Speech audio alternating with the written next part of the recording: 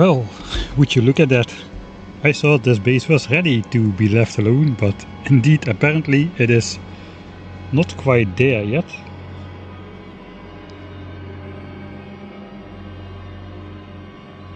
Good evening everybody, welcome back to the stream. This music track sounds very much like it could be used in one of those ancient historical battle movies like Troy or 300 Rise of an Empire, some of those. What are the plans with the stealth mission to Nauvis? No. I got by just fine with my 1% battery. So now it's at 0%, but I still have 500 kilojoules left in these batteries, so I'm good. The plan for the stealth mission to Nauvis is to be able to proceed in the technology tree to where we can escape this solar system, I guess, to the edge of the solar system. For that we need to unlock Railguns, because the big or the huge asteroids are only killable with these new Railguns. Rocket turrets, gun turrets, all that stuff does not help. To get those we need to unlock quantum processors, which do not require any organic materials really, but despite that one of the prerequisite technologies is biter egg handling, and to research that we just basically need to do something instead of research something. We need to capture a biter spawner and I guess put a dose of bioflux in it. So I guess we only need to do this once, then we can just say sorry to the biters, give it back to nature, and then we can proceed with the technology tree. So just like mining the single piece of uranium helped us to get through the nuclear technology tree, now we need to capture a single biter spawner in order to know how to make quantum processors and railguns for our spaceship, I guess. You already knew, I guess. Yeah, just the tech requirements. Hello, Big Nerd TV. Hey, C-Rex. Hello, Matty. Building a solar power plant on Aquilo. I regret nothing. Man, imagine if I would build 10,000 signs per minute on Aquilo. I would need not 2 million solar panels, but 200 million solar panels to power the base.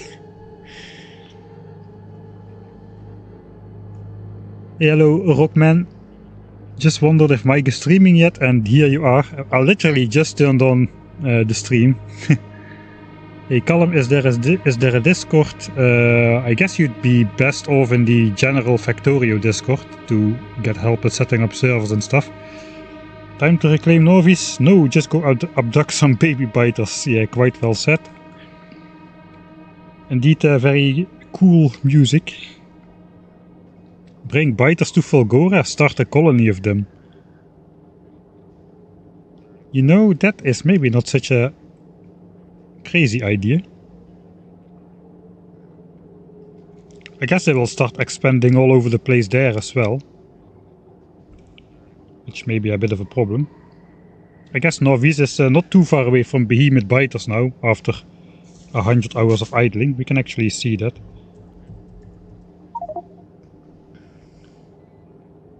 Nauvis evolution 72%. Okay, we're still very far away from behemoths. Behemoths come at 90%, but the last 10% really takes forever to get through due to some like quadratic slowdown of evolution progress once you get close to 1.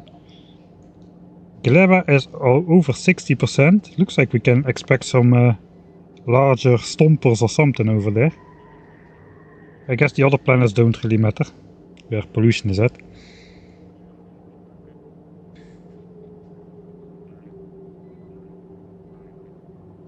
Biters will get wrecked by lightning. Yeah, that maybe that's fun.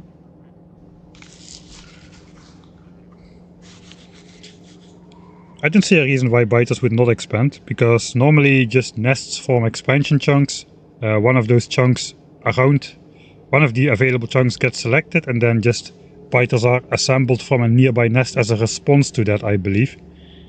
So I think like artificially generated biters would also be able to do that. Alright, so what went wrong here? Well, we imported a whole bunch of holmium plates over here. And I previously prioritized science with this pump over here, which pumps all the ammonia into here, and that leaves nothing for rocket fuel. If we are using up this, then we cannot make rocket fuel out of the same ammonia here. So that is what went wrong. We are out of power. Everything is still...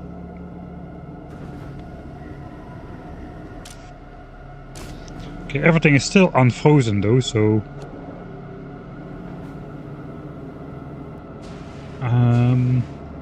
yeah, but I guess we're out of power basically. Alright, so before we head off, let's reload.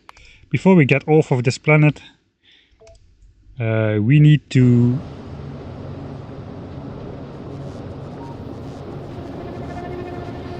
basically prevent that from happening.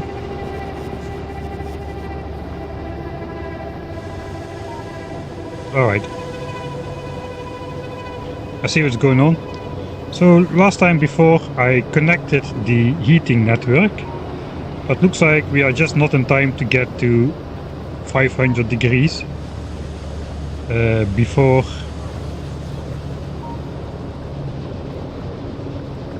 we need to get to 500 degrees over the entire network before we generate new power. This is just consuming the previously stashed up steam now.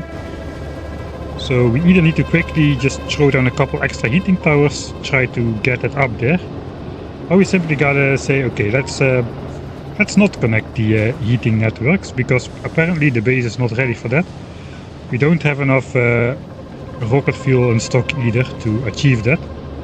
Apparently we burned through everything last time. So I guess we will just disconnect. We'll just disconnect again the and there we go. Ah no, not yet.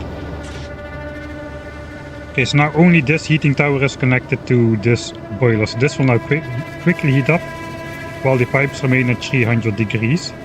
So that should at least restore power.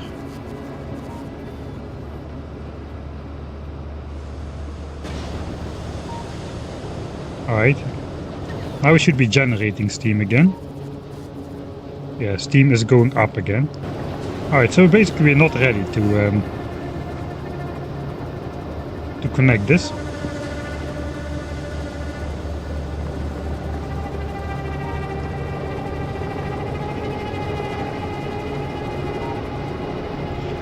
And now we are basically using rocket fuel at stupidly high rates, which we cannot sustain. So it's not really the ammonia thing. Although I do not want to pump the fluid in here any longer. If I leave, I just don't care how fast science goes. I just want the base to stay on when I'm away. No nuclear, no, I don't have access to nuclear because I left Nauvis in a hurry and I never went back there. Let's take a quick look at Nauvis for the people who haven't seen it yet. It looks like this. So basically all the machines are out of power because I forgot to hook up this coal patch over here before I left. Science has exploded all over the place. Biters have settled all over. We went on one stealth mission to mine a single piece of uranium here, which is situated over here in this chest of honor. Now we need to head back one more time to capture a single biter spawner. Well, at least they are close by. That's an advantage. I don't need to go very far to find one. Yeah, so we'll get to that part later. Right, so I probably gotta conserve rocket fuel a bit instead of trying to heat up the entire grid to 900 degrees. That's going to take way more fuel than I have at the moment. So we can attempt that later. I would like all these heat pipes to glow in the night. That is why I tried to get there, but it is just too costly in terms of rocket fuel at the moment. We need to wait until we've got a big stash. Alright, let's start then. I'll just first of all, let's set this back to temperatures of 333 degrees then. That's approximately where we are. So all of the heating towers, inserters.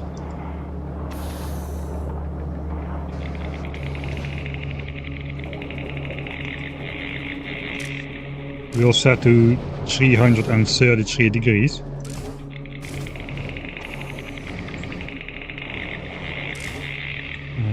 Read temperature, and we've got one more over here. Okay, 333 degrees.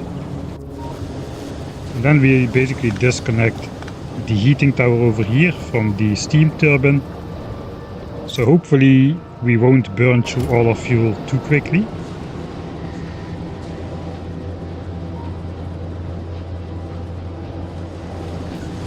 Okay, we're gonna go down even further.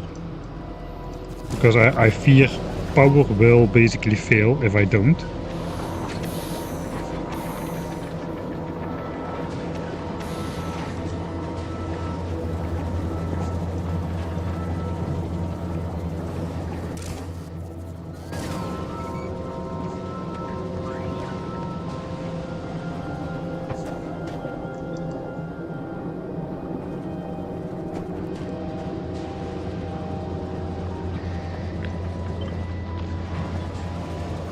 I guess we'll also set up a proper requester chest here, instead of direct inserting that. I have some construction bots, so that should go automatically. Apparently we don't have power there.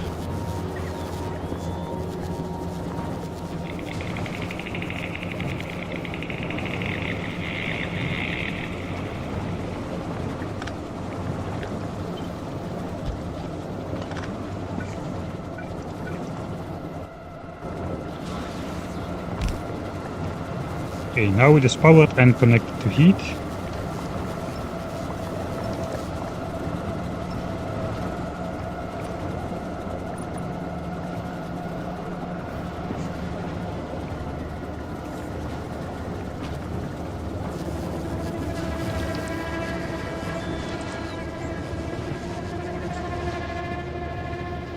But then we just hope for the best. Let me also just get rid of the pump.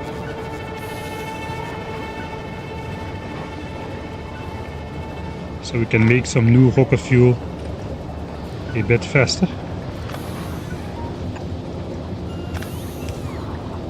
Okay, now this all flows back. This is even running. This is running. Is this running? It is running.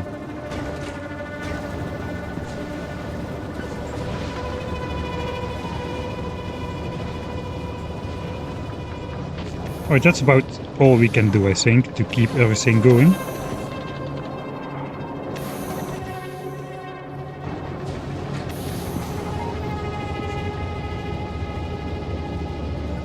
Floating brain enemy. It would be cool if, like, once every 5 hours or so a giant floating brain just drifts by. Like some sort of aerial jellyfish or something. Hey yo Jim, good evening. When reviving the base? When we absolutely need to. I think we don't need to revive the base before meeting the win condition. Only when we want to proceed post-win to Promethean signs, I think we need a reliable source of that captive biter stuff. But I think to actually beat the game, it is plausible to just abandon Nauvis as quickly as possible and never look back. Well, look back once, I guess, because we need to capture a single biter spawner to unlock quantum mechanics. I think my battery is now officially dead. Yeah, we are officially dead. Alright.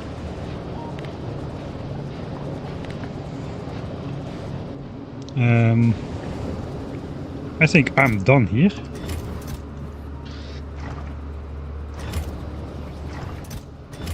This thing is empty, so we can send some stuff over if we need to. I could theoretically set up a requester chest over here.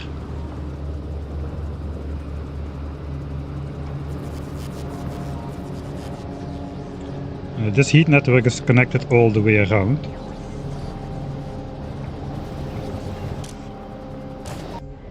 So these are disabled.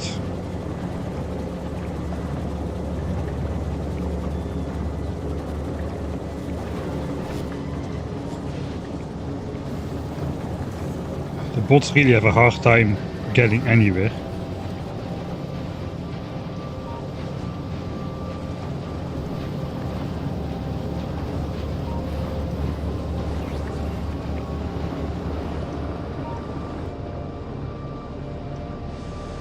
Did it just change target? It went over here and now it went over there.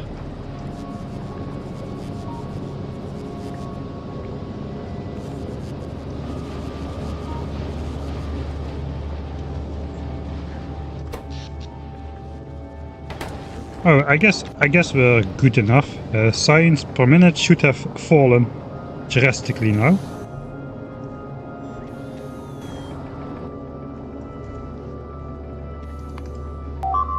Yeah, we're about 20 signs a minute. That is good, 20 signs a minute. We started at 60 SPM, but in order to sustain that we need to find more of these lithium brines. So we need like at least 6, 7 of these guys pumping. We've got only 2. Quantum biters, gatekeeping, quantum mechanics sounds plausible. I'd say we have to shoot that biter spawner rocket somewhere in the void then and hope for the best. Hope that we capture a random quantum biter. Alright. That is then I think we're ready to head off.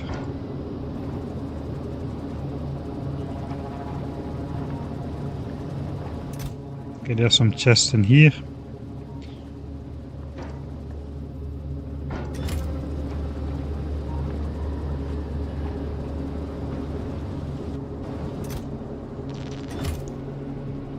I'll just make 2 more requester chests. So I can place those with the bots and then we can set up something remotely. Okay, I think that's all. It's night. Look, my battery is charging. 80 kilojoules, heck yeah. I see a sliver of power in there. It is time to head off of here again, but this time definitively.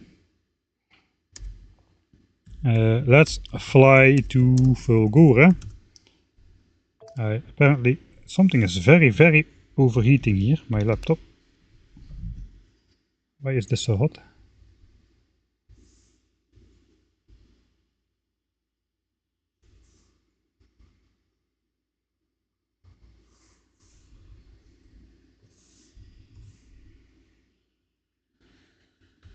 Use that heat for Aquilo. And maybe it's like some sort of heat exchanger.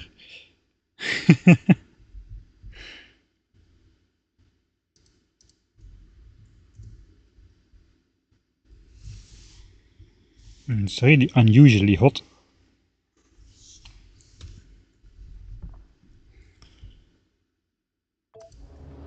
Alright, anyway, there is 1 rocket left on this planet. We don't have any other rocket ingredients, so this one is destined for us.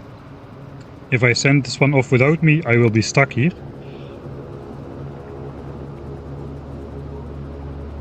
Because there's no way to make blue chips and low density structures over here.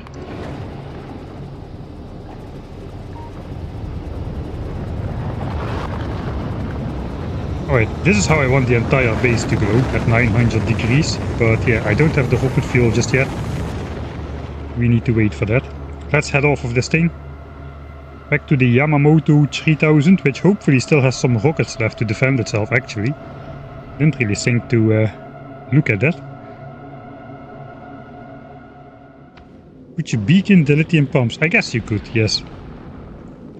I already put speed modules in there, but that's about as far as I want to go, because I don't really have infinite power either.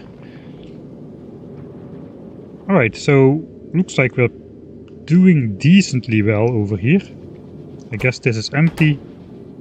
We've got like 1.6k rockets left and 2k ammo. Most importantly, we've got 3000 of these shiny cryogenic science packs on board. And because these are, of course, well refrigerated, these are not spoiling. So we will be able to use those all the time. Okay, right. There's a big score coming in, 2 carbonic asteroids, which would be really welcome to make some more rocket parts. So let's see if we can at least grab some of those parts before we head off.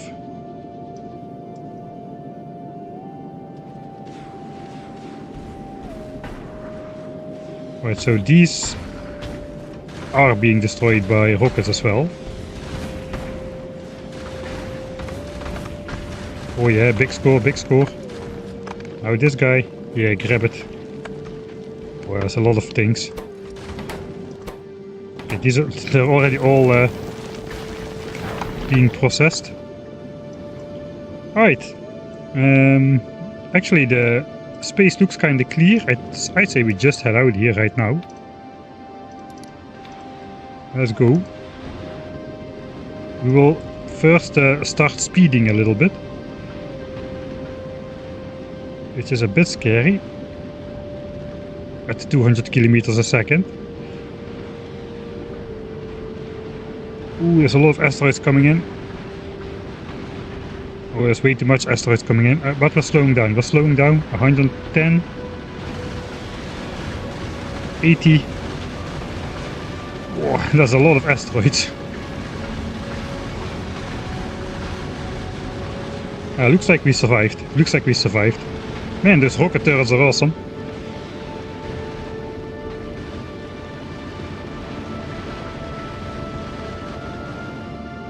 Looks like there was an unusual high density of asteroids right at the front of the spaceship there. But we survived. Okay, we set the speed to 66 kilometers a second. That is the minimum value, we just oscillate up and down a bit. I guess once we get further away, the big asteroid frequency is going to diminish a bit and we could go a bit faster. You know what people usually use for heating Aquilo? Nuclear power. I use my notebook power.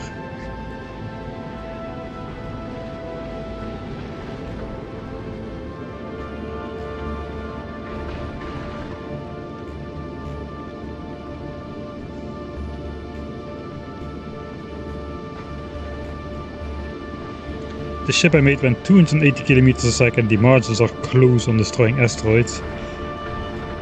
Yeah. I guess there's as your speed goes up, your firepower has to go up as well. Man, I'm shooting tons of rockets. It's gonna take a while to recuperate.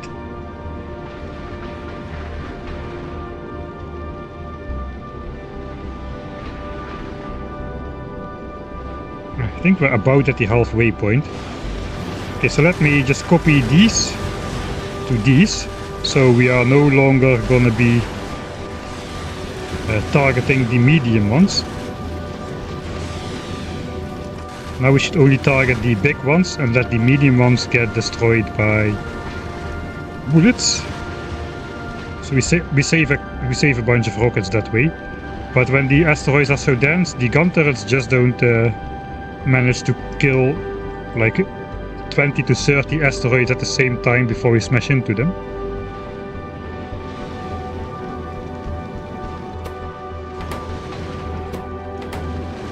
Looks like we are definitely processing stuff faster than we get access to it.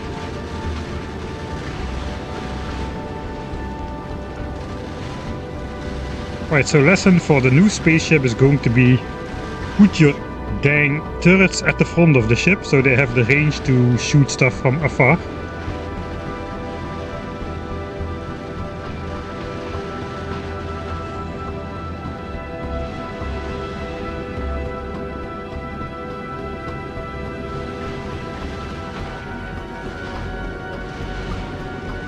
game is getting too big. I'm running like a 10,000 signs per minute base while streaming in vanilla. This base is orders of magnitude smaller, I would say.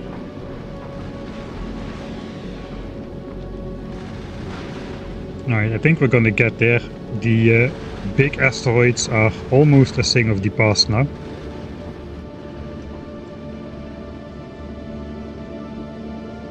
Also go long and narrow. That seems to be the way to do it, yeah. Long and narrow.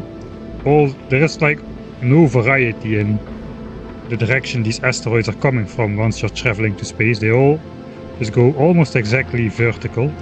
So long and narrow will definitely save you a bunch of area that you need to protect. I guess you can go approximately as wide as the range of your gun turrets before you run into trouble. The only time when asteroids are appearing from all directions is when you're stationed above a planet. Then they just slowly tumble in at random directions. But during travel they all come from the front.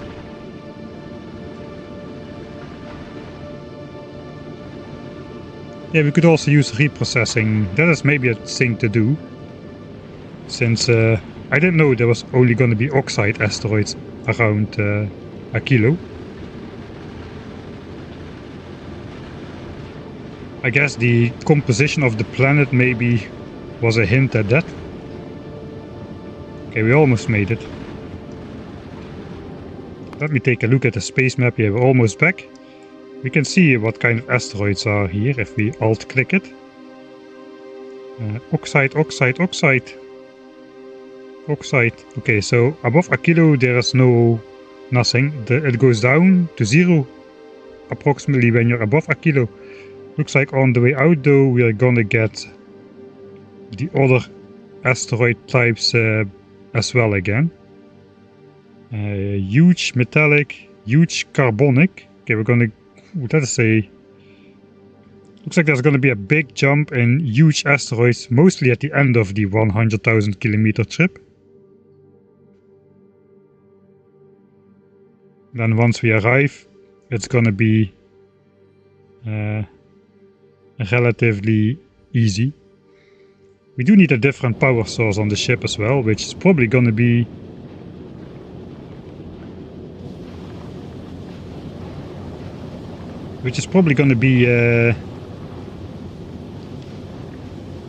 fusion power, if I don't want to invest into uranium. Just out of pure stubbornness, really. Just the reason why I don't want to revive fighters, Novis. It died. Now let's see if we can finish the game with the planet being dead. I failed to unlock...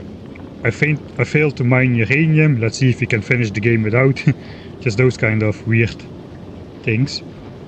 Okay, my screen is not turned up here. Right, but the game doesn't have that much to simulate. I mean, there's no moving parts on Nauvis anymore. Except some of the biters perhaps. Vulcanus is basically also no moving parts. It is also stationary, nothing needs to be simulated. We've got the 100,000 science packs we need are sitting in chests over here. I guess the demolishers are still doing demolisher things. Though currently not in my radar vision. Gleba is glebaing. It will have to keep on glebaing until the end of time. Theoretically this planet should never deadlock.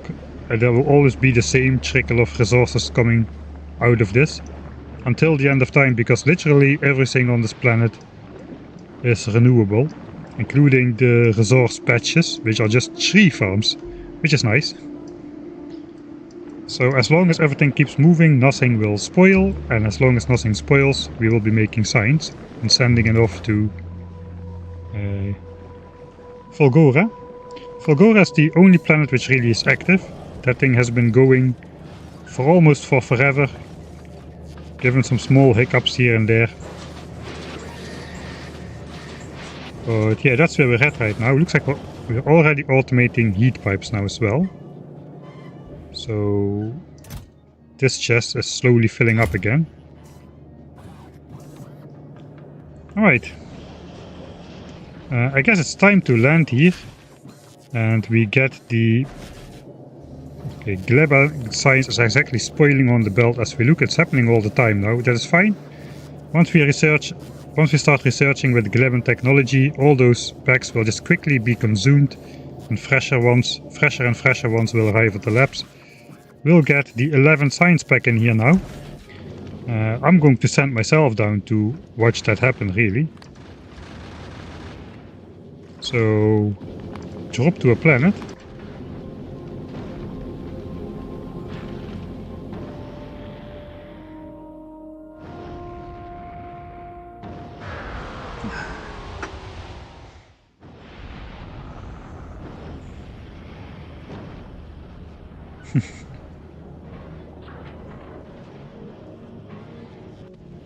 Alright, we're back on our new home planet, at least the ones which I consider to be my home planet. My batteries are already 50% full just from the flight through space.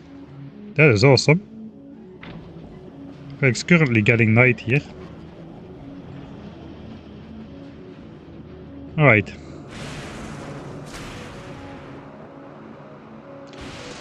Okay, this science pack is gonna spoil in the lab. Let's see if I switch off this inserter. In 12 seconds it's gonna be spoiled. 0.3, 0.2% freshness. I want to know where this science goes. So the rest will go in these chests. Oh yeah, indeed, it goes into a separate slot over here.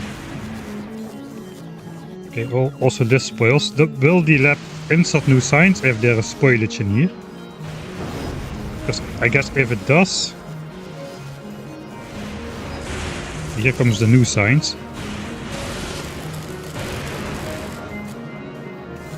I guess if it does, then we can amass up to 200 spoilage in here in theory.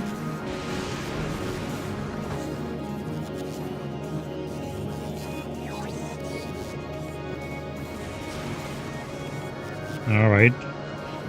Shuffle on, shuffle on.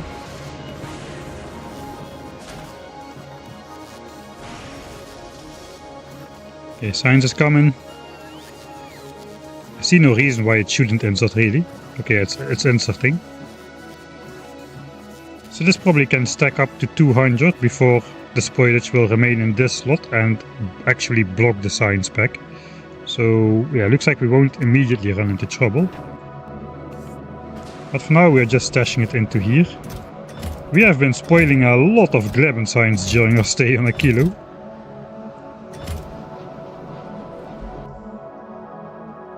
Yeah, it's the most common item here. We have 41,000 spoiled Gleban science packs sitting in these chests, I suppose. One thing we could do, one of you said it last time, we could actually make carbon from the spoilage. There's a recipe for that. Wait, can we? Oh no, wait, we couldn't. We couldn't. Because you need to do it in biochambers. And those need nutrients. Wait, no, we can do it. We can do it. We can also make nutrients from the spoilage. I'm not going to need tens of thousands of those chunks very quickly, I think. But...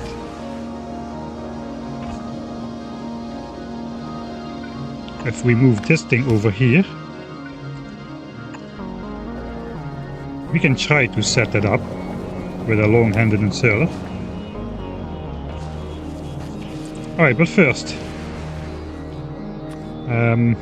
we request all science packs here, so let's see, these we are all making locally. This one we're requesting from space, that's being sent down automatically. So I guess I should do this differently, really. I should just request 8k of it. And then this area over here, it will stop sending down more science.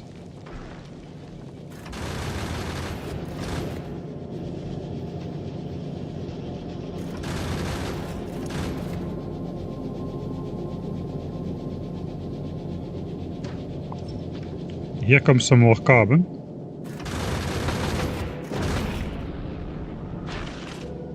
Just gonna exactly miss the ship. Okay, we're sending away carbon though. Currently I'm no longer producing space signs in order to send more carbon down to the planet. But I guess if I just delete these requests.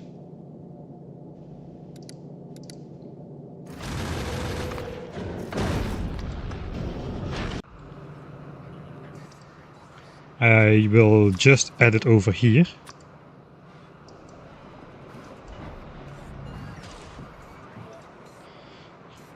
And that should be 40 slots of carbon, which should come down here.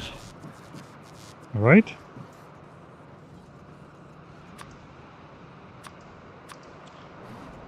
Okay, I kind of want to have those in order, so let's put this one over here.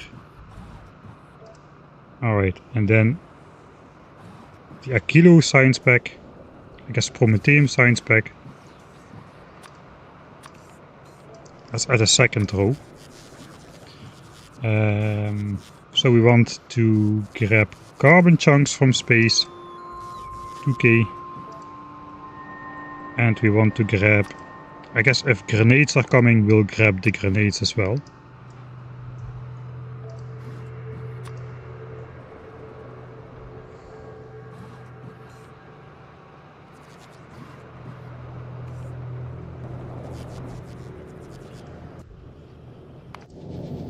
Okay, there comes a load of carbon. Okay, it's working.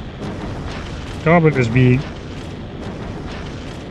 fired away in unnecessarily many different cargo pods. What the heck is that? It's like 2 carbon per two carbon per pod. That's a little bit expensive, is it not? Could they just amass that up a little bit? I guess it's fine. Alright. So I got my old spaceship, the Spacey McSpaceface, floating above here. It has got some of these biochambers on board. I guess I'll just send down a stack, see what we can do with it.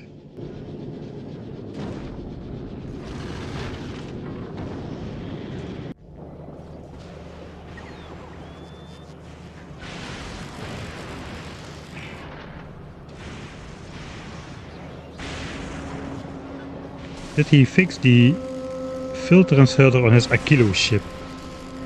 Did I fix the filter on the inserter? I think I'm going to need a little bit more detailed information about which filter, because the whole ship is filled with filter inserters.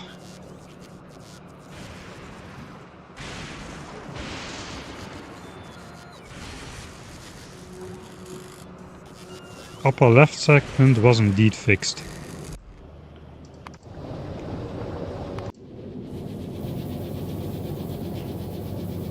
Ah yes, over here, I think these were wrong after I switched around the asteroid collectors. Yeah, this was eventually fixed. Yeah, this one. That took a while though, to catch that. How's rocket production going?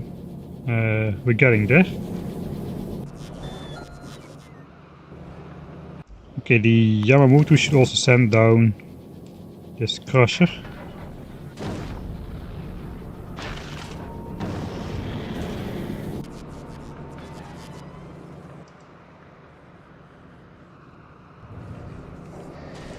It is, I can finally sleep.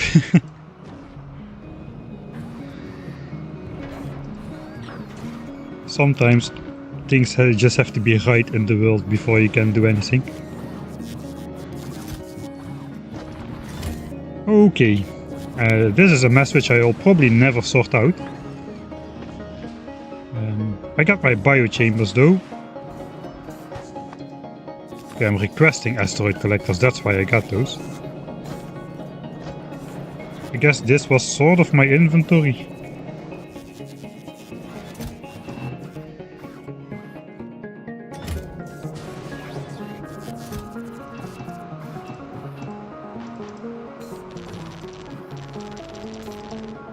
trim it down a little.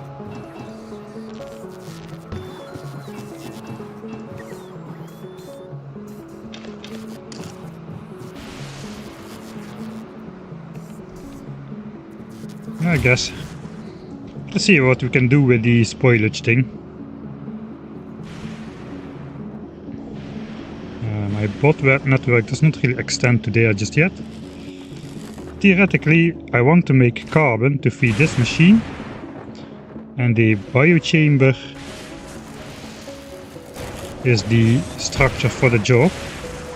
It can make carbon from spoilage. Problem is, we need nutrients to run this machine instead of power. So we need yet another machine which makes nutrients from spoilage, because that's the only source I have over here, spoilage. But it also needs to... how do I get the first nutrients though?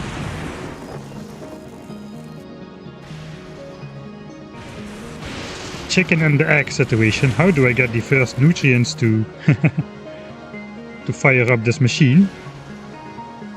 I can handcraft those. I can handcraft nutrients from spoilage if I remember correct. I told you, handcrafting for the win. Handcrafting is king. There's nothing you can do without handcrafting. Let's handcraft some nutrients.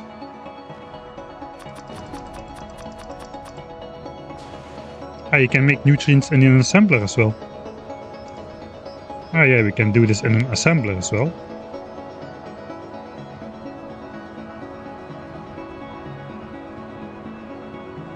I guess we get productivity if we do it in a biochamber. This recipe can only be done...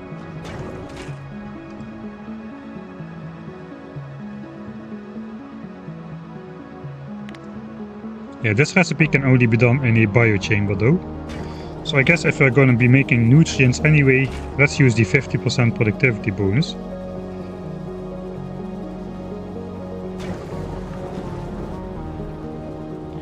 You know what, that's just going to create a lot more spoilage. I think we'll waste more than 50% in spoilage. So I guess we'll just do the nutrients from spoilage. Okay, so let's make a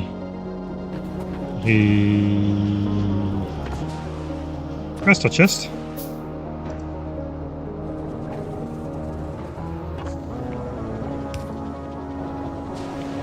I guess, do we still have a roboport? Yeah, looks like we do.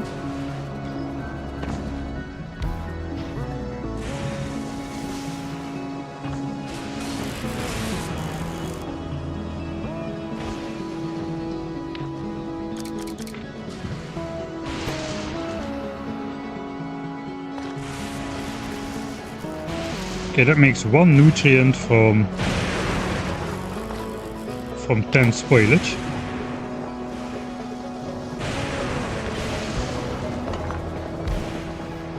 I should have my own bots here. Somewhere. There they are.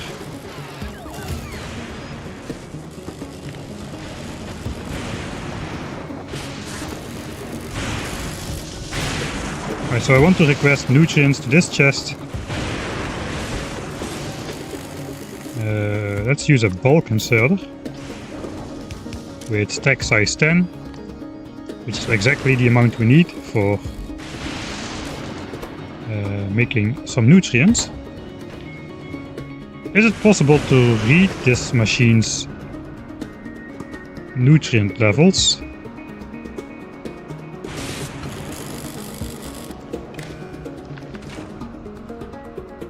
Read ingredients. Read contents. Products, trash slots and items, fluids and crafting.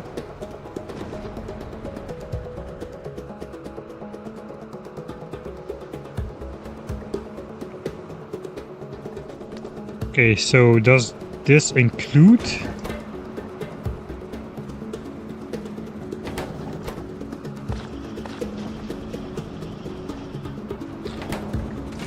Does this include nutrients? Read ingredients. Read contents.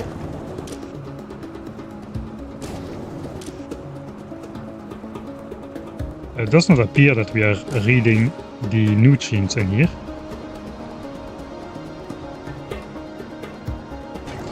Okay, you know what? We do not need to make something which is efficient with spoilage. We just want to try to produce a little bit more carbon out of otherwise useless materials. So let's just request that stuff into here.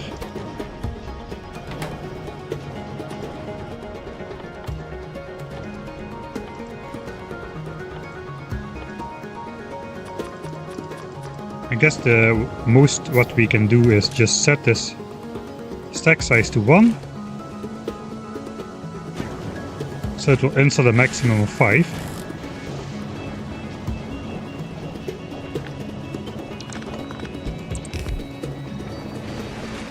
And this one needs 6 spoilage to make 1 carbon, so we can use a default bulk inserter with stack size 12. This one has stack size 10, that is good. This outputs nutrients in this machine. We do need to input nutrients in this. We do not need to input nutrients here because this just runs on electricity, which is nice.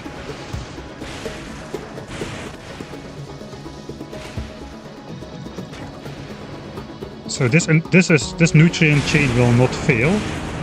We just have to output nutrient.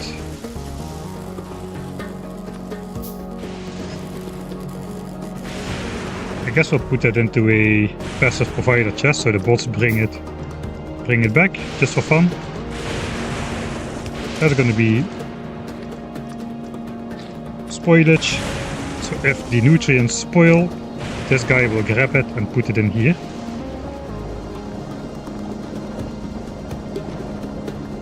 That's basically all we need to do. This should start working immediately.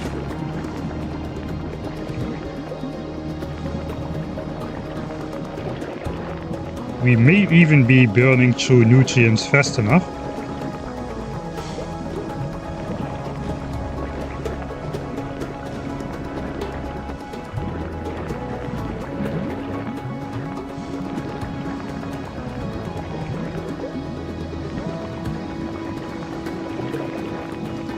Ah wait, perhaps I should not do that.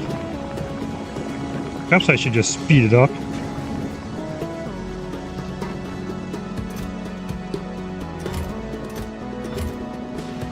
I guess we should have some decent speed modules laying around somewhere.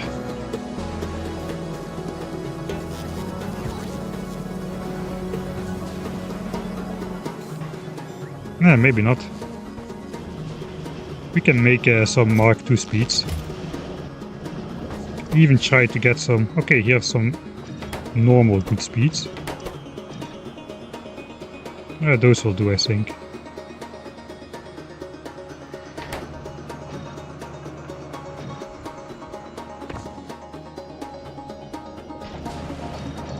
Okay, got some quality. Let's just make it.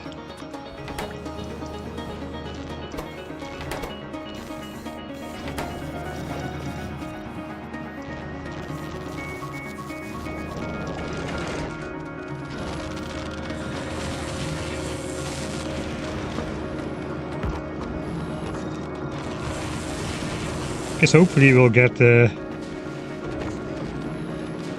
I can just make more machines as well. It's a little bit hard to feed them. I guess I can feed it onto this belt as well.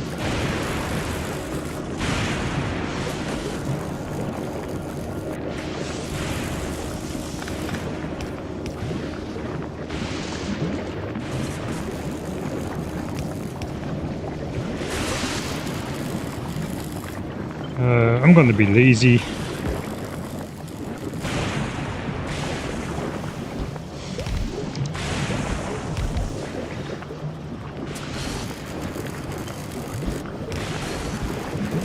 And just do this.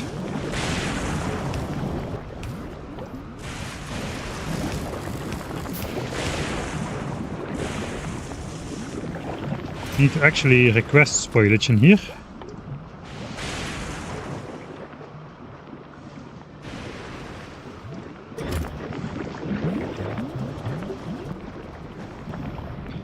Oh, I just belted over. Now let's just request it.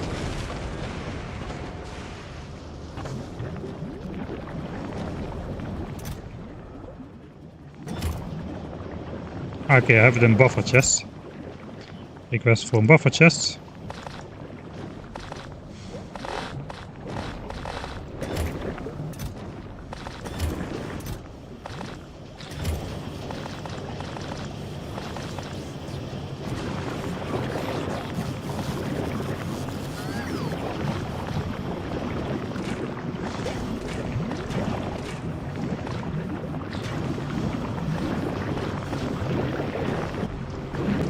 Alright.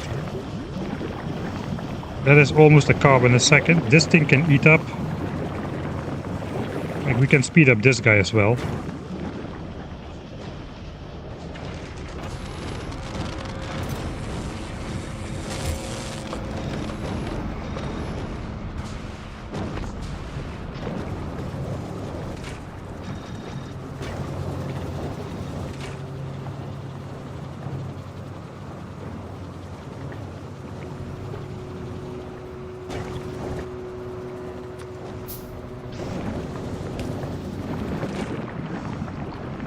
And we'll speed up these as well. They'll just eat through nutrients a lot faster, but that's okay, it's gonna spoil anyway. That's 1.5 carbon a second. And now these are just too slow.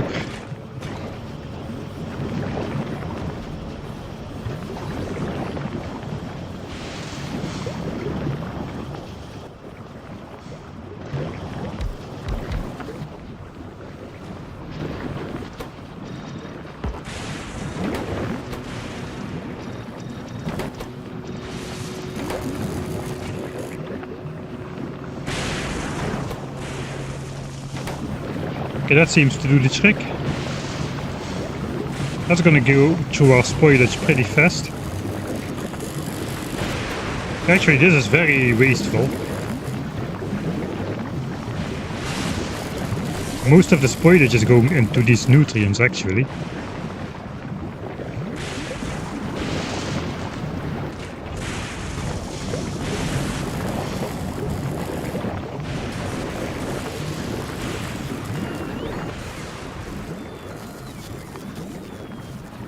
Okay, this was before we started adding it. It looks like it does actually help a lot.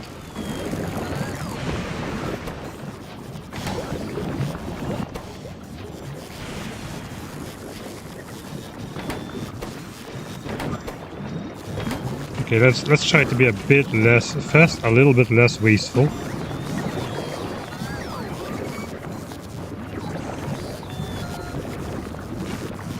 Okay, that looks a lot better.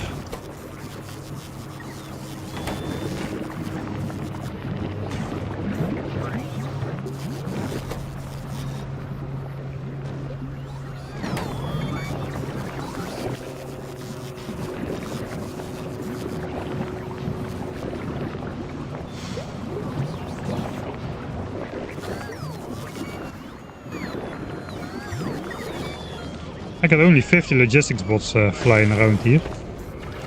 But this is gonna get through our entire system here really fast. I think I really should do this with biochambers, as they get 50% bonus.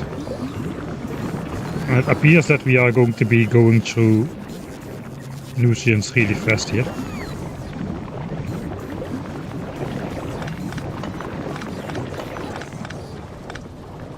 Alright, 2 of those are going to be fast enough.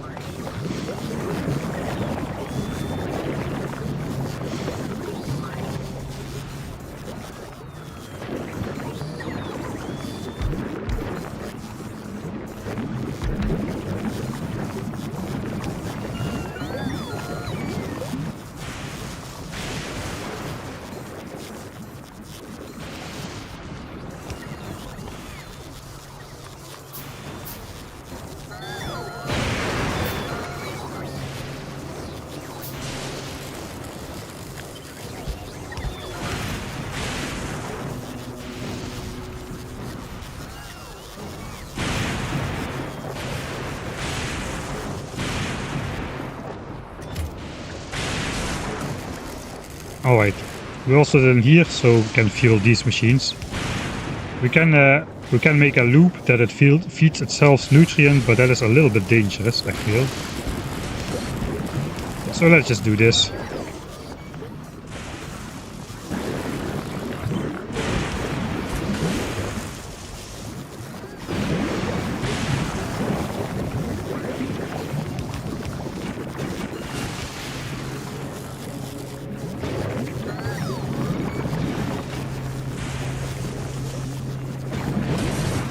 I guess maybe I can add productivity in here.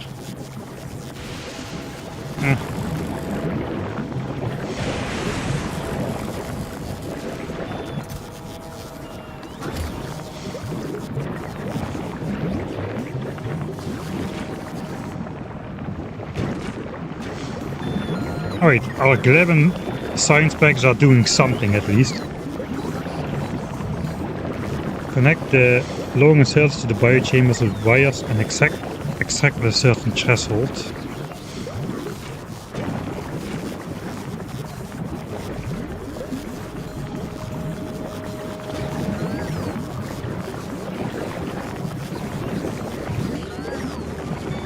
I guess, I think it is fine. Let's just let it run.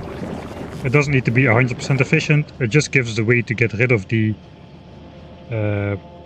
spoilage without just recycling it away into nothing. It's going to be functional in terms of making some more grenades for coal.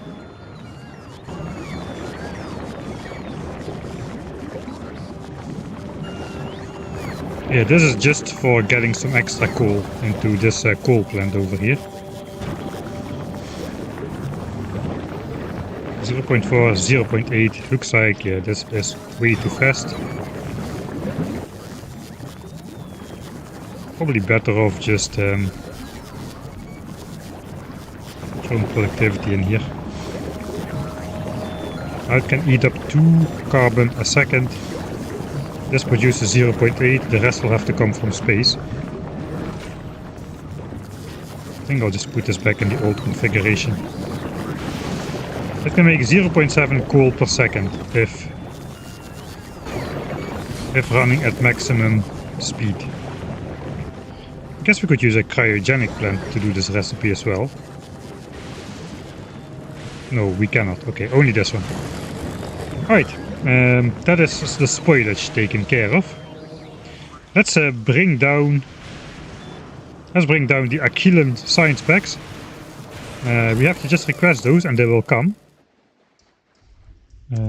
Aquilo SP arrives on Fulgora.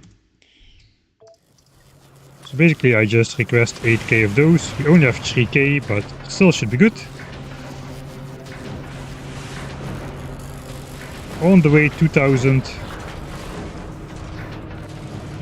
As soon as the platforms stop sending every 2 chunks of carbon into a separate silo, on a separate landing pad here, yeah, the science should come in as well. There it goes on the belt. The first dark blue science packs. And we should have all 3000 of them in here pretty soon.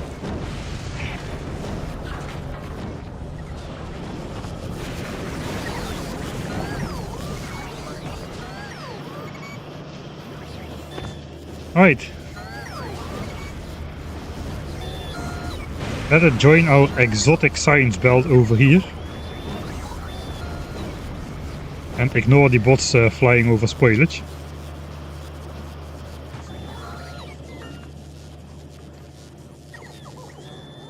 That is going to be science pack number 11 in all the labs. There we go. Only one more slot left to go for the Promethean science pack, perhaps.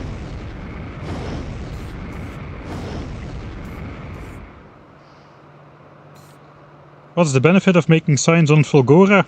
It helps a lot when your Nauvis base is dead. To have a different place where you make science. So my Nauvis base basically was dead from the beginning.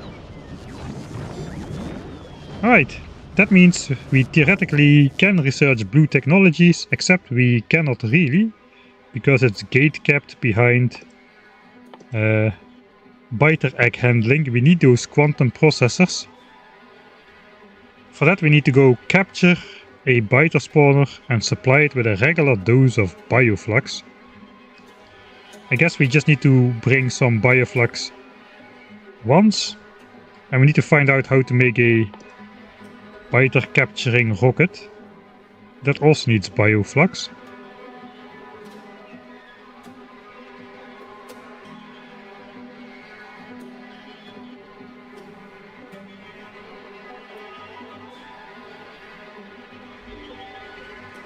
We can make nutrients from biter eggs. Okay, that's a new recipe.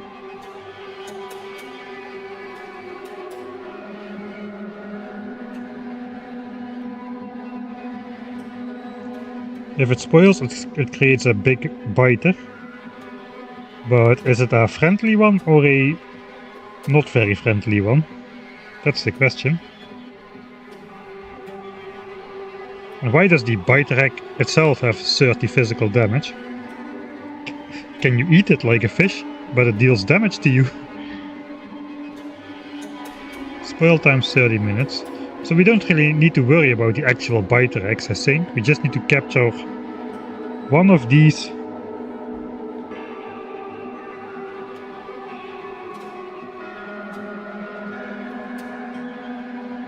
That means we need bioflux. And that means we need to make a trip to Gleba, I expect.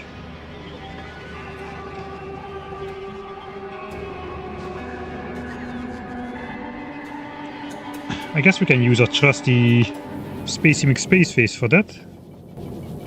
As long as... And we can also take this ship really. So it can resupply its supplies a bit better. 2k ammo. 3k rockets. Let's also go for 2k iron on board. Because that's also used to make rockets.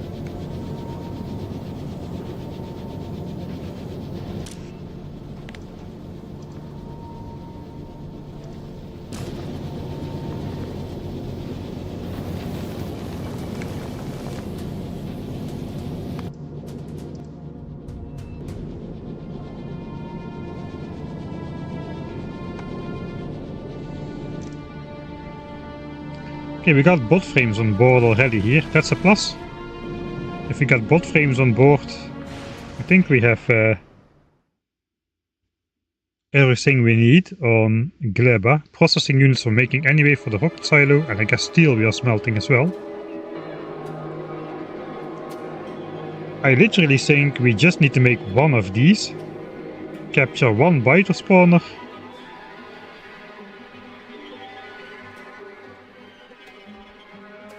But it also said we need to put a regular dose of bioflux in there. To keep it...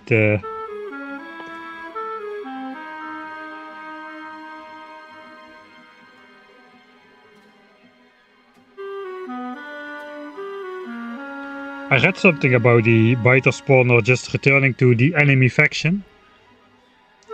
If you don't supply it regular doses of bioflux. I don't know how that works. I assume though we are going to get the technology by just capture any spawner at the very moment we do it. So my plan is just to make a single rocket and just call it a day really.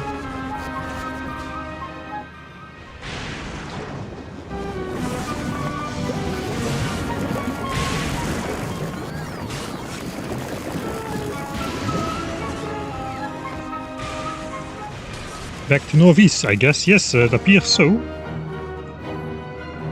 Since we're going to Nauvis, I think we're just gonna take the Spacey McSpaceface.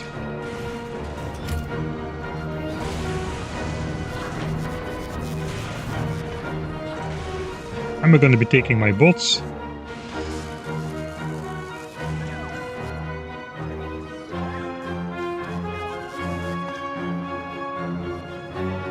Oh god. I clicked my bots in the trash slot.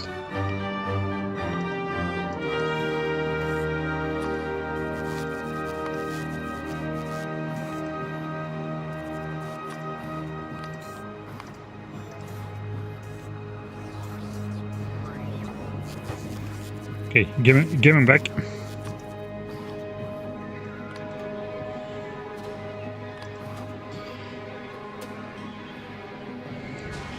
Okay, so I guess I gotta send these back up to the Spacey McSpace phase. We're gonna send these back up. Or not.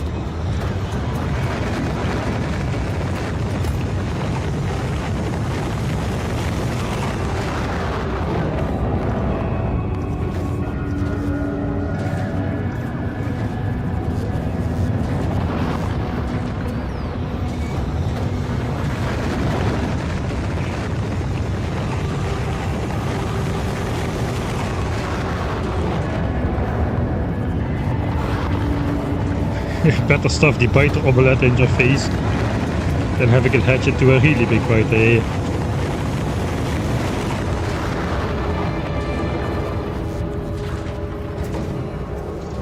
What about crafting a personal fission power pack? I understand it would be useful. Sorry. I think that's going to be, I'm going to try to postpone that until we at least meet the win condition. After we meet the win condition, everything is on the table. I do know that for the, you do not need the uranium to make fusion power, but you do need uranium to make a portable fusion reactor. All of this stuff does not require. I guess maybe I should make one then.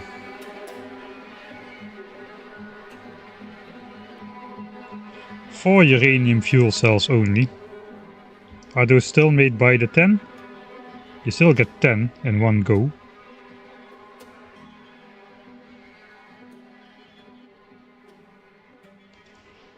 Alright, and I should mine for a single shiny uranium.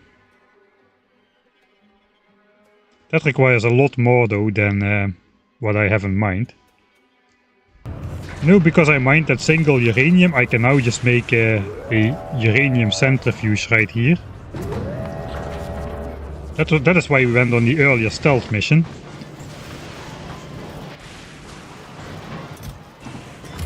So we can handcraft uranium centrifuges on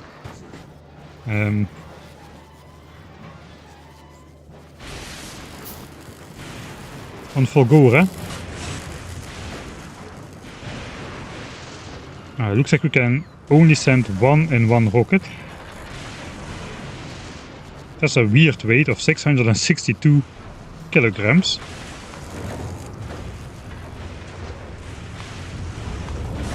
I'll consider it. It would be nice to get a personal fusion reactor as well.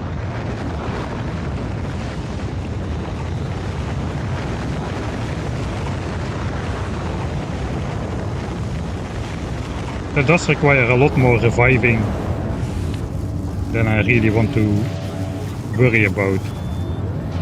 Really. Alright, what's on board the Spacey McSpace phase? Some replacement stuff. My bots are there. All the elements are here. We get 2 of these now. Some good efficiency modules, some quality modules. Bot frames. We got some carbon. Yeah, don't really need to worry. Let's just go. Let's just go.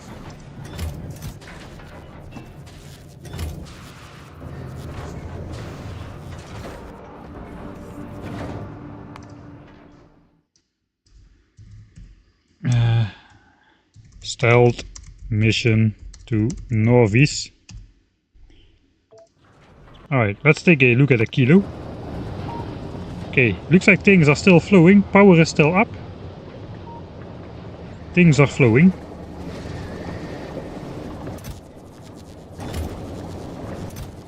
These are also not set to request from buffer chest, which is why they are not getting any.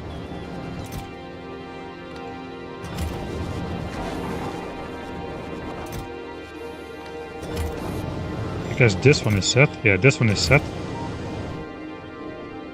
Is this stuff not frozen then? No, it's not. 140 degrees.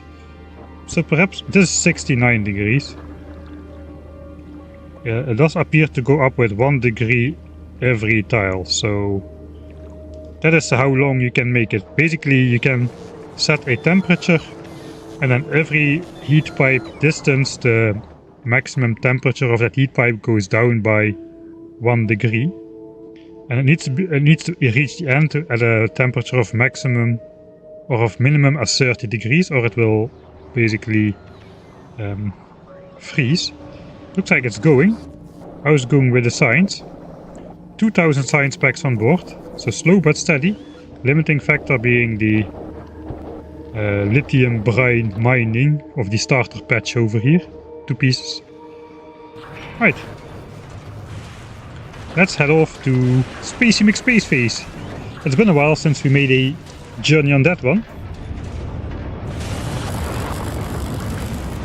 I guess with 10 nuclear fuel cells I can make 2 of them. With 20 I could make 5 of them. Maybe we'll do it.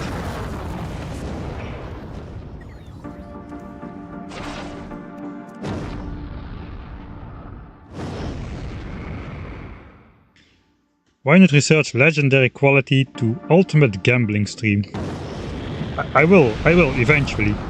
I brought enough holmium to Aquilo to actually do that. But for now I just have I have barely enough science to get the 2 technologies I want, which is quantum processor and railgun. Those seem to be the 2 requirements to get to the edge of the solar system and nothing else. So that's what we took the holmium plates for first. Right, let's go on the Spacey McSpaceface. Destination, who would have thought?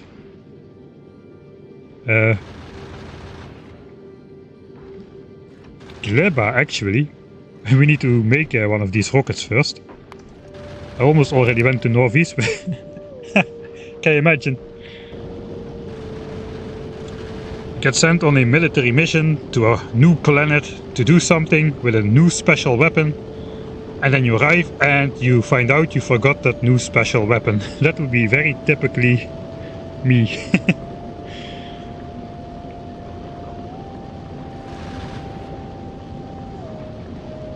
At the end of the playthrough we'll be testing how close you can get to the shattered planet.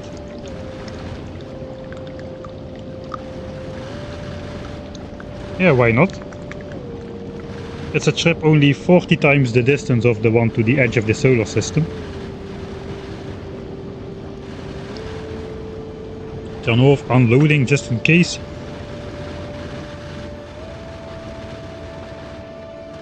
Yeah, let's do it. Probably nothing will happen, but...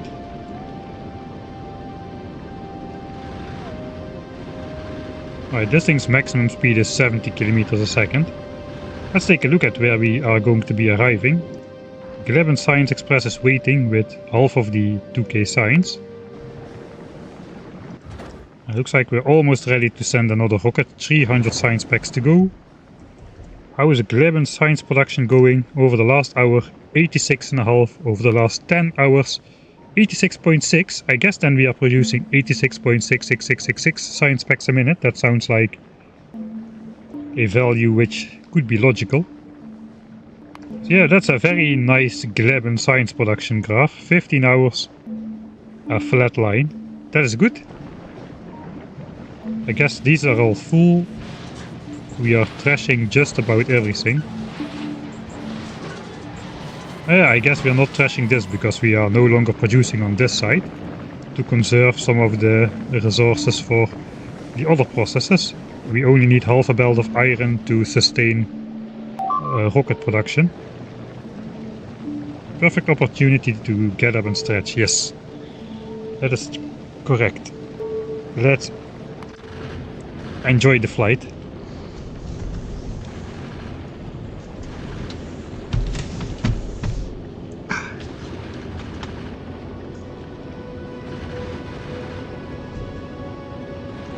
Those medium asteroids look so unthreatening now, especially at this speed.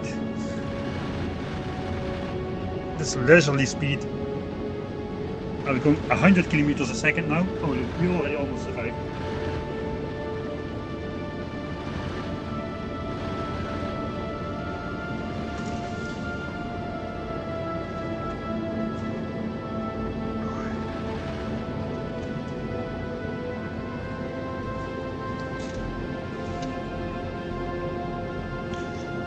Alright, I'm gonna just drop to the planet, I guess.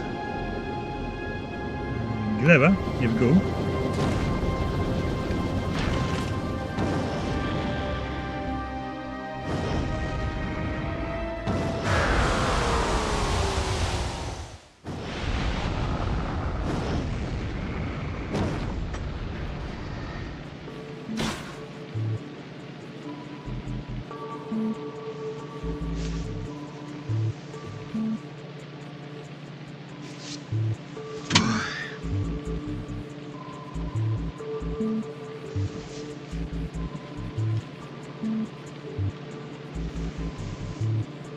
It's Gleben time. I'm surprised that Gleba was actually a planet I got away from the fastest compared to the first 3 starter planets. I guess my motivation to get off of Gleba was a lot higher than my motivation to get over the other 2 planets. There I had a lot of fun.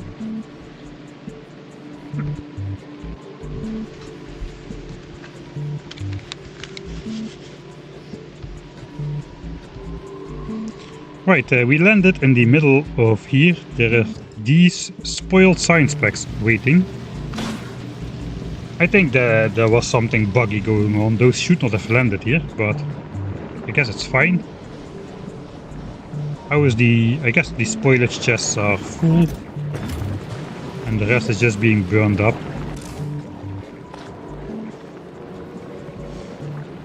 That goes very, very fast. There's hardly any fuel value in these things. Okay, 1k temperature in this guy. There goes the rocket.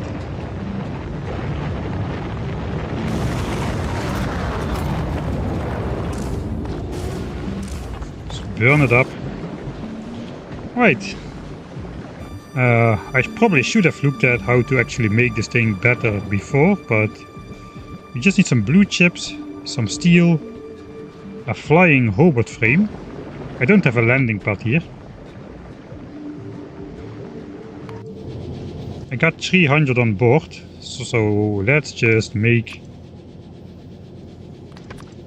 a request here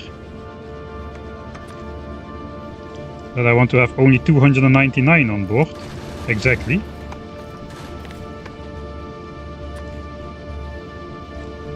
And if I flick this on, probably one will get ejected. Yeah, okay, there it goes.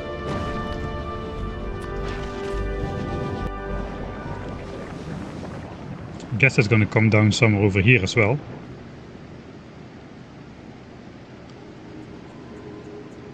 Okay, it's landing. Right. One robot frame. Where's the blue chips? Sitting in these chests. 2 blue chips. 2 pieces of steel.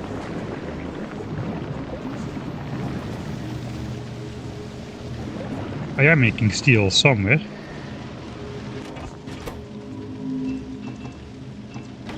And 20 bioflux.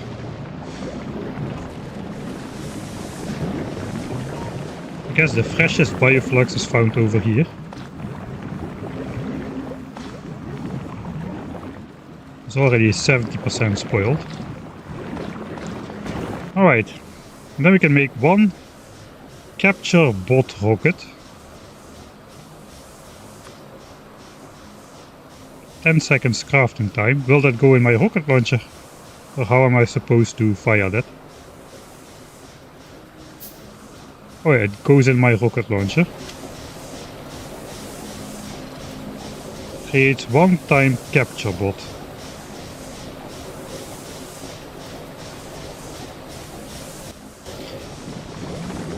I'm gonna take a second one, because I have no idea how it works.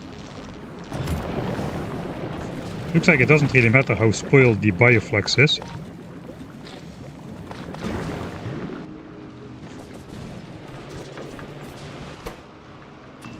Alright, then I need to send down another bot frame.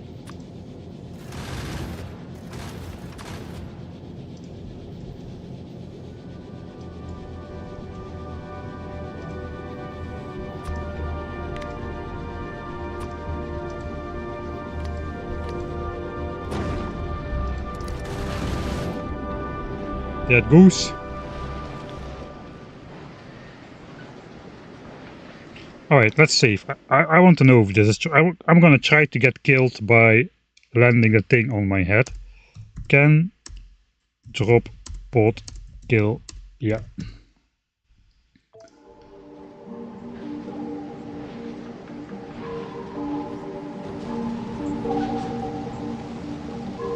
Oh, looks like it can. I took a lot of damage there. Alright, so yeah, this does definitely one-shot you normally. I have researched more health. You can see how slow I'm regenerating. I have researched 5 levels of personal bodybuilding. So my hit points are doubled. I have 500 hit points instead of 250. And as my health dropped to less than half, that definitely just one-shots you normally. Where is the pot? Over here. That's a nice Easter egg. We killed Troepen. That's cool.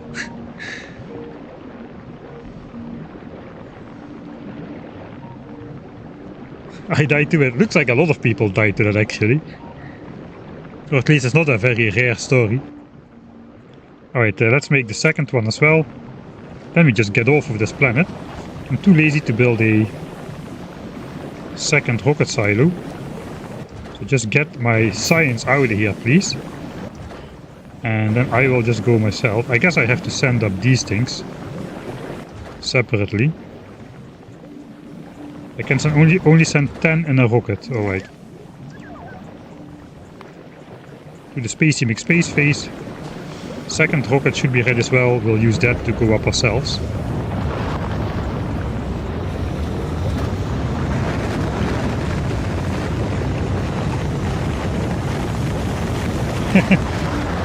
Yeah, we should definitely be able to.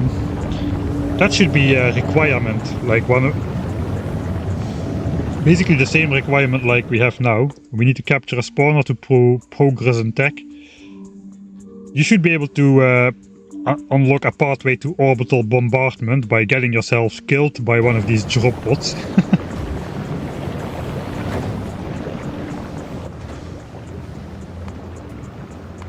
No, that should not be in the game. It should not be in the game like that. That would annoy me to no end, as I like to do my runs kinda in hardcore mode usually.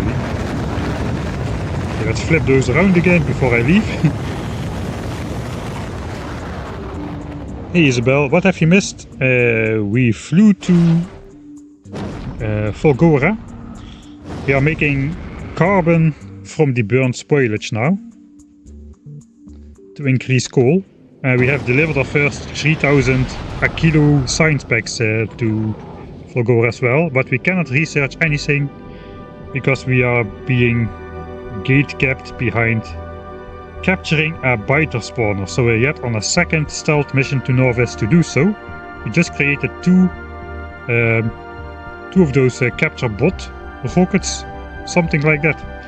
After we do that, we should be able to automatically unlock this technology, and then we can finally proceed to research quantum processors and railguns, both which have absolutely nothing to do with biter eggs or biter spawners or whatever. So it's kind of a weird arbitrary gatekeeping technology here. Anyway, after a very long time, it is time to head back to our very own home planet Novis. Let's go.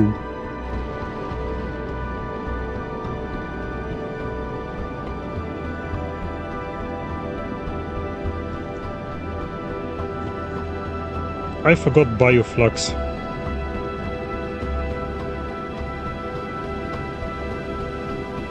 I forgot to bring my towel. Yeah.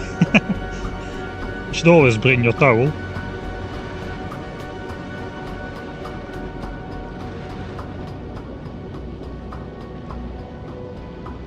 In fact, real space travelers have a stack of 42 towels on board. You know, just in case your main one gets dirty.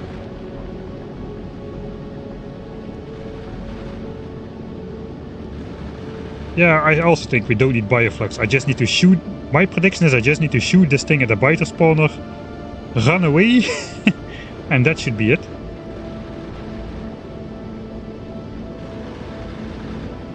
That will immediately unlock the technology, and we don't need to do... We can just let it go wild again afterwards. But I don't know what it will do. It will probably return to the enemy faction. I didn't hear about it yet, but I remember something. Some Factorio Friday facts about it or something. Which said if you don't keep them tame, they will return to enemy faction or something like that. If that happens, they may actually attack my base, so maybe I just need to get rid of them altogether after I unlock the technology.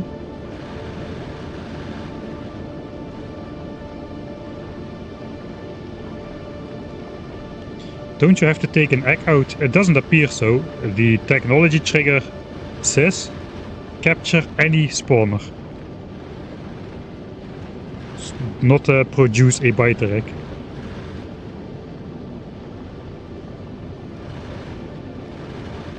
That is where the legendary biters are coming from. Ah, okay, I already was wondering why every biter had the possibility to become...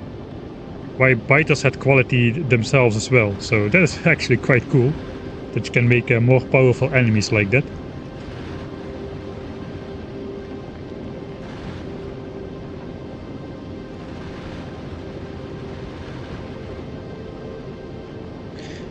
I have a rocket sitting at like 86% ready. We can just hook it up to a single solar panel, I believe, to finish the rocket and then just get out of there again.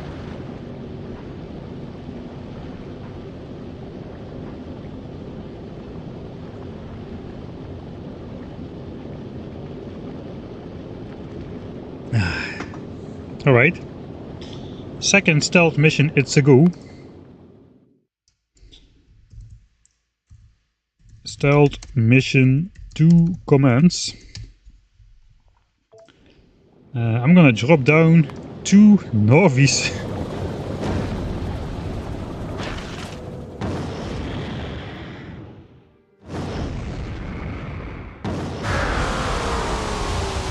Whoa, atmospheric re-entry. Here we land amidst our science packs. The biters are already scarily close by here. Not like within trigger range from proximity, but too close for comfort. Okay, I gotta send down my... I got to send down...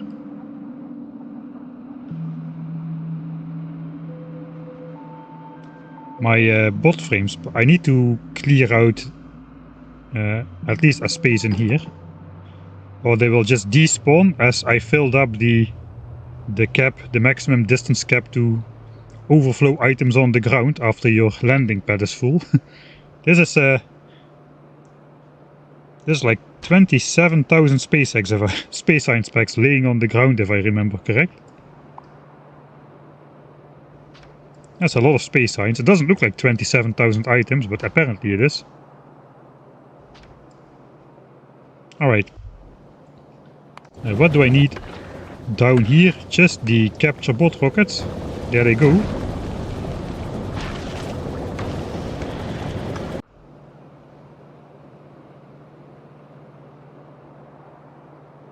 Yeah, somebody started singing the 100 bottles of space science song, and kinda didn't stop.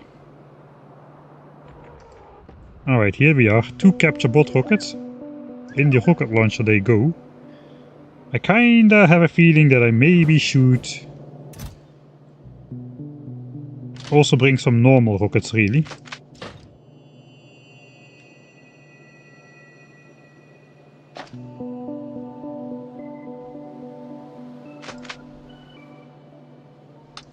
Let's just grab a machine gun as well, for safety.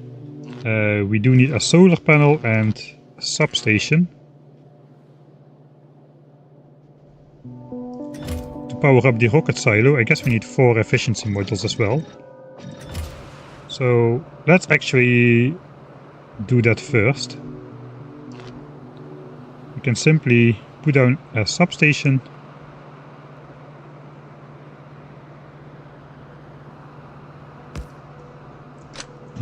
Disconnect the wires.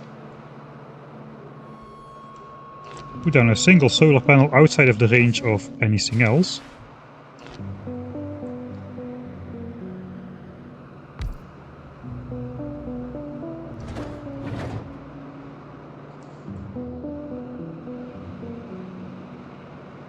Do you see the doors moving? I see the doors moving. Like 1 pixel every... It will go a lot faster if we put these inside. The power of efficiency modules. A lot is a relative term here. But yeah, this is the part of the rocket silo thing which uses up the most power. We've got 86% of a rocket done.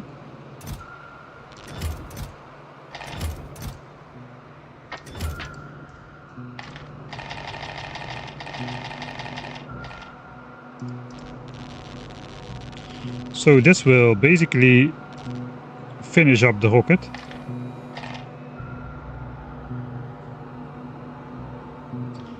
And actually I think it will run just fine, except it's getting night. So okay, the solar panel power is going down.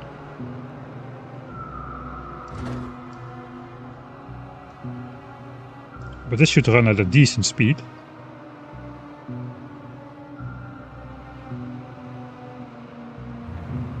There we go, you see how well that runs? Just on a 1 solar panel with some efficiency modules. Oh yeah, I forgot we make 2% progress per thing.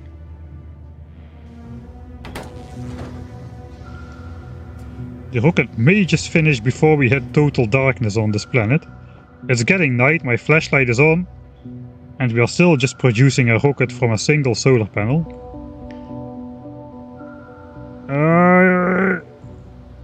Come on! Come on!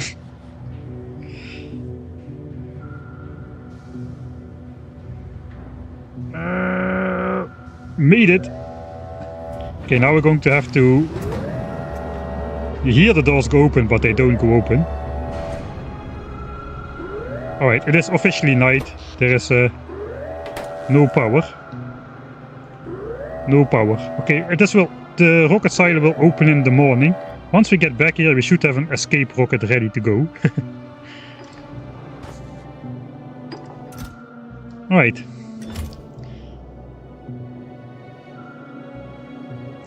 I think if I have these in my inventory, they will automatically go in here after I shoot the rockets. Right. We need to find a isolated biter nest, kind of. I guess this one will do. I think there's only 2 spawners, and there's no spawners within direct trigger range, I think. Let's go take a look at least.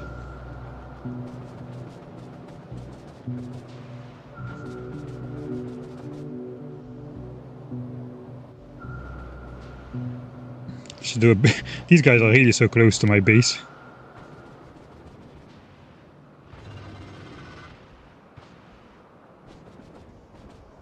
They have literally settled all my power network. 2 separate expansions. Nicely living next to my radar. Big brother is watching you.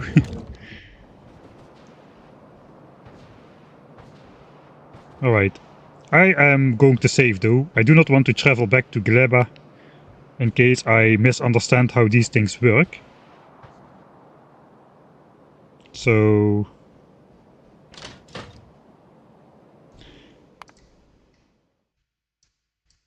Safety safe. I guess I'll take out the worms first. That will trigger those guys, I guess. Whoa, I have some serious shooting speed here.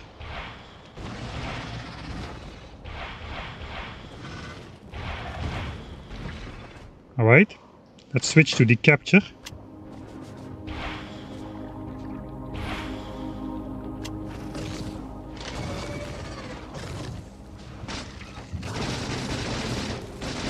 Oh, that takes time.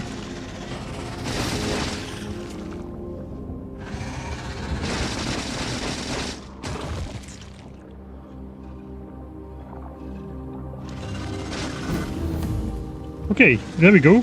There we go. It converted. Alright. 2 2 captive biter spawners. Ah, there's another guy which is not very happy with me. Right, now I need to feed it bioflux in order to produce biter eggs, but we don't really need to. So, will these guys... I guess they will turn hostile.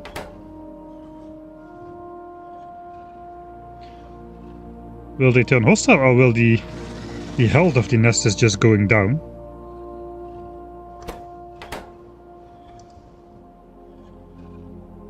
This creature requires food and will slowly starve if not fed. It will transform upon starvation. It still captures pollution, that is nice.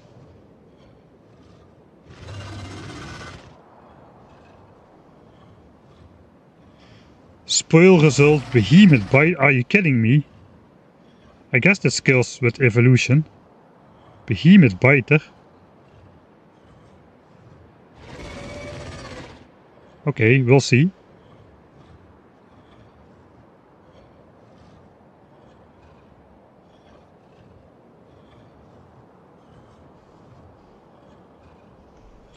Ingredients, 15 uranium.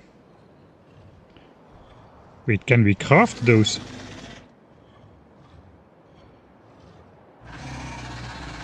Okay, we can make more of these and just place them at will, it appears. Instead of having to capture native ones after you unlock captive biter spawners. Alright, these are just gonna convert back into... Looks like they lose 1 health a second. So 4 minutes and they should convert back. Right.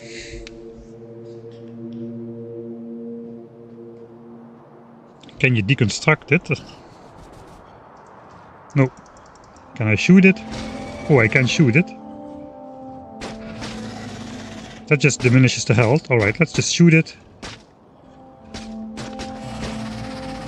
Okay, let's run away. It's going to spawn biters. Okay. Guess now it's an enemy nest again.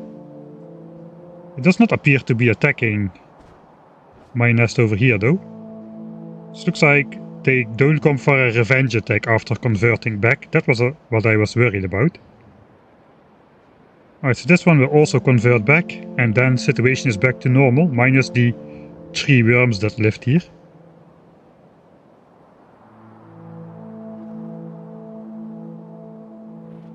Yeah, my nest has 350 health. Where are they going?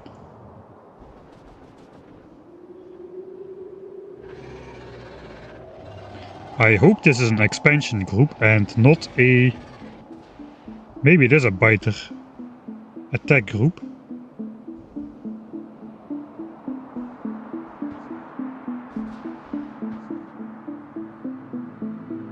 Ah no, it is an expansion group. Alright, let's see this on the map. Okay, it's literally this chunk has just been selected for an enemy expansion. I thought they were gonna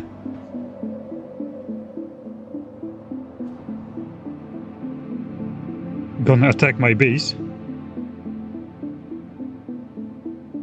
It looks like they're fine with captive biter spawners existing near them. Okay, so this base is gonna grow a bit now.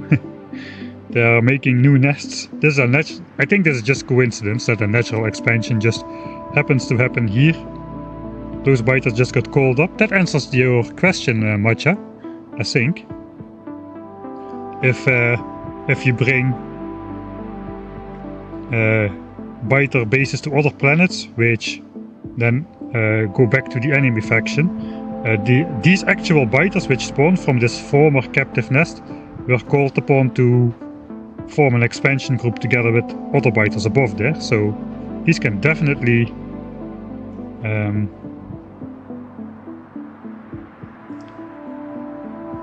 so there will definitely be expansion if you take these biters to a different planet.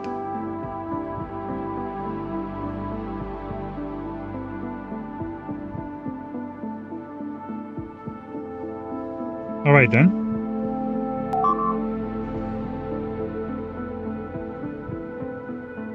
I'm not sure you can make artificial biter spawner that convert to hostile.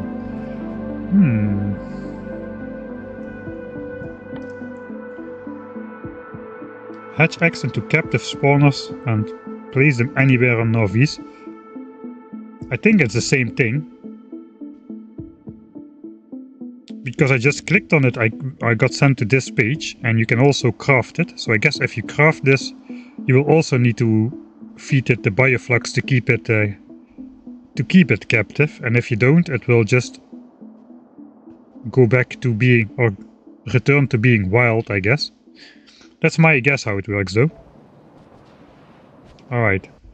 Looks like the worms have been replaced by some more biter bases, so it has been, it's a little bit scary that they are so close to my spaceship. I always like to keep the spaceship. Alright, let's go look at the rocket silo. The thing should be ready.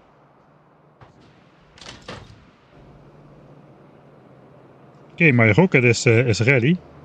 That means we no longer need the solar panel.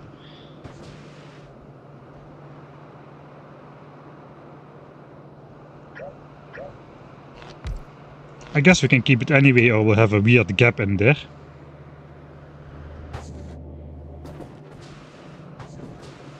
Okay, let's have a weird gap in there. Okay, then question number 2.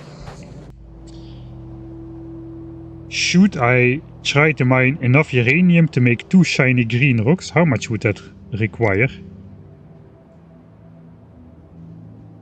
So we need to do uranium processing. Yeah, that's a good question.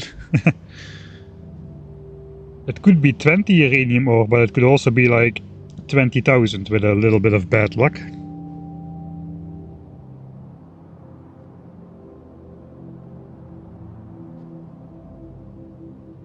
Biters can only be on Nauvis.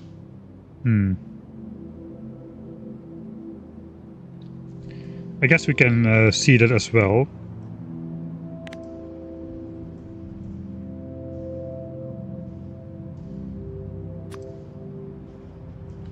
Yeah, this is buildable only on Nauvis, according to the Factoriopedia. That means you cannot build these things on other planets, just like you cannot build, I guess, agricultural, I don't know. Some of these have limits on which planets they can be built on. So it appears, yeah, we cannot take biters to other planets.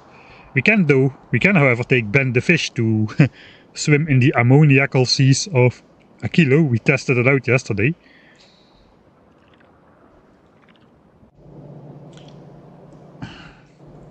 I'm not sure I'm going to do that now. I think these solar panels are fine. I can always, once Aquilo is going, I can launch myself up into space.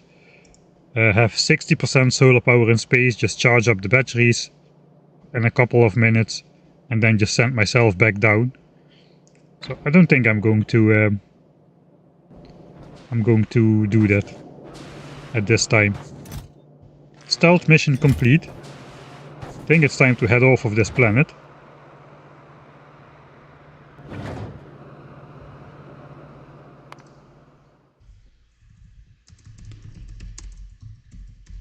Very, very arbitrary action to do.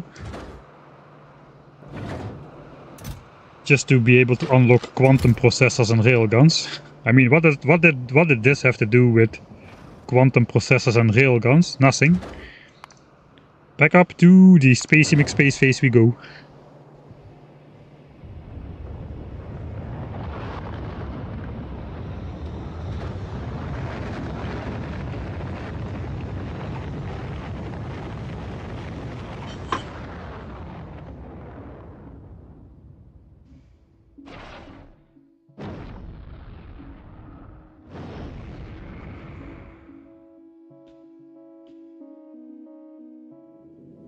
Quantum processors take biter eggs. No, they don't.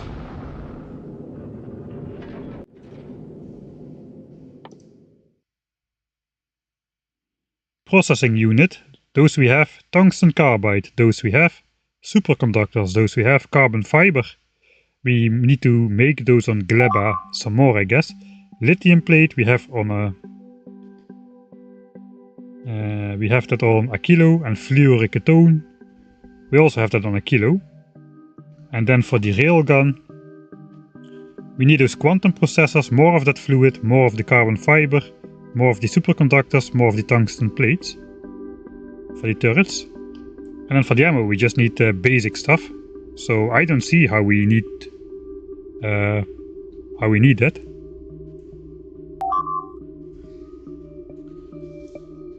Just check what byte racks are used for to make sure they can be neglected.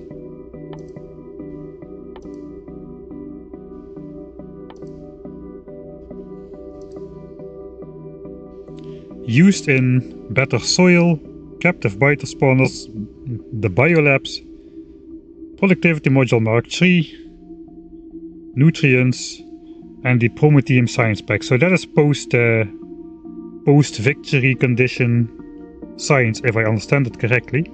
So, and if it's science, it requires automation of the things, so not just getting a couple. So if we do this, then we will have to properly automate those things. But it looks like for the victory condition you don't need to bother with this at all. If I understand the victory condition correct, that is. Alright, I need to fly back to my other spaceship. Where are we now?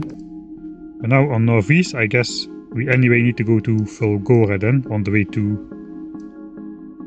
Aquilo again.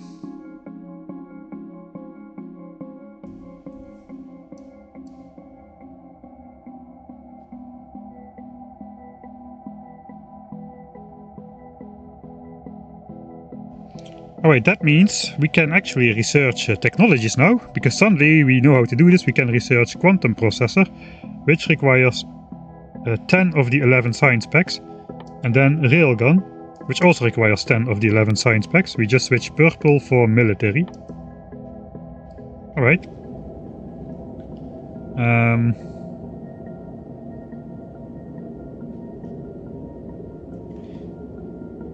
I mean,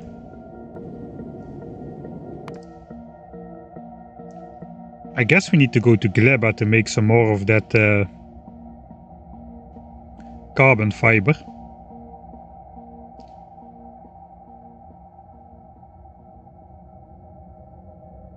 Alright, so here's the plan. I go to Gleba with my spaceship. I don't know if it's a good plan. Oh, I didn't know you could do this, but this is nice. But we're gonna set it in motion. We go to Gleba. Alright, that will be fine. Then we send the... Okay, how did I do that?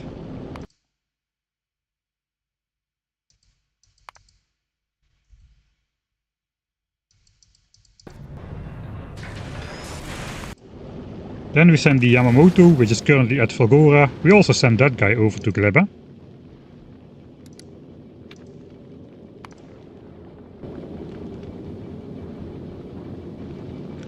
We're going to be making some more carbon fiber on Gleba. I think that's all we need. Okay, this thing is going to go pretty fast.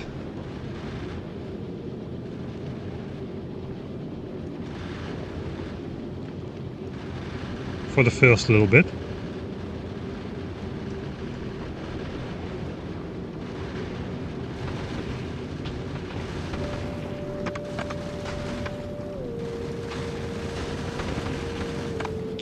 Those arms are just so nice. The sound effects are great too.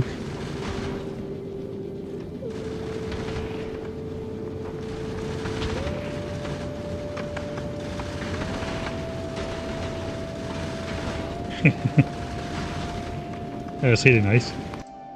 Alright, so all the spaceships are on the way to a big spaceship meeting in around Gleba. I hope there will be enough parking space there. This is me. This is the Glebski Express. Okay, I bet the spaceship can overtake the other one. Let's crank up the speed.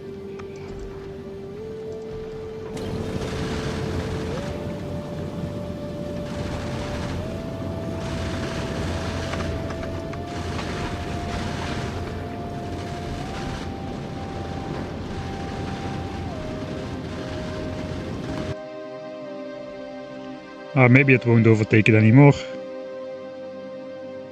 Okay, this thing is going at 100 kilometers a second. That's actually decently fast. So yeah, we won't overtake that guy.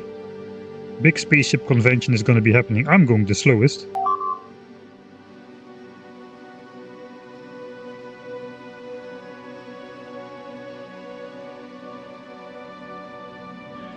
If you hatch biters on Gleba, they will seek out pentapod nests to stay at. Okay, that sounds logical. Alright, looks like we both arrive here.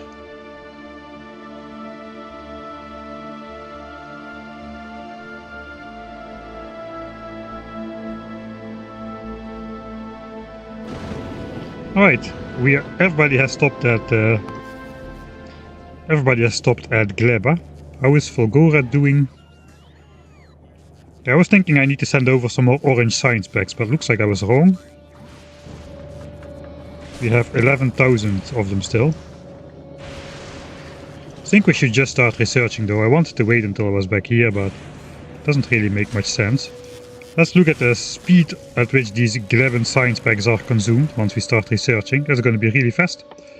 Quantum processor and a railgun. Those are the two technologies on the program for now. Okay, this is the 11 science packs with their like 2.6% freshness remaining. The inserter cannot even keep up. But those should soon be replaced by fresher science packs. I'm getting Science Galore vibes all over again with its 43 different science packs in vanilla Factorio.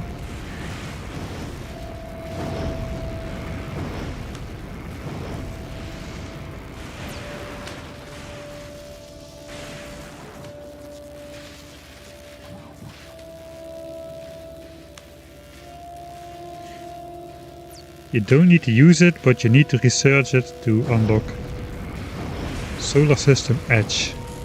Oh, is Solar System Edge a technology as well? Actually, I didn't think about that.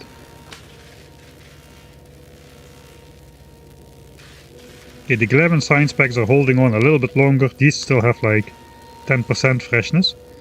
So yeah, that will be just fine. The ones which are going on the belt now are already at like 26% freshness or so. No, no, no. Don't take it out, bots.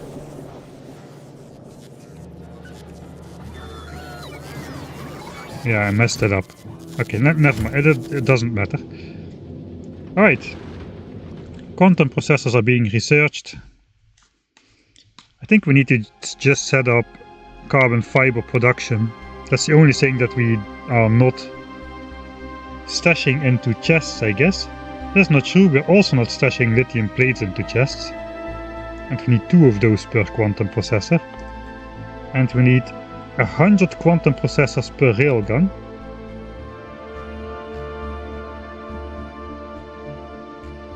And I guess 120 carbon fiber in total.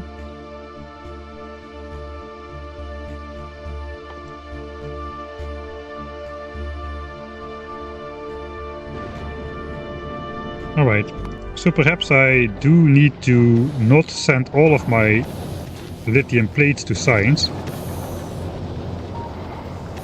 If we're gonna be needing those to...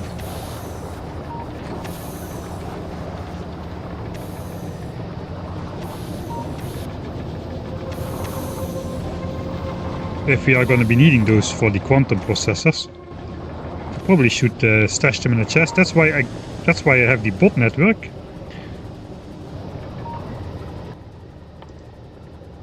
I need to figure out how to do it.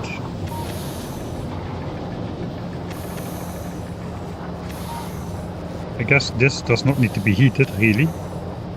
I can take from these two with 2 long-handed. This one does seem to be working some of the time. Okay, they're all working, okay.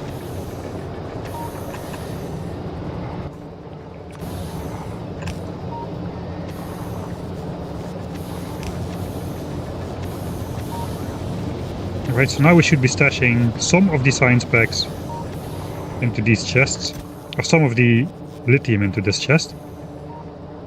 I can always redistribute it to science later, so now let's just let this fill up to the maximum as far as we can go. I was going with the heat pipes and the rocket fuel stashes. 200 fuel. Okay, these are full. This is full. That one is full. Now looks like we are barely starting to stash up a little bit of rocket fuel.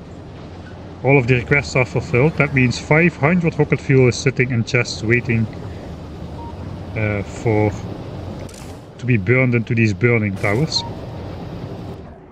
220 degrees, 108 degrees. Alright, that is good news. Looks like we are pretty stable on the heat network then.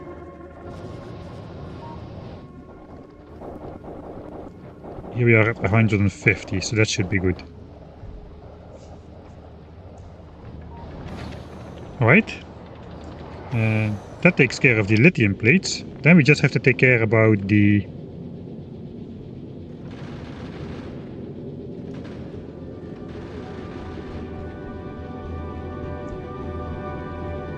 Then we just have to take care about the carbon fiber, I guess. The first step to take is to just drop down to Glibber. Drop to Glibber to make carbon fiber.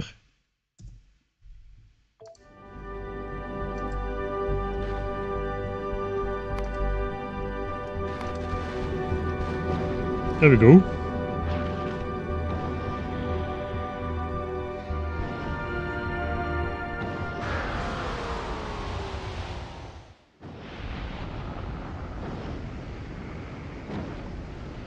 This is the minimalist Factorio playthrough. That would actually be a nice concept, I think, for a challenge. Just like I did a very minimalist playthrough on vanilla Factorio, where I researched only the necessary technologies to unlock Rocket Silo. I literally just clicked Rocket Silo at the beginning of the game, and there was a mod called Research Queue Extender or something, which basically queued up all the technologies you needed for Rocket Silo. We beat the game with only that, not even researching military or turrets or logistics until after Blue Science. So that was fun.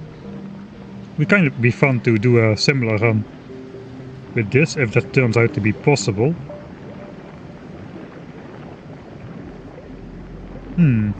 Food for thought. Alright. Carbon fiber. What do I need to make that stuff? Carbon and Yumako mesh. Alright, so we either send down carbon from space. We could technically do that.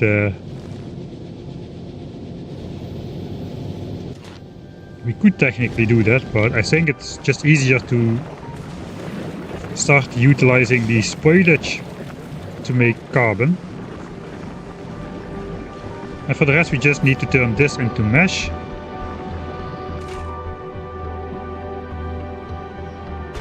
Oh, that's gonna require a lot of stuff again.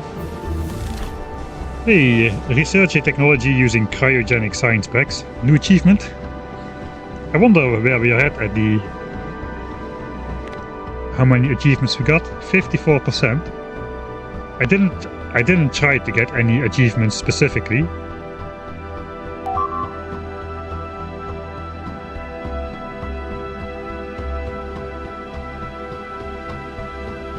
Crafting module 3. Finish the game. You're doing it right. I'm doing it wrong because I haven't got the achievement. I'm doing it right. Construct more machines using bots than manually. Manually 49k, bots 39k. Okay, we're getting there. Trans Factorio Express have a train plan apart 1000 tiles or longer. I am guessing spaceships count for that because I haven't built a single train just yet.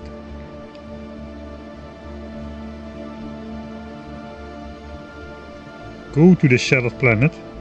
Okay, that looks like it's very difficult to get there if there's achievements to get parts of the way there. I like this. 10 megameters.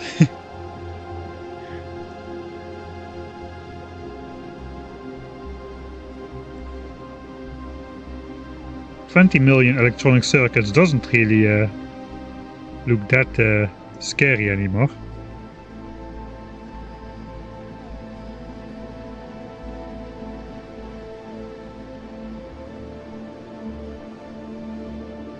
Terraformer, destroy a cliff.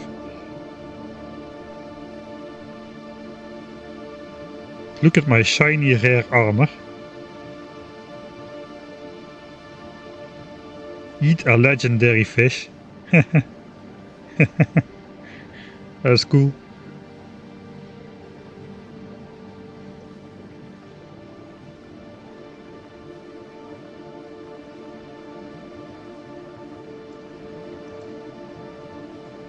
Ah, you still have the achievement for sending a fish into space. That is also nice.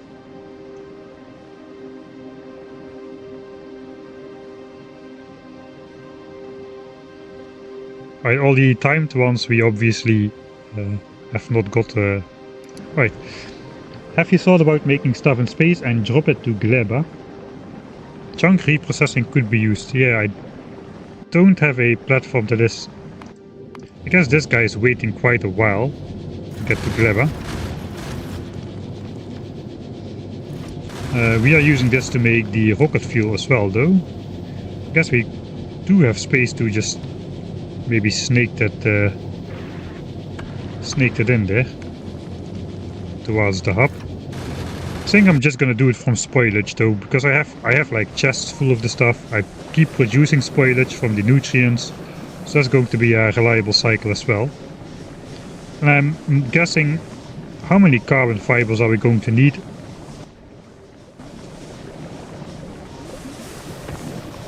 I mean, I guess not really that much.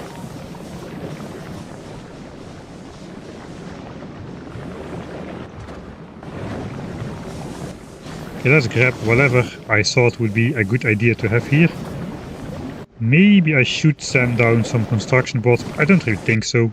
We don't really have much to build.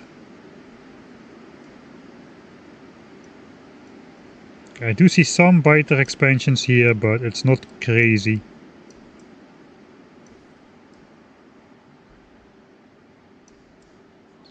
I guess if I could get a mouse over, we could see if big ones are already a thing.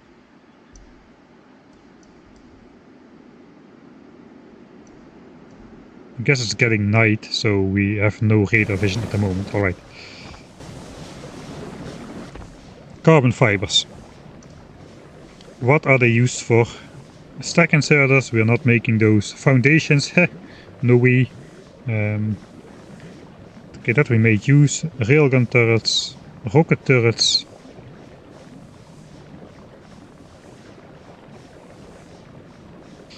I'm going to guess we're going to need a very offensive-oriented ship to get out to the solar system edge.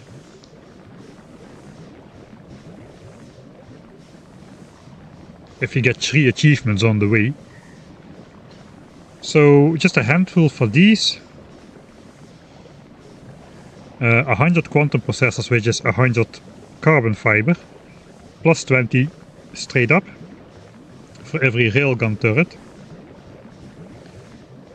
They use up to 5 megawatts of power.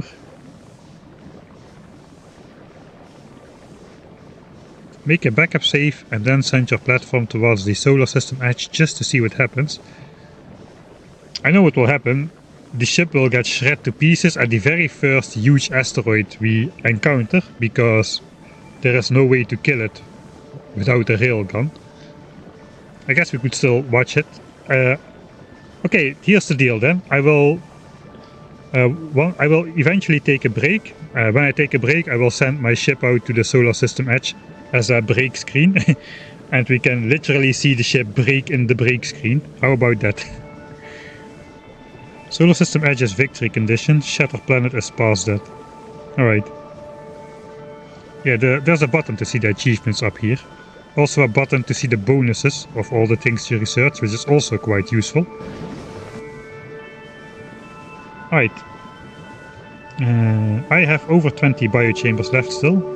I don't think it will last that long. Yeah, I think the spaceship will be destroyed before my break screen ends. I could send it from planet Nauvis though, so we get through all stages. From small to medium asteroid, from medium to big asteroid, and from big to solar system edge. It doesn't even matter if I go with slow speed, I don't think. We could try, that is too much effort for a break screen, but I could try to make an ablative spaceship which just tries to replace with just a lot of platforms and walls in the front. Hope to absorb all the asteroids with that, but that's probably not going to be viable.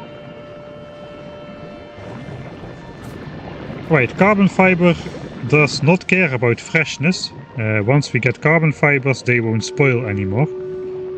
So I guess we can, at the very end here, take these apples. We also have nutrients right here, so that is nice. The only thing that's not nice is that it will mess up my nicely symmetric build. Which I kinda don't like.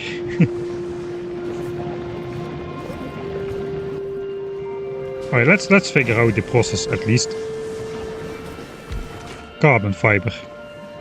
It needs 1 carbon and 10 Yamuku mesh. One of these things makes 0.6 a second. That already sounds fast enough, really. We need to make carbon from burnt spoilage.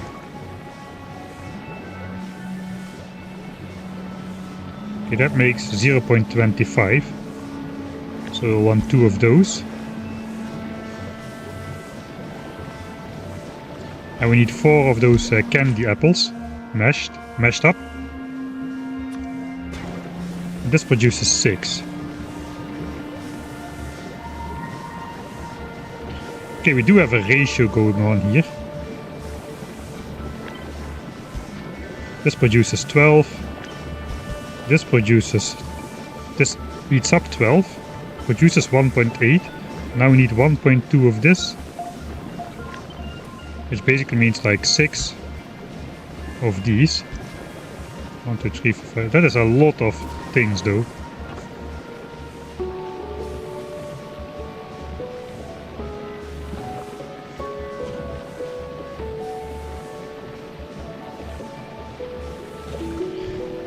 Alright, let's think about this.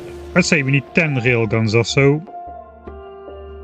That's gonna be 1200 carbon fibers. It is not required for the ammo, just for the railguns. We can have a handheld railgun as well, that is pretty cool. Alright, approximately 1200 though.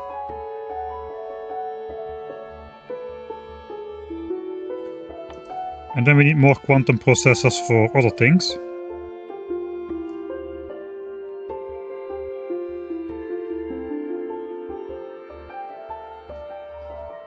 So I guess we are not going to go for the fusion reactor just yet. We may go for the actual fusion reactor. This thing can...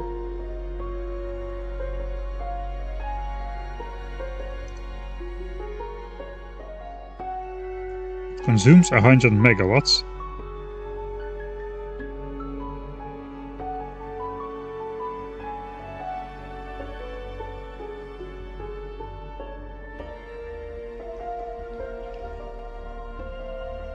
Okay, I haven't played around yet with fusion power. So it looks like we need 1 of these and 2 of these. That will be 100 megawatt of power production.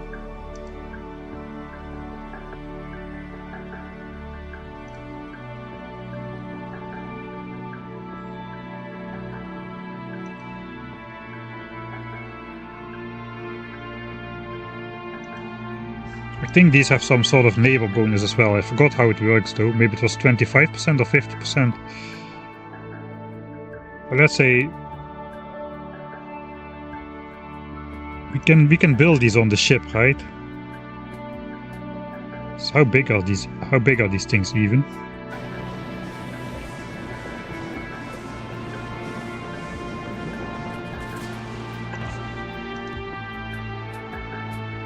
Okay, not that big. Crafted on somewhere pressure.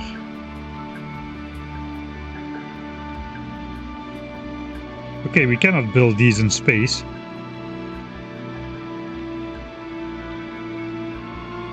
Are we forced to go nuclear?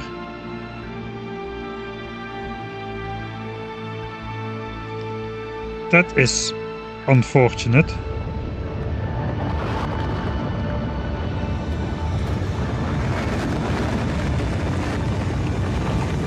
Fusion power has a thank you rocket.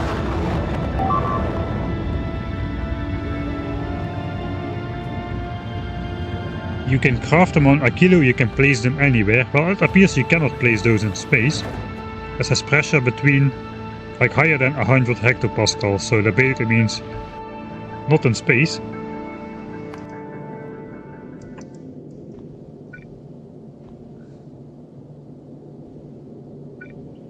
Or can we?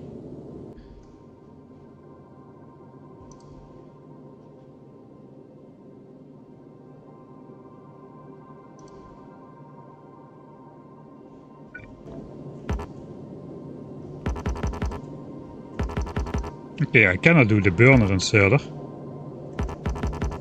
I can do this one. That is weird. It says in the tooltip it needs a high pressure.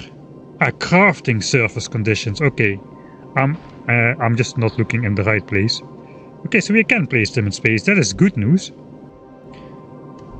Let's find a unoccupied hotbar if I still have some.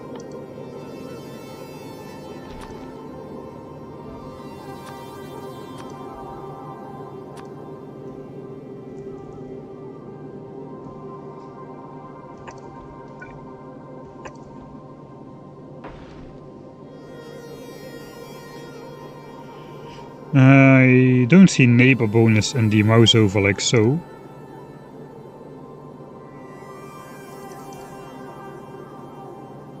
Okay, neighbor bonus 100%. Okay, so 100% neighbor bonus. That's pretty good.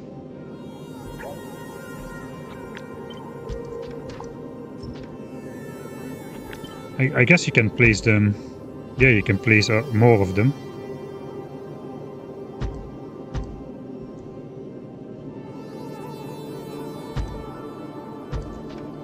This is a little bit overdoing it, I guess, but that's a lot of bonus.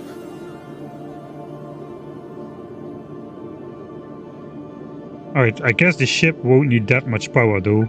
I guess for the ship maybe a single one is gonna be enough. As this can produce 100 megawatts. And the railgun uses... What did the railgun use? 5 megawatts maximum? Yeah, 5 megawatts maximum. Oh, that maximum consumption may go up if we choose to research shooting speed.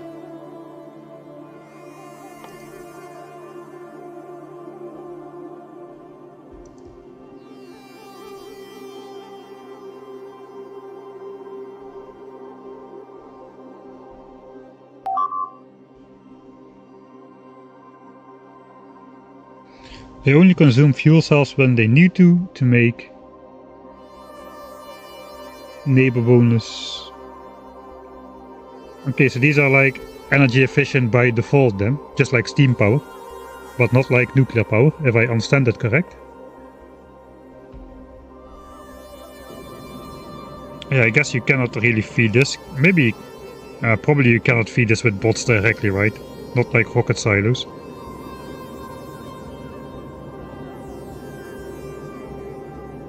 Anyway, for the ship it appears that 100 megawatts is gonna be enough just to run the ship. So that is gonna be not too large of a setup, I presume. This has to be...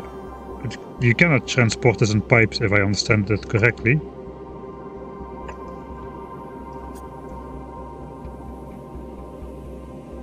Okay, so we'll deal with that later, but that is not very large. Let's do say though, if we were planning to make 2 of those, we need like 8 of these. These don't have neighbor bonus. 200, 400, yeah. So 2 of these, 8 of these. Let's let's assume that is how much we eventually want to make for our spaceship.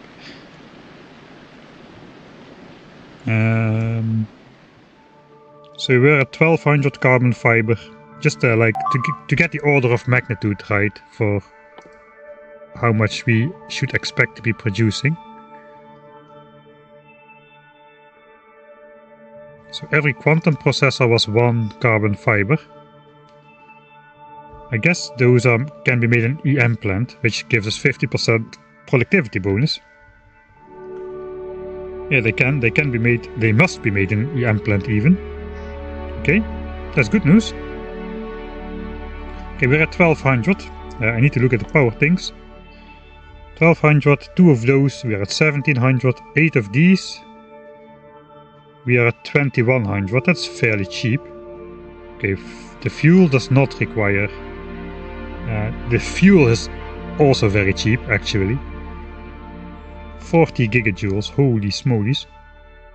50 stack size, that is very, very energy dense. Yeah, we can run off that for a long time. Okay, 2100 quantum things. I guess, do we need to look beyond? Let's look at the personal fusion reactor, just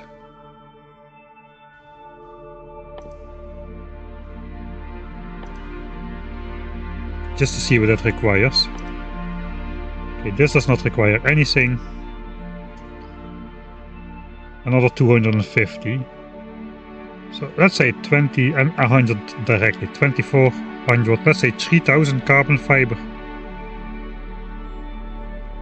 But we get 50% productivity bonus on all the quantum processors, so we need like 2000 carbon fiber. Okay, that is barely anything for a start. 2000 carbon fiber is not a lot.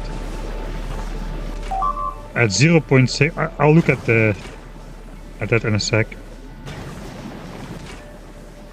So 2000 at 0.6 a second, that is like 1 hour of production from a single one. So we're just gonna build a single carbon fiber producer. The neighbor bonus applies to shifted neighbors as well. Just remove the middle one and keep the circle format. I guess when we are going to min-max an optimized fusion reactor at some point we'll do it. Now it's just gonna be just a pair. Probably just a single one really. I don't see the need for such a large reactor on a spaceship just yet. Maybe that will change, but at the moment I don't see it. I guess I could like speed module everything in space instead of efficiency module if we had unlimited power.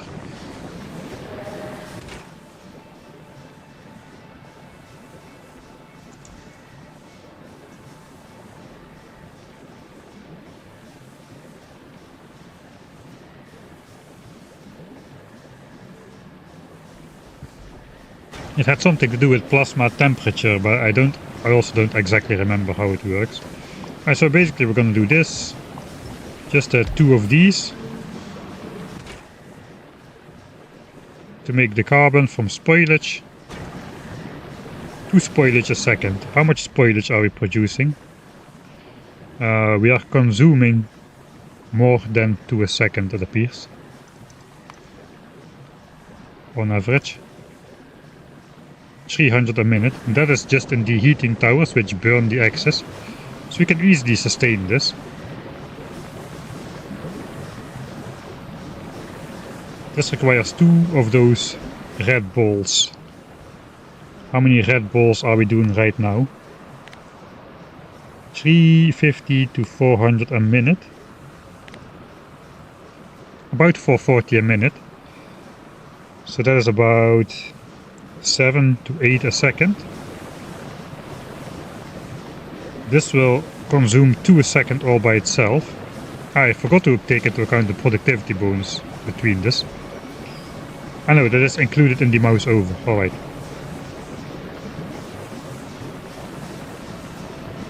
So this is going to consume 2 red balls a second by itself, which is basically adding like a third on top of the existing thing. So yeah, I also don't really want to overconsume there. I guess it's gonna be producing 1.33. We could sneakily speed this up just a little bit to make the ratios more matching.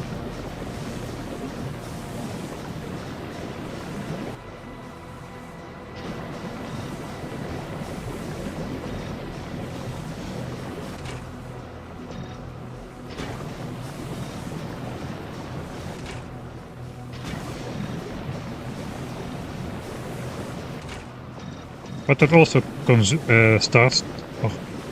consumes excessive nutrients, so let's not do it. Let's keep it simple. Spoilage into carbon. This into mesh. We need to delete the seeds somewhere. And that just goes into carbon fiber and that's it. Alright. So this one does not need... This one just needs nutrients. This needs the Yumagos.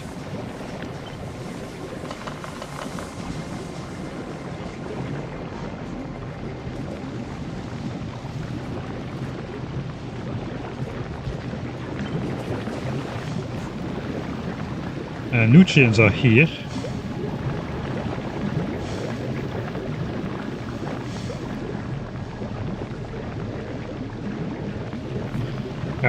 I want to have this one close by really.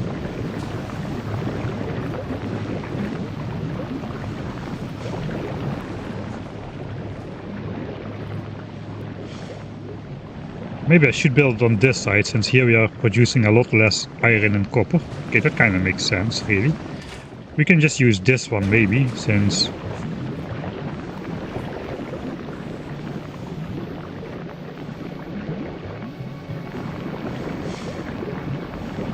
We're eating up 1 bioflux here. So this is eating up 2.5 balls. This produces 6 balls, which leaves us with 3.5 balls for carbon fiber production. Yeah, that's plenty. That's not completely what we need, but that simplifies the things. As that already has the spoilage and seed mechanics hooked up.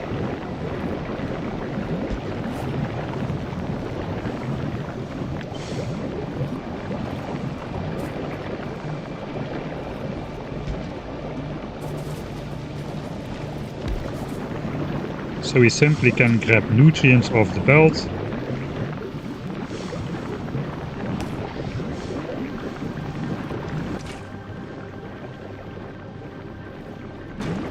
And just output the mesh in here.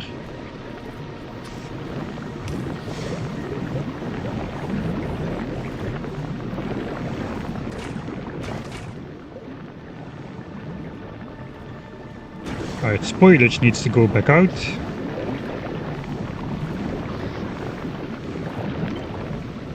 That can be done over there. Okay, we dealt with nutrients and spoilage. That's step 1 for every machine here. And then we just need to do 2 of these carbon guys.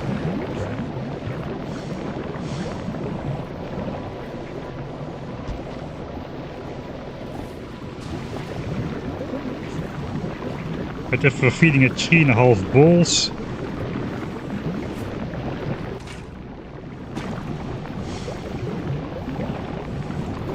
I gotta be careful I provide enough to my iron setup here, or that will deadlock basically, if I draw it from this one.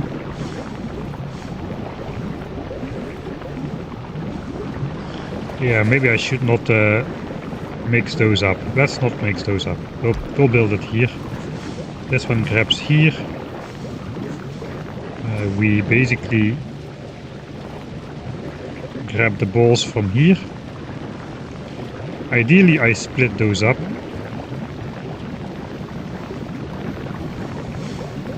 Let's just grab them from here. I think I should have enough production. Then we can grab nutrients from here.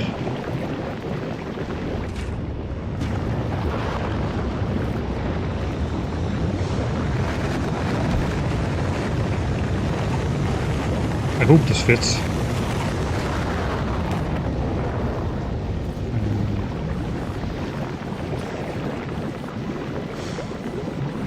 Put spoilage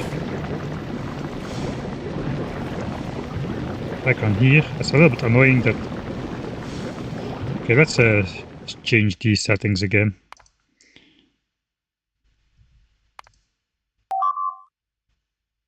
Enable warning icons blinking. Okay, at least we can see the recipe some of the time. Priority splitter to the left and red inserter. I do not want to make more dead ends on these belts, then I have to deal with even more spoilage.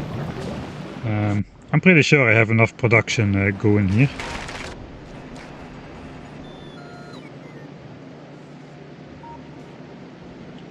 I could even like landfill in those other tiles to improve production if I need to. But yeah, as long as these belts are not going empty and these towers seem to be idle, these trees, a lot of these trees seem to be full grown at 50, so those are just standing there idle. It appears we have enough overproduction to do this. Alright, let's go one machine at a time. Grab apple, grab nutrient, dispose of spoilage, output product.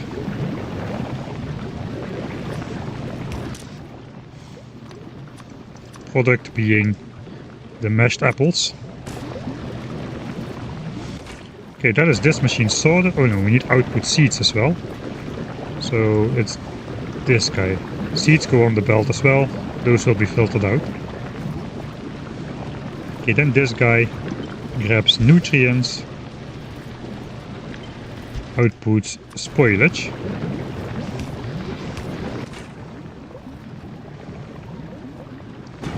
Receives that stuff, receives this stuff. I'm just gonna go with one of these and just module that up, because I don't really have the space to do otherwise. This one, grab nutrients, remove spoilage,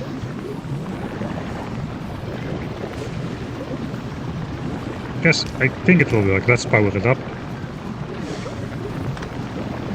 Preliminary.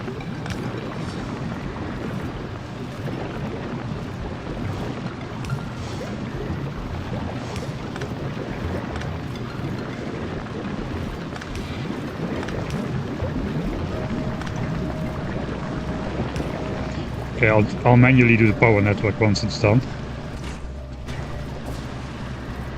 Okay. So spoilage needs to go out, but also spoilage needs to go in. I guess I can set this guy to also put spoilage in, since there will be some spoilage perhaps coming across on the belt here. So why not?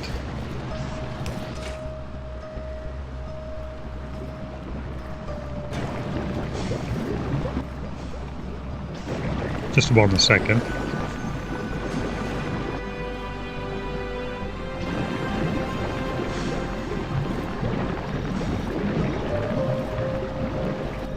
Okay, 0.4. This consumed at 0.4, so that matches up now. And then we just put the carbon in there.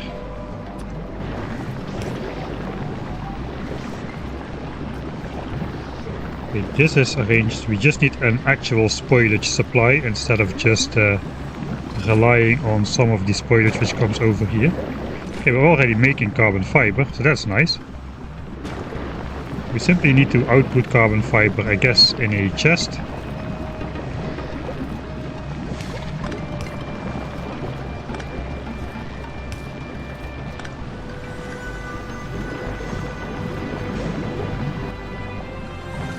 This stacks to 100.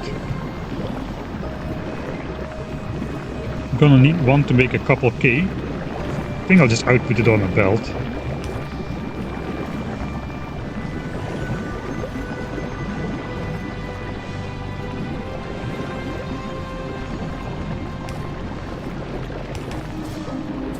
And stash it somewhere. Alright, then spoilage.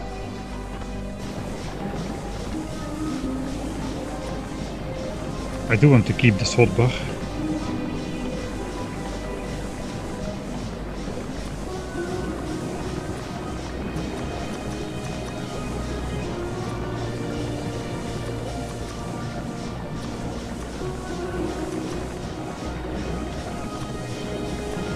Back to normal belts.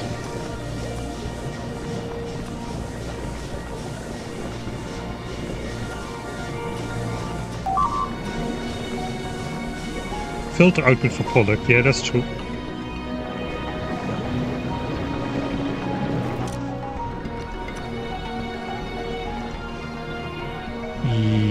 Flop.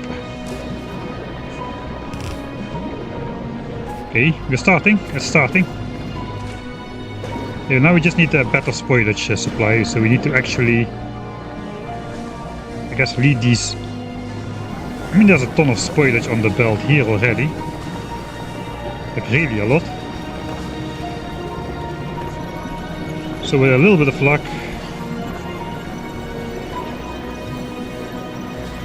ooh, this is already very spaghetti EE.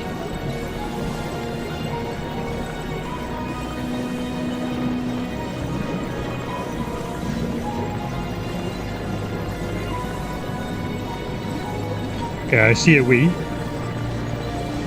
I see a way. It's not a good way, but it's a way.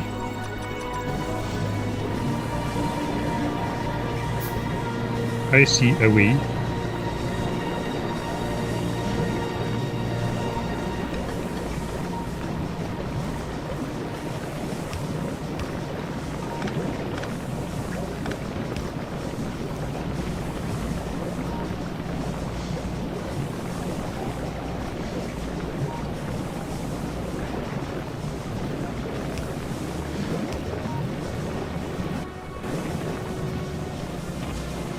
There's so much backlog here.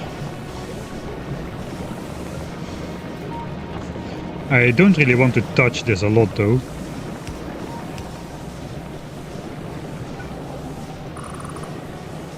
Ideally I would like to upgrade all of this.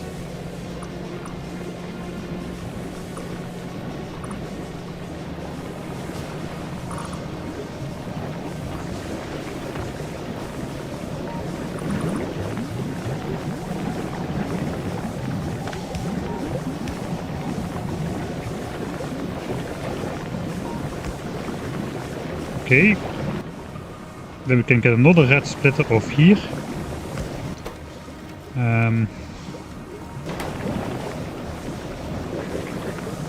Output priority right. I do not really want to filter on spoilage though, because that makes all the spoilage go out here. Okay, we may need a bit more. Do I still have some gears laying around? No. Yeah, I'm not making anything on this planet. Gonna need to be making some gears for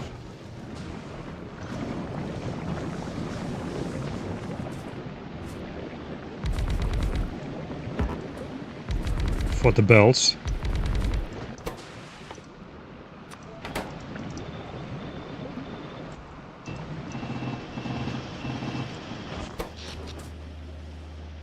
That's fine. All right.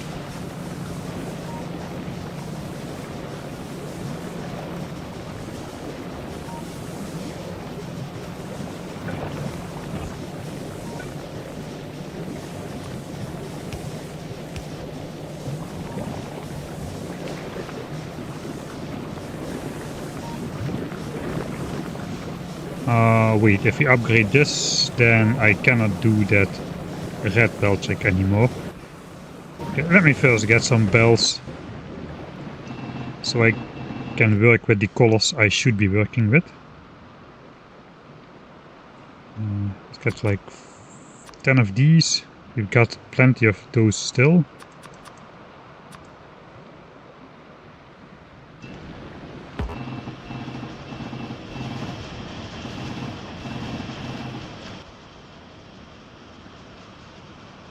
Don't need this many.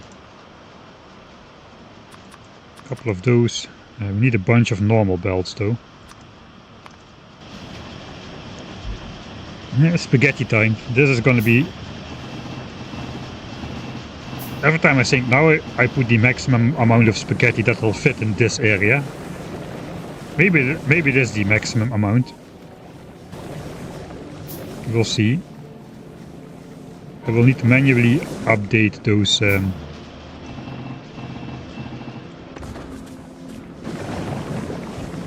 belts.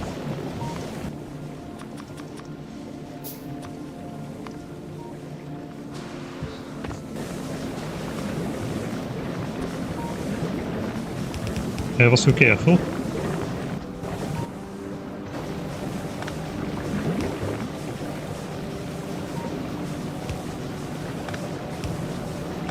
Let's go maximum distance for now.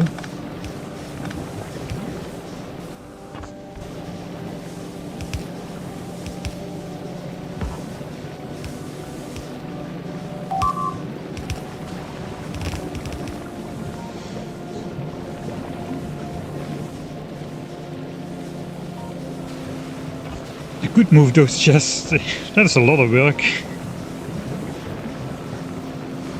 I just spotted a lot of stuff on the belt here.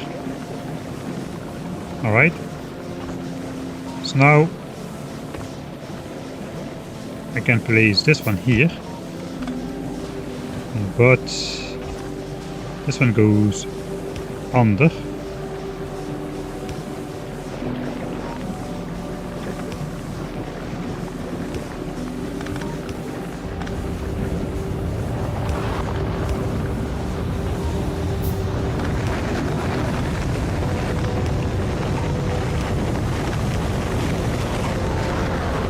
Okay. So now I can filter off spoilage to the right with priority. That means all spoilage will go there, which is why this is bad.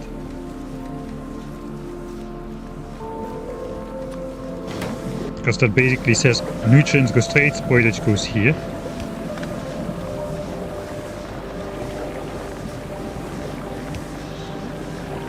That has to go in this splitter though.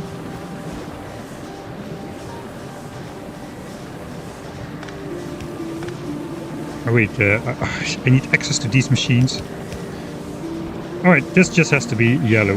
There is nothing I can do about it. This has to be yellow because this has to be fed by these machines. 1, 2, 3, 4, 5.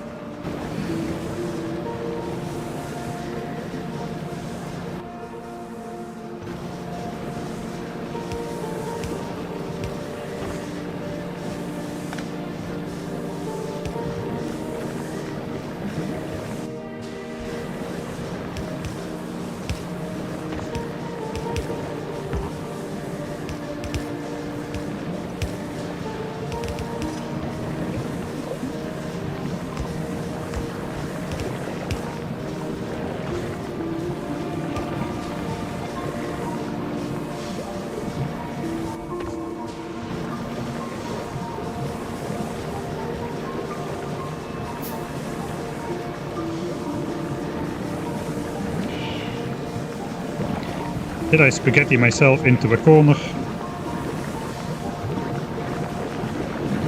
Interact, interact, interact. This does not interact.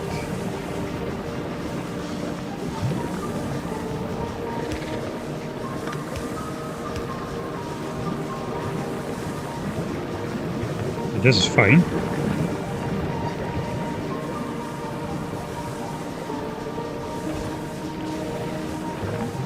Okay. Too many legs. Spoilage goes in here, joins up with this splitter over here.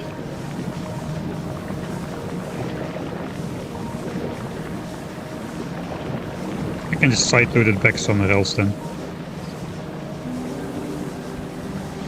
Yeah, the splitter doesn't fit, that's the problem.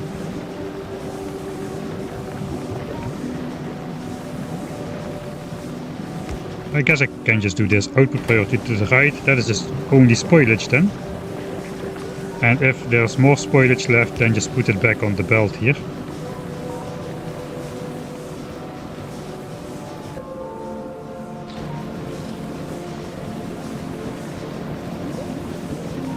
Okay, that does not work.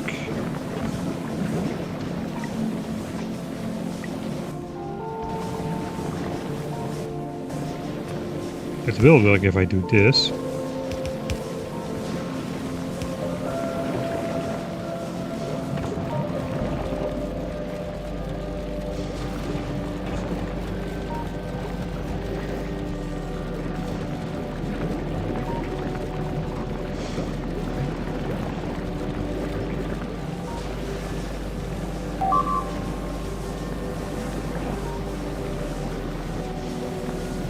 Just merge the belt into this splitter.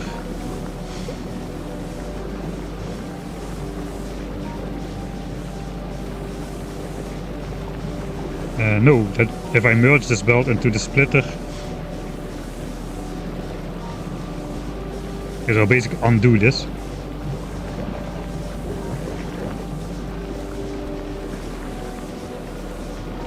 I guess I can do it even further before here.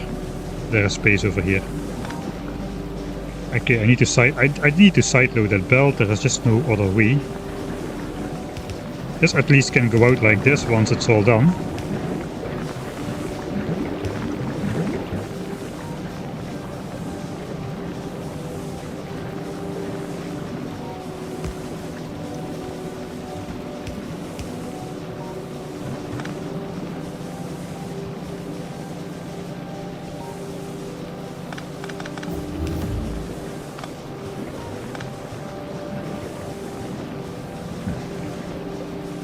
So this is the point if, because this is a priority splitter, basically this will block up if this spoilage ever blocks up completely. So that is why I would like to bring this into a normal splitter again with output priority to where I need it to go, which is straight. But if not, then please just side load it back onto the main belt, like so.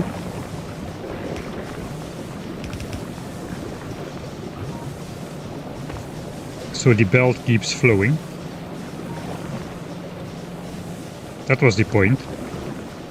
Because this is basically not just a splitter which takes some, it takes all. All spoilage can only go through here.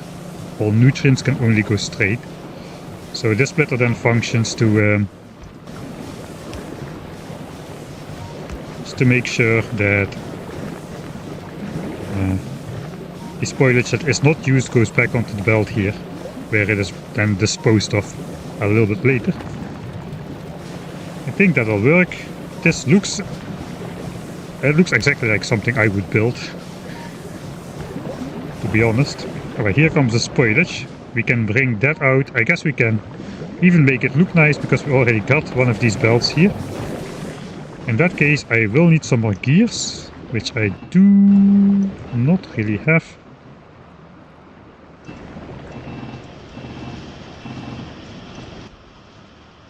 Because we need more red undergrounds.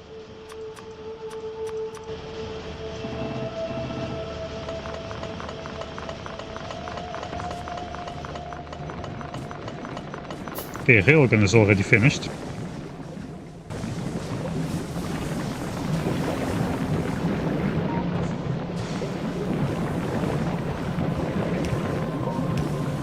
And then we have to also integrate it into here. There is just no other way.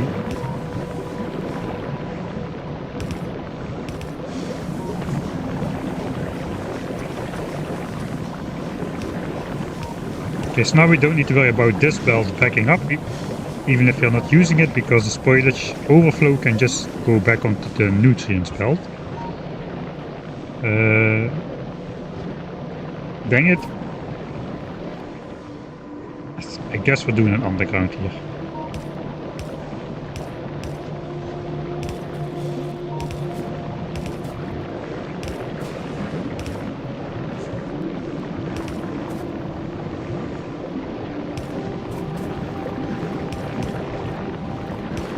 Okay, this is not allowed though.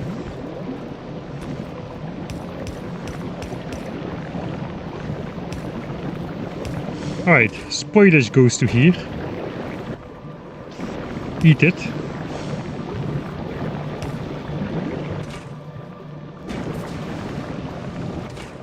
Okay, everything is just packed up because Carbon fiber has nowhere to go.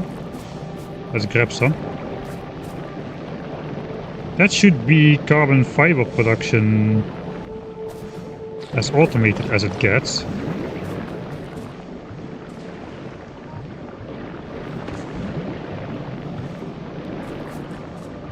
I can even bring that back down on a belt.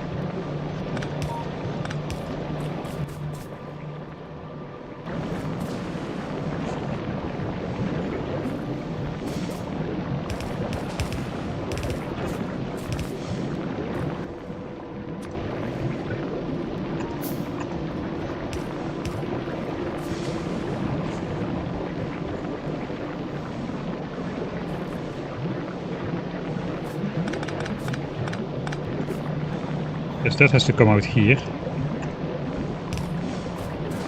But that is very possible.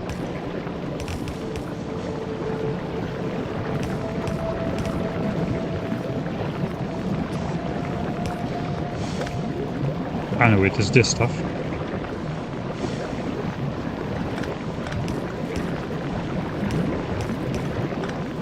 Okay. We're getting there. Carbon fiber goes down, goes in here, in here, in here. Where's the rocket? The rocket is somewhere over here. I don't really want to automate loading it onto the rocket just yet, but I think it would be nice to store it somewhere close by in some chests, perhaps, maybe over here.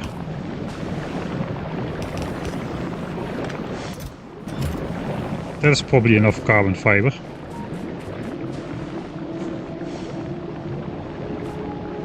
.6 a second, 5k in a chest, 8,000 seconds, 3 hours per chest, so roughly 20 to 25 hours of production will fit in there.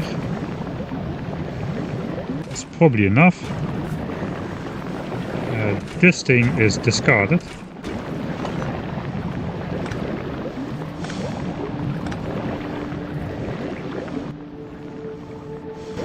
Okay.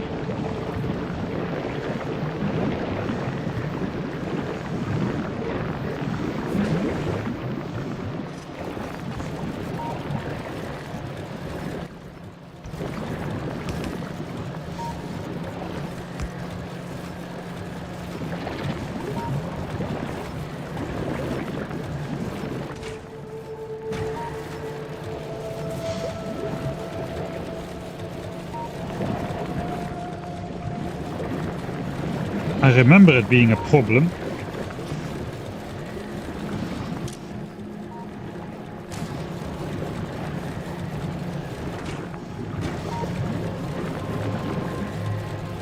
If this belt was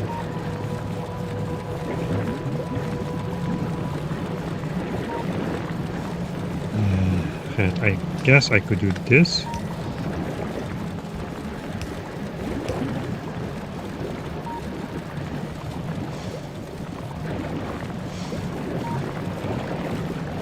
I think that will do. We'll get a bit more nutrients here. Okay, is this working or is it backed up? We don't have carbon because we don't have spoilage. Alright.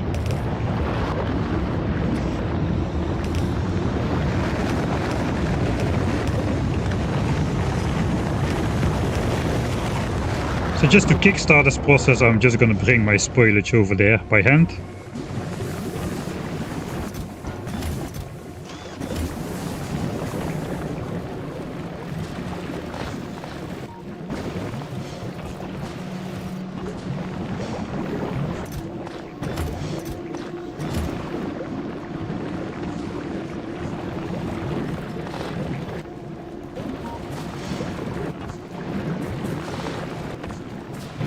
That's a lot of spoilage.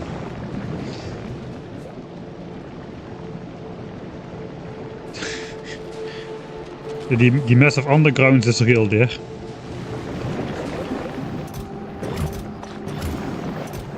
Alright, that should be enough spoilage to at least start up enough production of this stuff. So this makes 0.4 carbon a second, this eats 0.4 carbon a second, so that's exactly synchronized, and this thing theoretically makes 50% more of those mesh things than we need, but that's okay. Right, I think that is carbon fiber production successfully integrated in the system here. This thing is eating a lot of nutrients though, with these speed modules inside.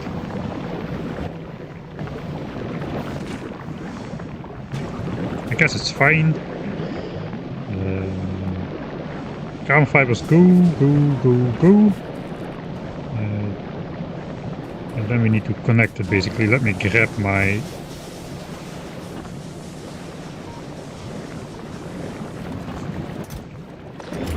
inventory again, so we can actually connect the belt. Guess this should stay here.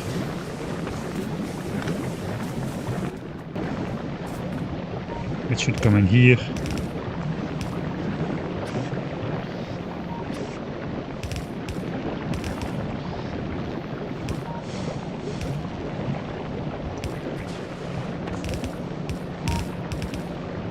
Alright, carbon fiber.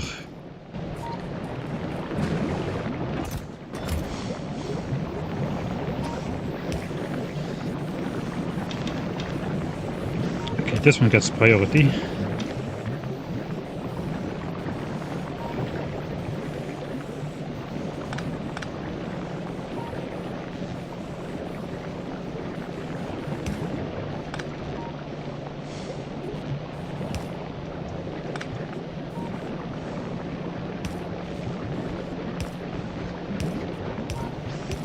Okay, I'll do this so most of it goes into one chest, so I can just pick it up from here.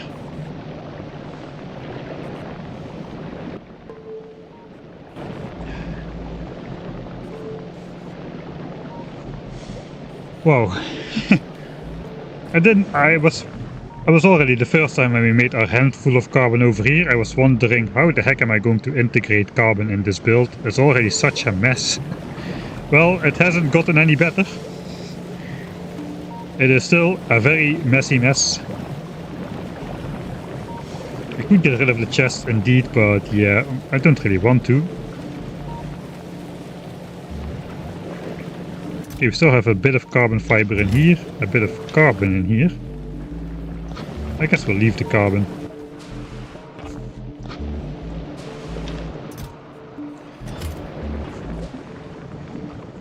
Alright, so now there's the issue. I'm gonna take a break, I think.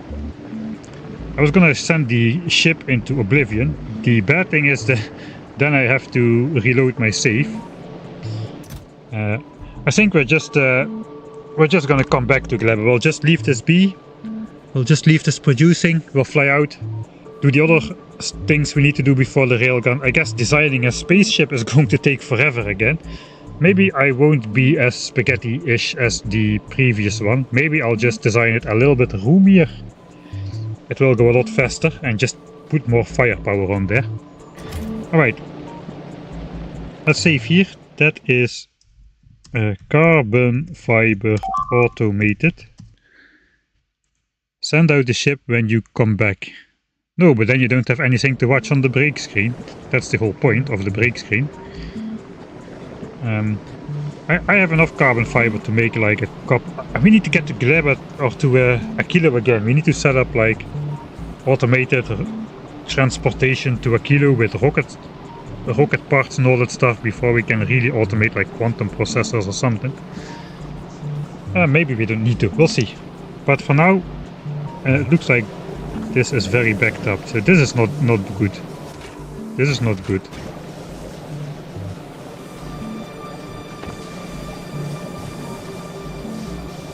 So this is now stuck.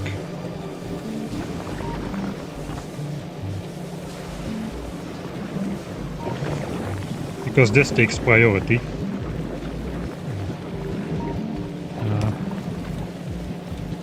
If I make this a slow belt here, it kind of manages to get in between.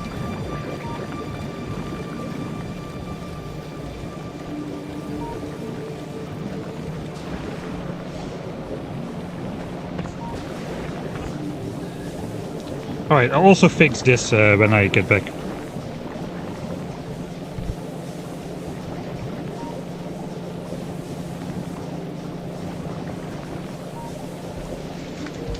1 second.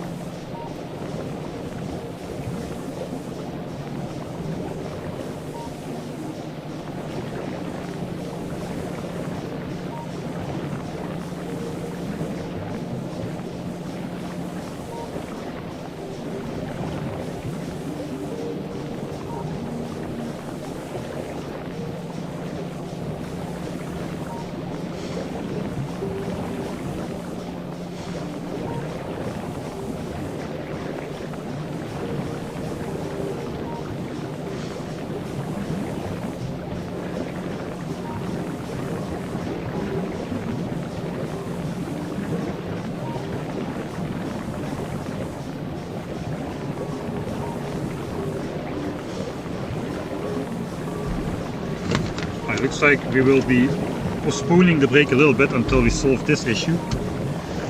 Increase the sushi ship. The sushi ship Mark 1, aka the Yamamoto ship, took 8 hours to design. I do not want to spend that much time again on my first design to get to the solar system edge, which will likely fail. The problem with a ship like that is it's nice that it's nice and compact, but it is incredibly hard to make changes to it. Okay, this. Okay, looks like it's going again. I was wondering if this did the trick already. Just by slowing this down, now we have some space to sideload into here. It's not great though. We could just do this as well.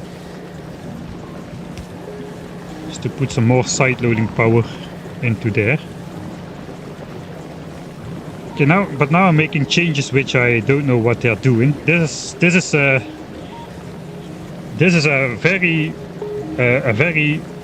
similar issue to when you make changes to a program you wrote a long time ago, but you didn't exactly anymore how you programmed it. And you make a shortcut into it, which then skips over an important part of code which is no longer executed, but which only shows itself after hours of of just working normally. And you went home for the weekend, and then everything breaks. This inserter is exactly this inserter is exactly like that piece of programming. This may go very wrong. I could try to like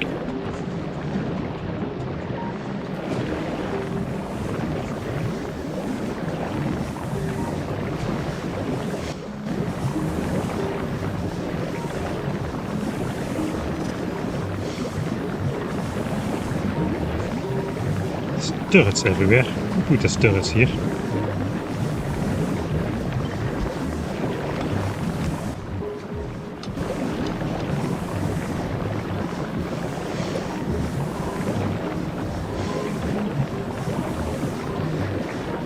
That's not gonna work. I guess we'll just observe a bit. Oh, this will be a good test then, if I manage to break. Okay, I did break the flow. I inserted like... Maybe I should not be doing this.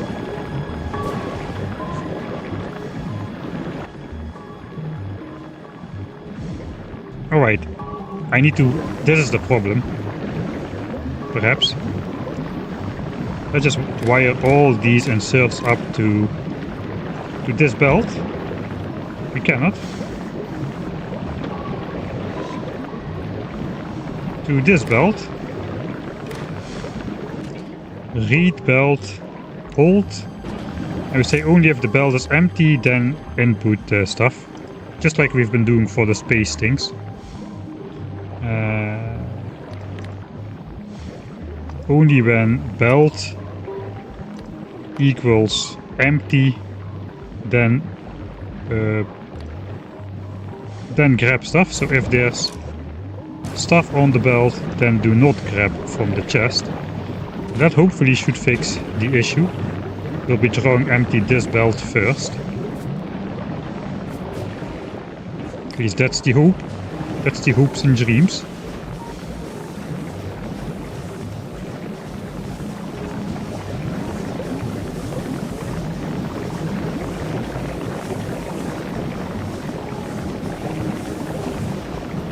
Okay, it looks like it's going okay again.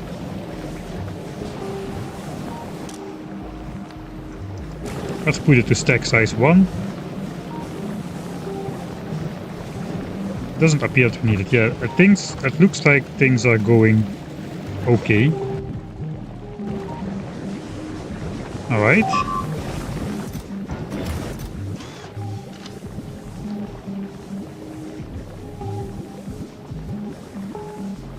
Make underground shorter and put belt before inserter.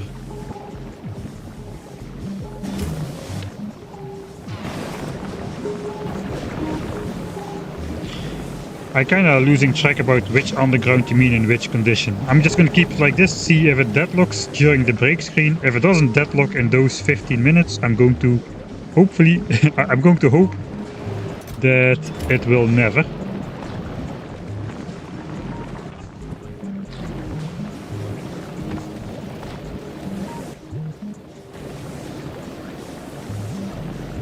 Right. So I guess we'll just override that save. That's dangerous. Let's not override. Let's make an extra one. Okay, carbon fiber production. Okay, maybe we'll be able to get enough before we get off the planet here. Time to.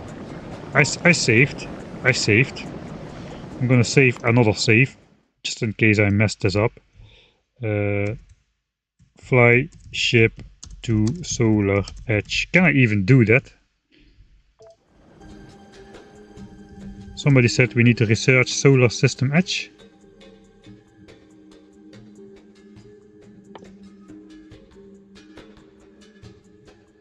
Okay. Well, that's a bummer. Actually, I forgot. I didn't realize that, but we actually require fusion power and the Prometheum science pack, which is 4000 extra science packs, which I didn't take into account, just to be able to select Solar System Edge as a destination. So I guess we go into editor mode. I did make a separate save. Yeah, I did. Alright. So let's go to the Yamamoto.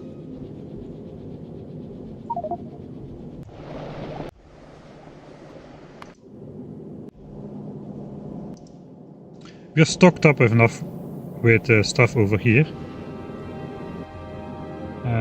We need to go back in editor mode to give ourselves...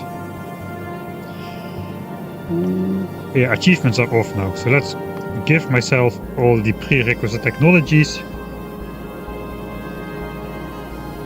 And we're not gonna get there. Let's go out of editor. Where are we now on the space map? We are situated at Gleba. So we're gonna go from Aquilo to the solar system edge to the shattered planet. I'm not gonna make it to the solar system edge, but let's just in case we roll dream luck and all asteroids miss us on the way to the solar system edge. We're going to go the shattered planet.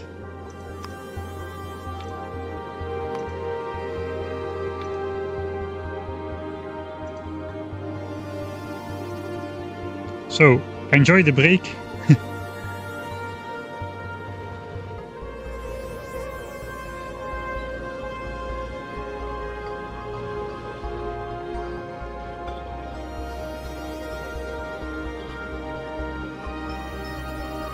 It sometimes feels so strange how simple solutions are not found by people. Yeah, there was another simple solution which I didn't find last time, which was just put this on an underground. Once you get locked into doing something a certain way, you just try to make it work, and then sometimes you just miss other options that become available somewhere during the thought process. Yeah, I guess if it works, it works. Okay, I'll be back in roughly 15 minutes. Enjoy this trip to the solar system edge. Let's see how long we last.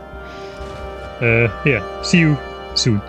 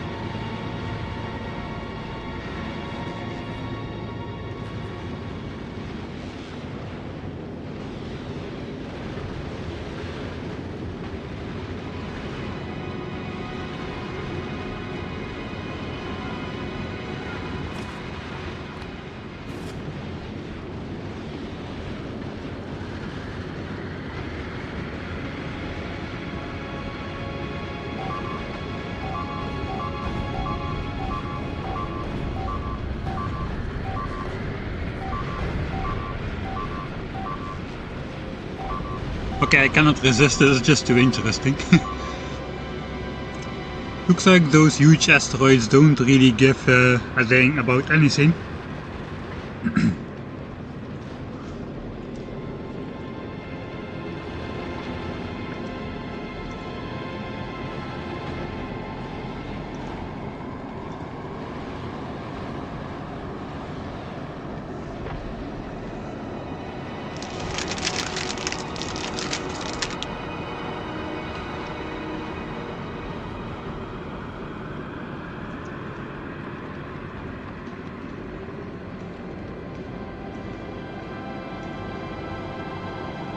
Hey, the huge asteroid just disappeared.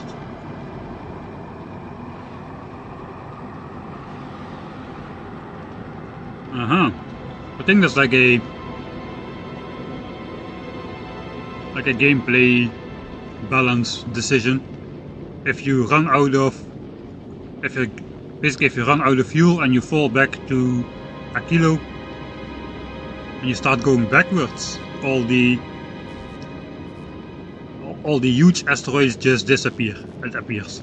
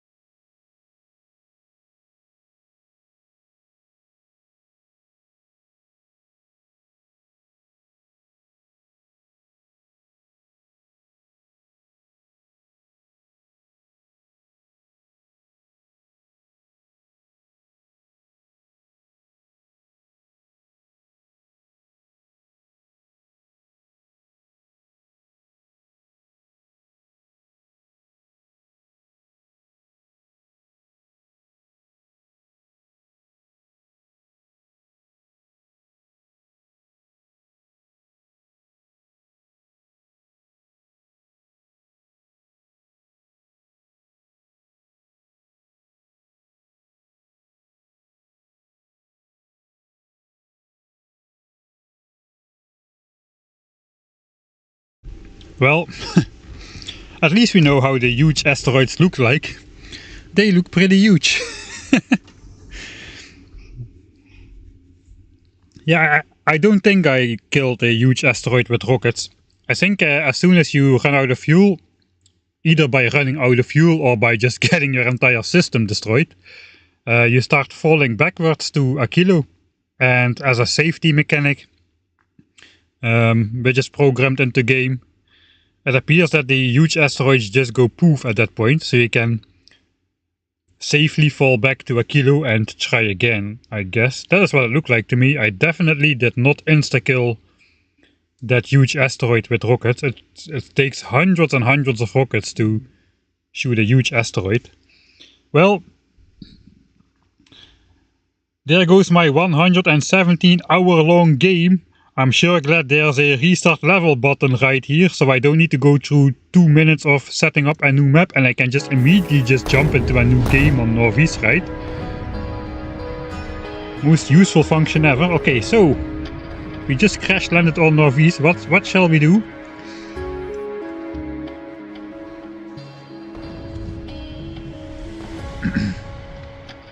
Yeah, restart level. Just like you're playing like, I don't know, Space Invaders or something.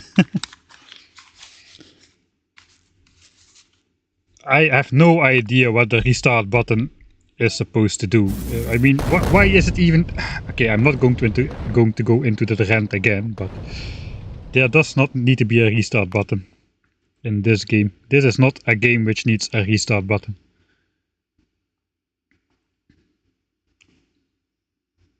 Yeah, technically we are Space Invaders, that is true. Where can I get good tutorial blueprints? I have no idea. Not here. We are still learning the game at the moment. I guess there's plenty of YouTubers making tutorials. I guess some of them also have links to like blueprints book you can use. If they're good, that's up to you to decide. Alright. I did go into editor mode here, right?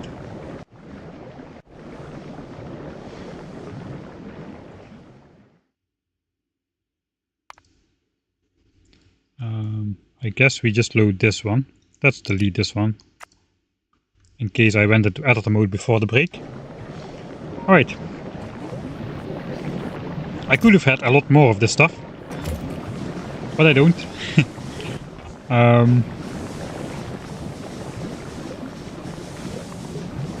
Alright, so it turns out, which I didn't take into account, actually fusion power is required to unlock the science pack. I don't know why, because, again, do Byterex require fusion power? No. Quantum processors? No. Prometheum asteroid chunks? I suppose not, but yet we are forced to go through fusion power. That's gonna be 4,000 more of those cryogenic science packs at the minimum. How much do we have already? 3.8k. Okay, so we have enough already on Aquilo to research our way into that. So wondering what the best approach is going to be. Let's okay, that's here. Let's quickly look here.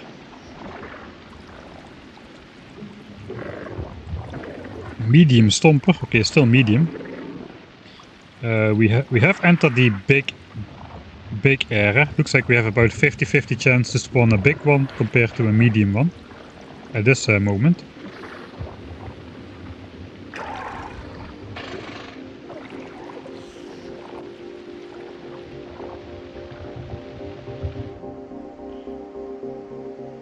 Yeah, but no enemies are nearby enough yet to start worrying, it appears.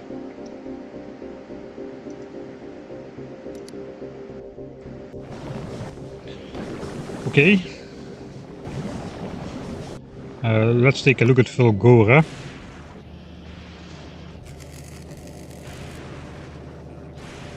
Purple science is backed up. Do we need purple science to research the last science pack? Yes, we do. Yes, we do.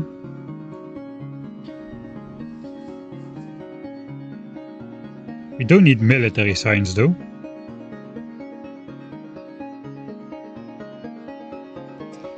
We do not need much military science at all anymore, it appears.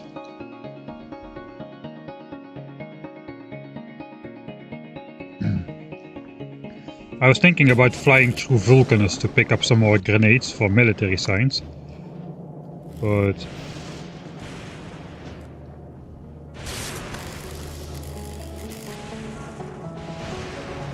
I've got 10,000 in stock and I don't really see that we need to research much more. The bricks are backing up actually.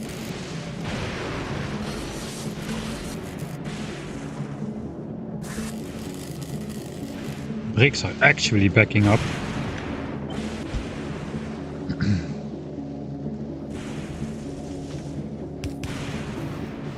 Actually everything has backed up. My holmium ore is full. Okay.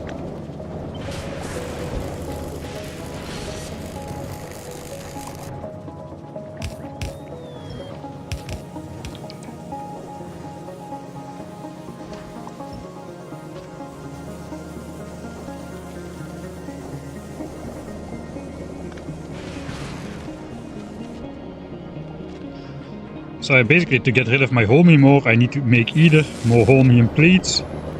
I mean, I've got enough of everything really. Maybe I just need to shoot a explosive rocket on my science stash here to get rid of some of this holmium.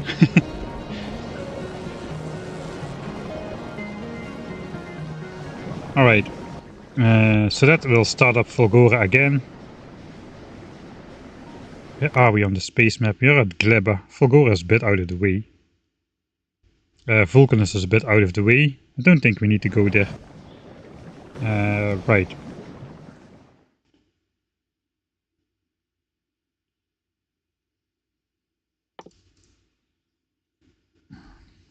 Actually, we do need to go to Fulgora. We need to pick up some of that tungsten stuff.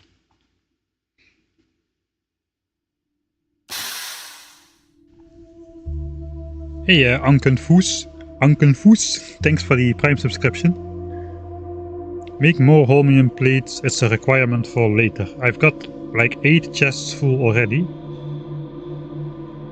Including, and that doesn't even include the amount I need for these, all the cryogenic science packs I will need. I am making like 50,000 of them already.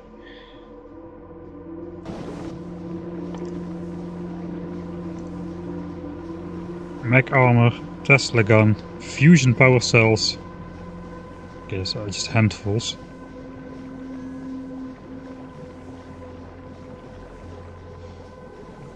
I think I'm gonna be fine. Alright, looks like we need to make a shopping list.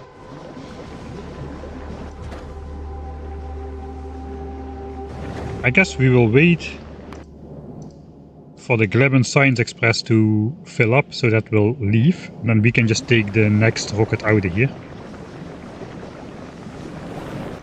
It's almost full.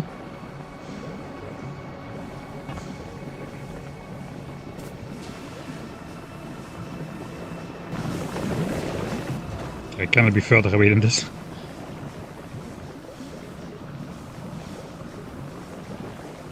Alright, there it goes.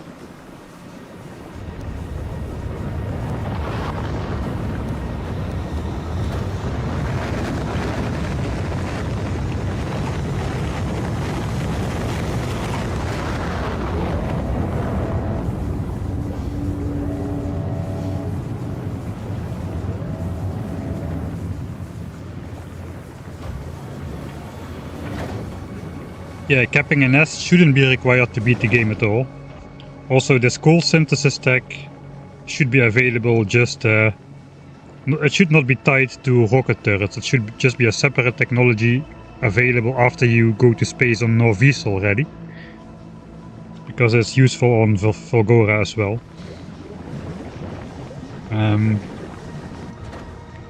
Alright. So how much of this stuff can I send up in a rocket? 5 stacks.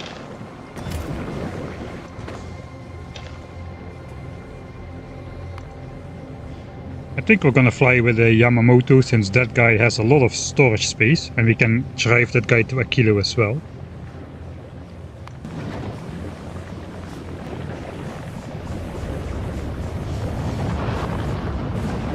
Do we have another 5 stacks?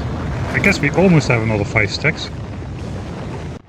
Meanwhile, we can maybe send the Spacey McSpace phase off to fly to Vulcanus. I did not set up automated... I did not set up roboports on Vulcanus, so I cannot remotely load these chunks into the spaceship.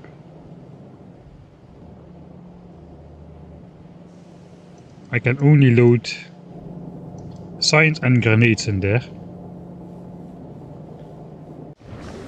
Alright, we're gonna send the Spacey McSpace phase over to Vulcanus. Let's request some science packs and some grenades. 1, 2, 3, 4. 1, 2, 3, 4. 1, 2, 3. We can request 4,000 grenades and 6,000 science packs.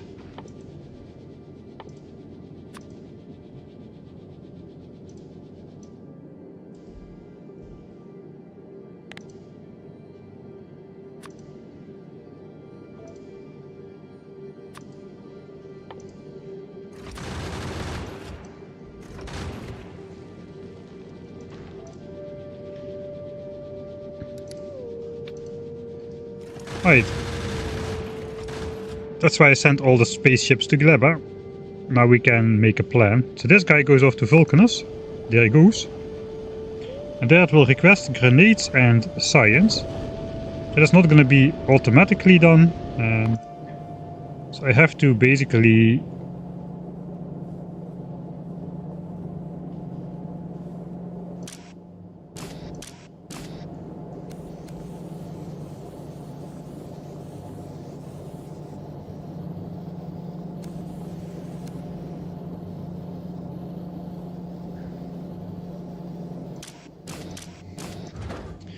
Okay, now it's loading with grenades, so it will send 40 rockets up with grenades.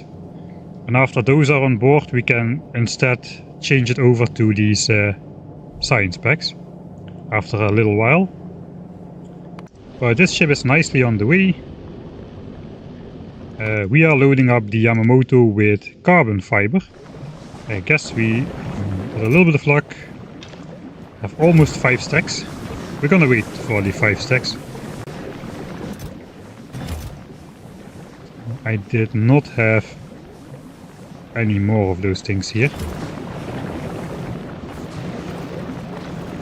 Okay, let's look how is the seeding going. Okay, this is full. This is full. This is full. This is starting to be full.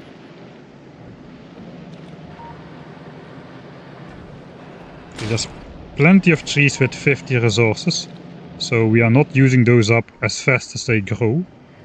How's it going here with the seeds? Seeds are backing up here. Looks like the seed belt is already full for a pretty decent distance. It's actually full all the way here. We are actually burning excess seeds in the heating tower now, so it's good we set it up, because it's all the way backed up to here.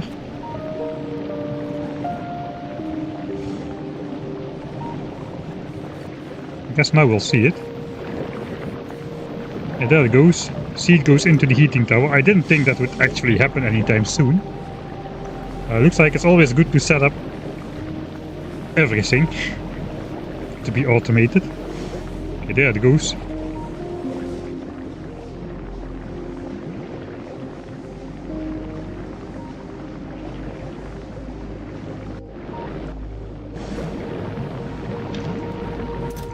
Alright, 12 more and then we'll head off of this planet.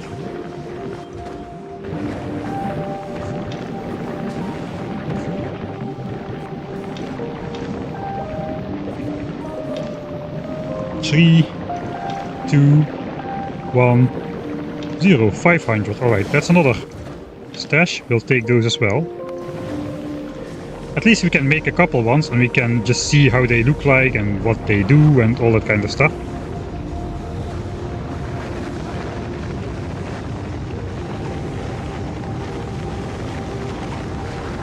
And we ourselves are going to be heading out on the next one.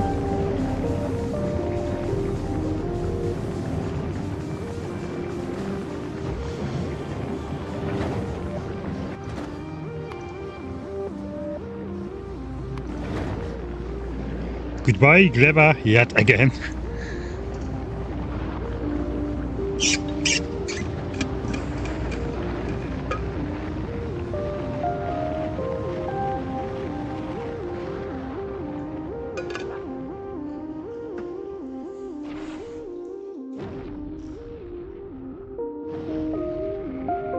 Space is a lonely place.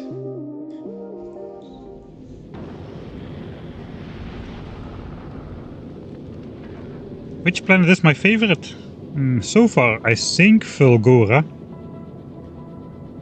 It's the first planet I went to, but to me it's the most interesting one.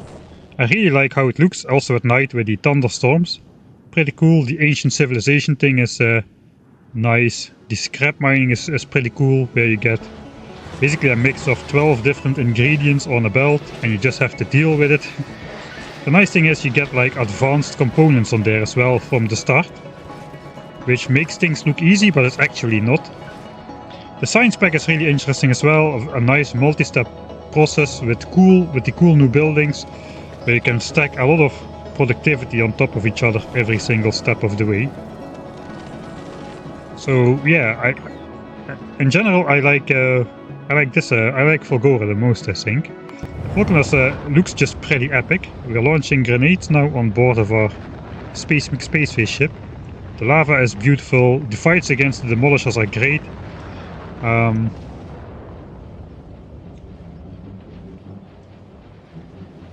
I guess the buildings are cool, like the big miner and the foundry with the molten stuff. But this is just my personal flavor thing, where it's not my style of things. I don't know how to explain it, but the super big industrial machines are not really my cup of tea. I do very much like the burning trees as well, though they are annoying. But yeah, the fights against the demolishers are great. It was really cool to just figure that out for the first time. Gleba was pretty horrible to start. Really very frustrating to try to learn this planet with the spoiling mechanics. There is now a slider in the map generation screen. You can slide that down, as I understand. And then the spoil times will be longer, which might be a very good decision for your first game. So stuff doesn't spoil in your face while you're trying to learn. It was kind of frustrating start. I still cannot really say I enjoy the mechanics of this planet. I don't really like the spoilage, to be honest. It would be better if at least the nutrients would not spoil, which is the fuel for all the machines. But because those spoil as well, you really have to painstakingly set up like a ton of specialized inserters on every single machine. And if anything ever deadlocks, it's very punishing to clear everything out, because if a belt end has some spoilage on it and you don't see it, then that machine will die and that can cause a chain reaction, etc, etc.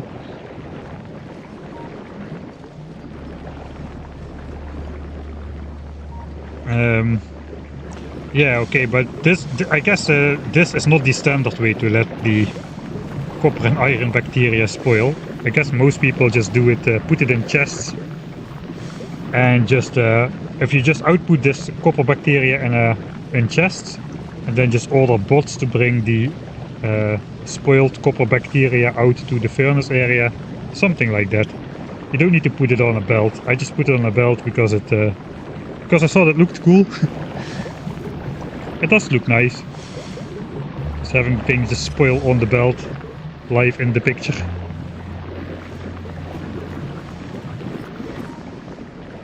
But yeah, this is like a 120 tile long belt. You would need 1200 tile long belt if you want to do this with 10 times slower spoiling rates. I'm actually not sure if the bacteria scale in spoiling as well. I could imagine that the devs decided to exclude bacteria spoiling from the slider, since these are the only things which you actually want to spoil. Alright. And then Aquilo. Aquilo was pretty cool as well, actually. It is a little bit annoying to do this without bots, because you have ice platforms, concrete and heat pipes, which you usually all have to stack on top of each other. But in general, the heat pipe mechanic is very refreshing on this planet.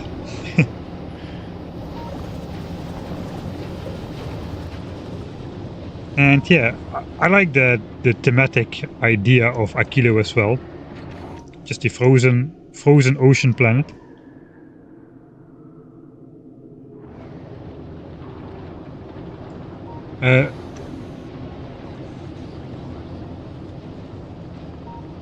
Yeah, I haven't spent enough time on Aquilo yet to really form a decent opinion just yet, but first impression of Aquilo, pretty nice. So that's my summary. Maybe I should have first flown over to... I guess we're going to Vulcanus as well. I need to grab myself some other railgun components, I suppose.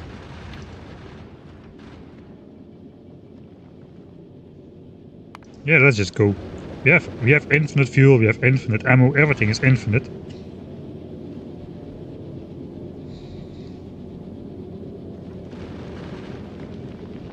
Yeah, putting it in a box and have filter inserters take it out is a perfectly valid way to do it.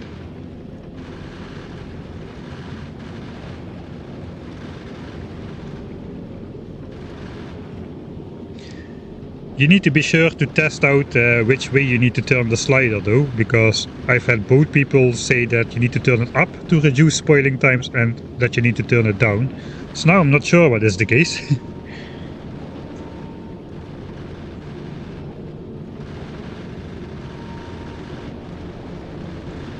Trooper used bells as well. I guess he didn't have a choice because he started on Gleba, so he didn't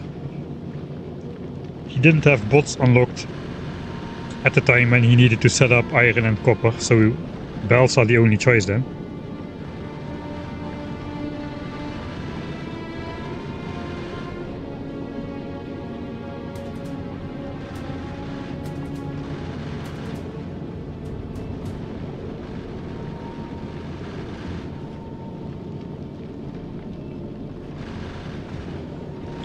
Is the Yamamoto 3000 a reference to something? Not really, I just called the Yumato things, I couldn't remember the name, so I kept calling them different things. Most of the time it was Yamamotos, so I guess that's where that comes from.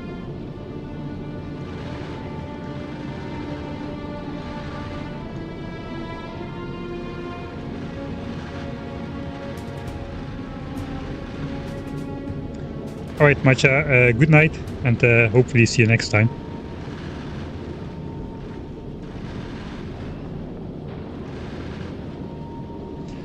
Alright, I arrived at Vulcanus. I guess the rocket launches are still ongoing. That's just a fall down.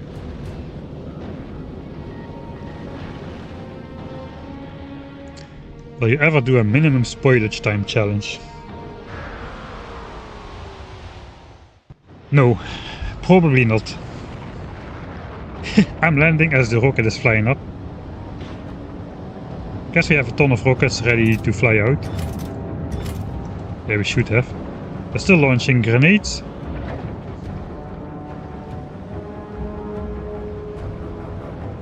The rockets are just flying off in quick succession here.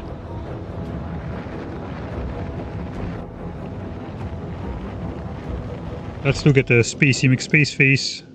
It's got 2200 grenades on board. So 18 more rocket launches for grenades and then 12 for science packs. Meanwhile, we gotta figure out how much stuff to take from here. These things require tungsten plate. I was gonna build 2 of those. So that's 400. And up to 8 of these.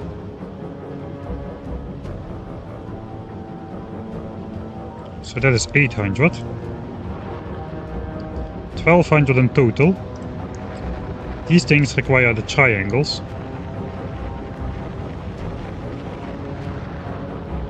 Alright, that's 1200. Let's also put the railgun on here. Okay, that's not a lot. That's not a lot. If we, let's say if we make 20 or so, then we're at 1800. What else requires this?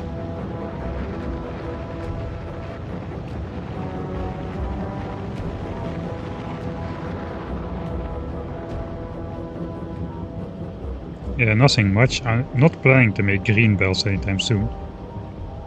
Dang, 40 tungsten plates to make 1 set of underground belts. That's expensive. Alright, so we're at 1200, 1800. I guess the fusion reactor. So I guess if we bring like...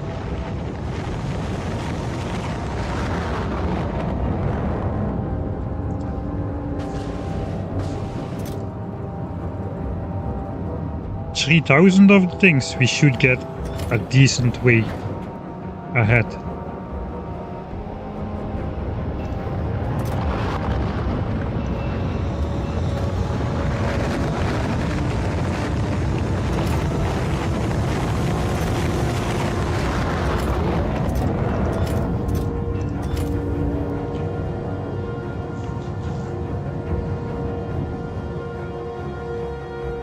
Okay. We're gonna stop launching grenades. We're gonna launch some science packs.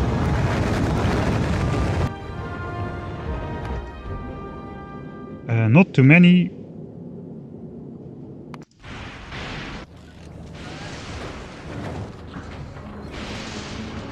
We've got 8.7k still, so we got more than enough still.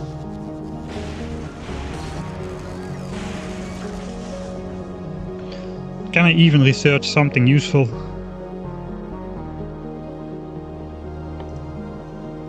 I guess we can research productivity module Mark III now, with the biter egg handling researched. Okay, let's put it in the queue.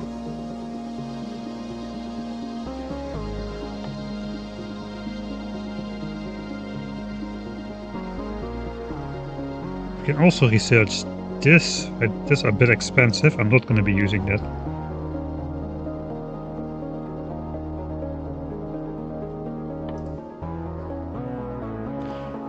Yeah, let's not waste my expensive science packs here. We can research this.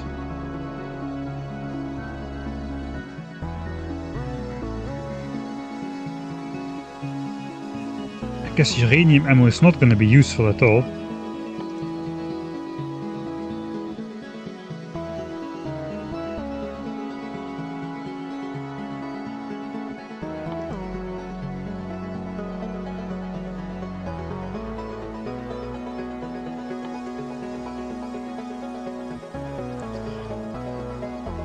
Let's at least unlock the modules.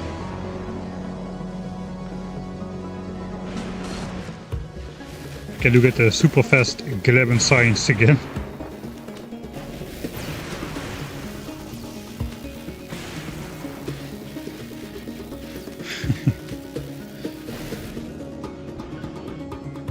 Alright.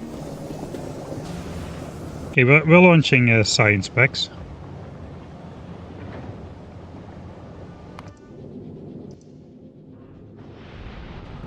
I guess we're launching the first set right now.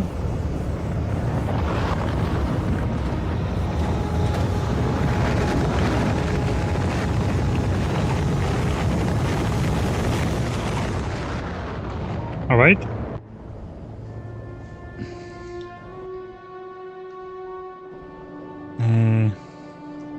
I said we needed about 2,000 of those 2,000 of those carbon fiber things. That was mostly to make the quantum processor.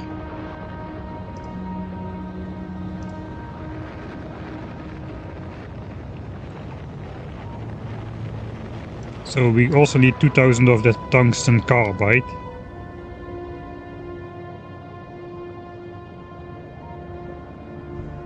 That's not a lot. I guess we can also take 3,000 of those.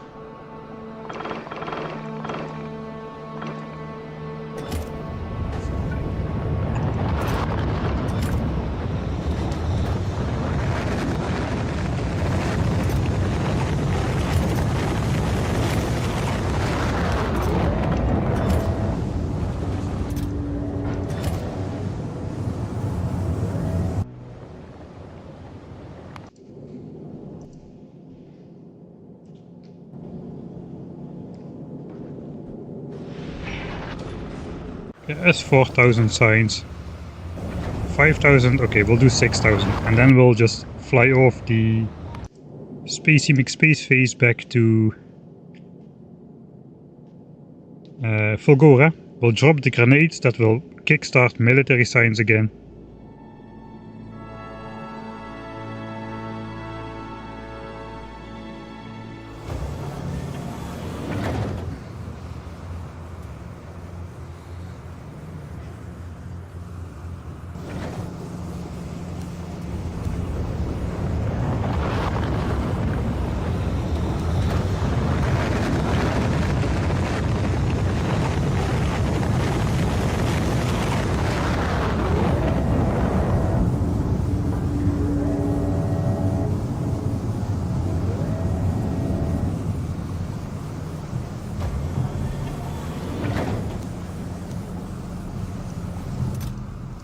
I think I was going wrong, but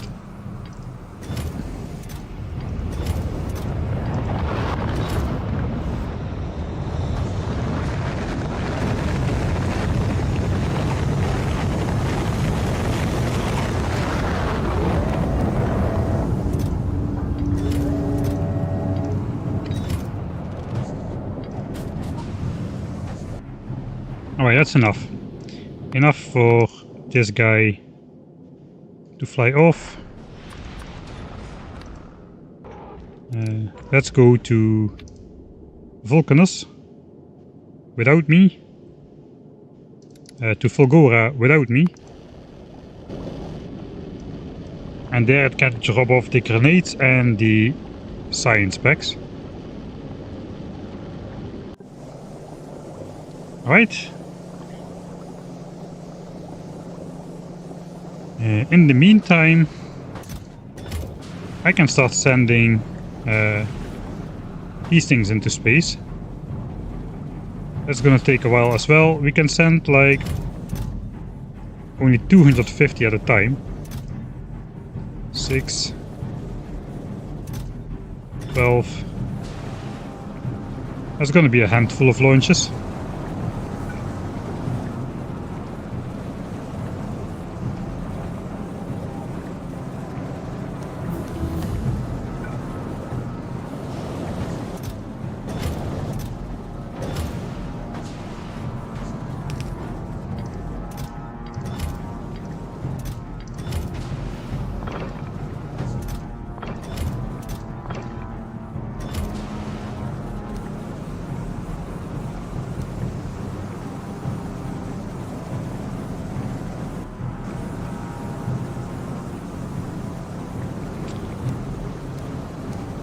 I should really set these guys to just handle science packs.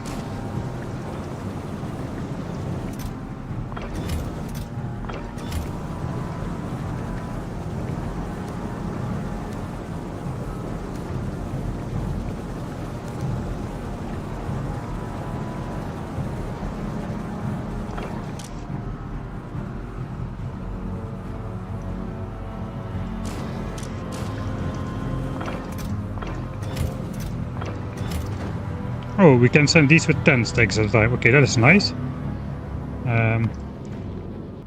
Let's send the first one manually. And we'll just request those to the spaceship.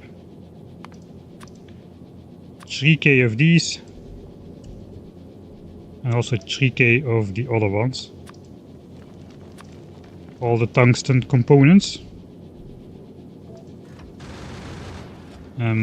I also want at least 2000 carbon fiber. We'll fly back to Gleba at the end, I think. We need that. Okay, so now this should go automatically. Yeah, it goes automatically. Let's see.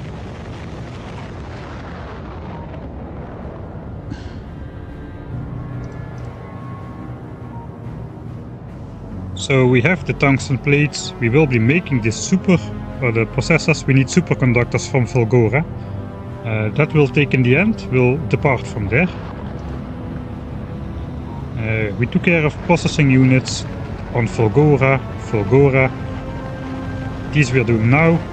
These we're producing on Gleba. These we're stashing on Aquilo. This we'll have to make on Aquilo. Okay.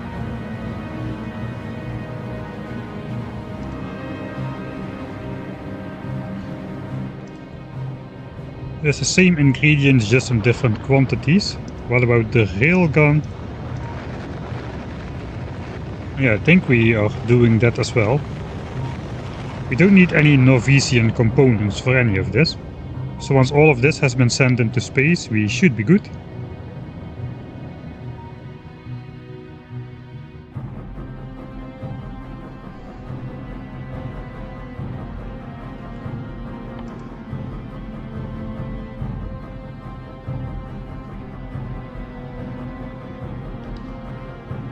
I don't know where could I possibly use the Tesla gun. Maybe on Gleba.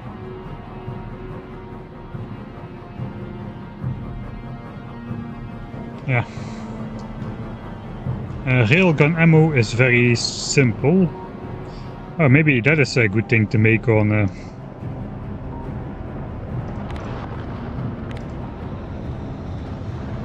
Okay, explosives.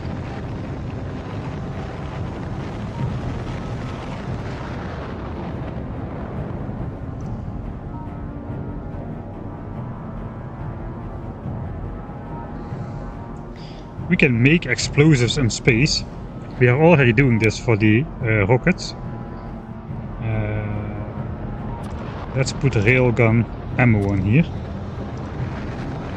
So copper cable, we have plenty of that on Fulgora. We can make it in space as well with the advanced metallic chunk reprocessing. Steel we can also make in space. We can theoretically make these things in space. It's basically rockets but a little more complicated. Instead of explosives and iron plates, we have explosives and steel and a little bit of copper integrated.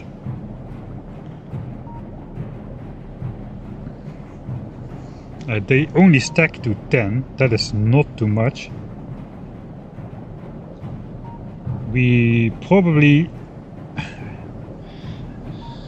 Alright, so you cannot have chests in space. This may be a reason to actually try to research that as actual stack inserter, so we can put stacks of railgun ammo on the belt, up to 4 high. Normally on a single belt tile 8 units of 8 things fit. So one tile of belt can hold 8 pieces of ore or 8 railgun ammo. If we can stack it up, it can hold 32 railgun ammo per belt piece. So we can basically use a belt as a sort of a chest, sort of a spread out chest a little bit in terms of railgun ammo. Because with this, if we can stack 32 on a single belt, that is like 3 inventory slots in a chest. The rockets have stopped launching. I should put these in here.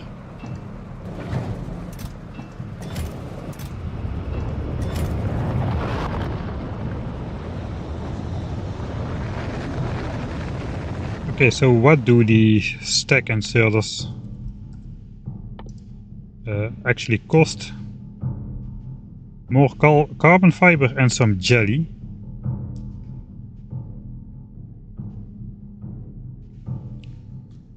Okay, perhaps I will research those. It could be a viable way to get enough railgun ammo on the spaceship, since the cargo bay is pretty limited and we'll also need rocket and regular ammo for the other asteroids, which the huge ones supposedly break into. Alright, I'm convinced. Let's research. Let's research stack inserter.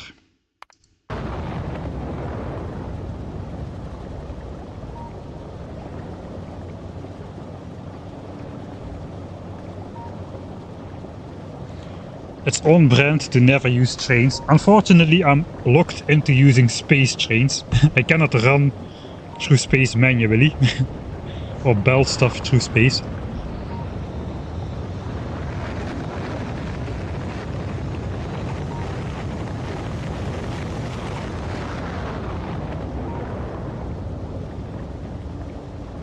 I'm so glad we spent the time to get this rocket silo up to the speed it needs to be at to consistently launch rockets without the doors closing in between. That's very nice in terms of rocket launching speed.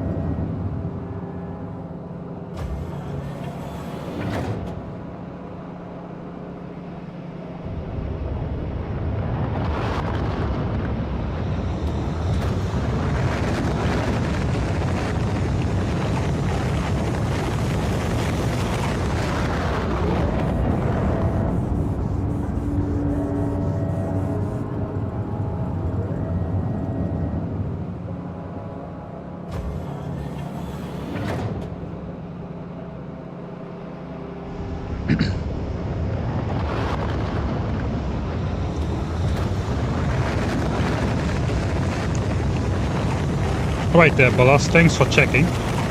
Okay, so if you want to have a more easy grabber time, slide down the spoilage timer in the direction of 10%.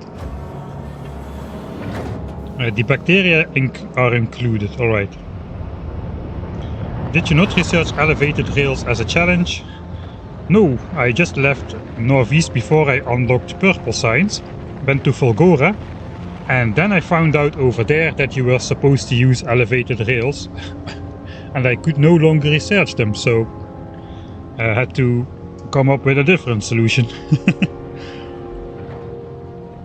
That was not intentional, but yeah, it's indeed very on brand to never use trains. That is definitely true.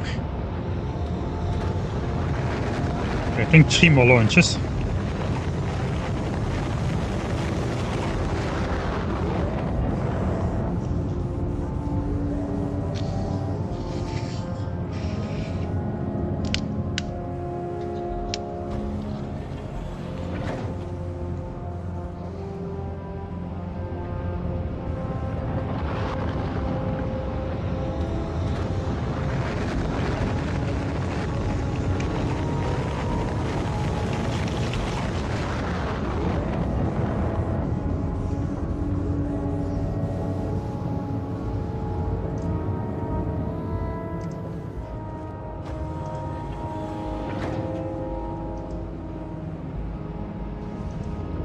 How many rockets have you launched in total so far?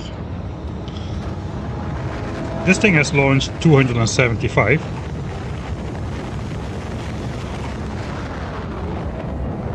I guess the other planets did not launch that much. On Novis we launched 43. On Gleba we launched 114. Those are the only ones that are doing it automated. On Fulgora we have a pair. We launched about 600 rockets here. And on Aquilo we launched 4. 5. 5? Ah yeah, 5. 1 to get off the planet the first time and then 4 in the second part where we did the base. So in the high hundreds in total. Maybe in the low 1000.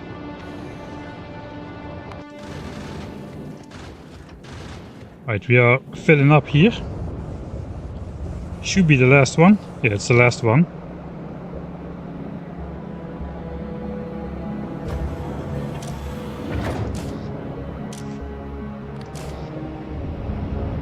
Alright, then the rest is just us again.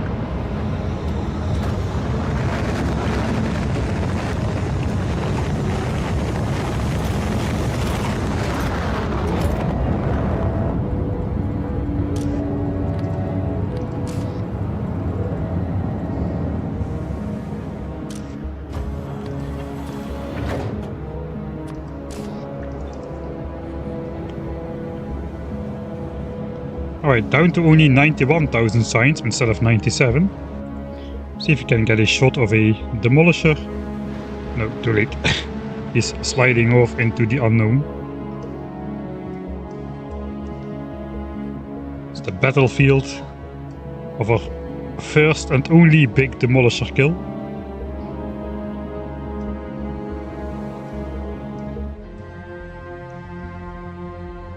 Alright. We got what we needed to get, I think.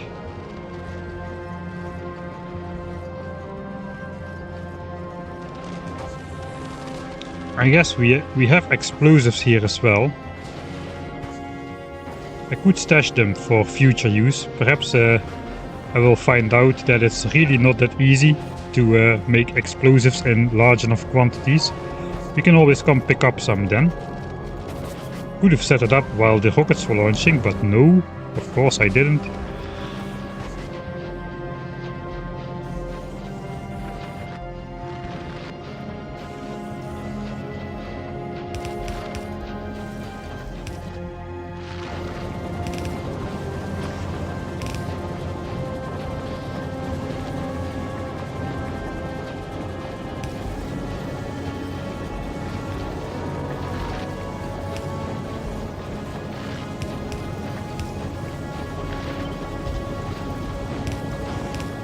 Alright, that will make probably plenty of explosives for us to take later. Probably way more than plenty.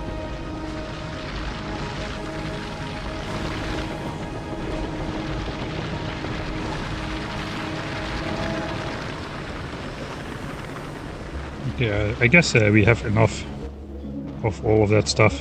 Don't need to worry about it. Let's get off of this thing.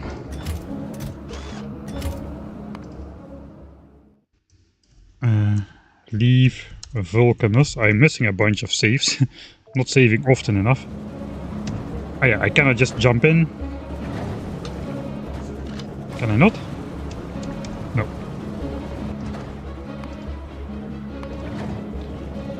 Here we go. You aren't using coal liquefaction. Is sulfuric acid cracking better?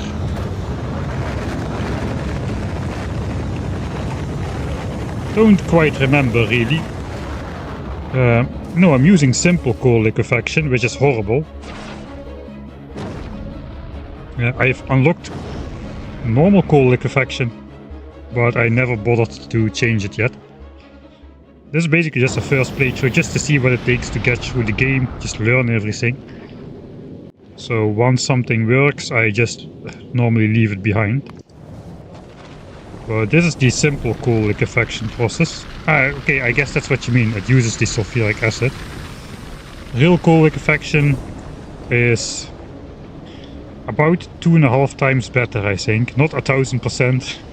Basically the same like basic oil processing and advanced oil processing. It's about the same difference. But yeah. It works now, I'm not gonna change it. We have infinite resources anyway. It would be a lot easier to just set up those mines on a rich coal patch than to rebuild the entire coal liquefaction, including all the piping and whatnot. If it ain't broke, don't fix it. Okay, let's look at Gleba, how much of those things are ready yet. Okay, I predicted I would need 2000, so I think I'm just gonna go here. By the time we're here, we can launch another 1500, then we'll have 2500. That will fit on the ship as well, so off to Gleba we go. Again.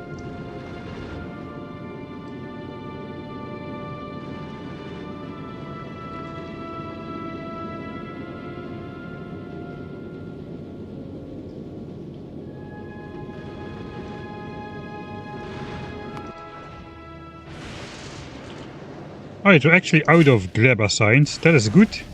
That means the science packs which will be arriving on the Glebski Express.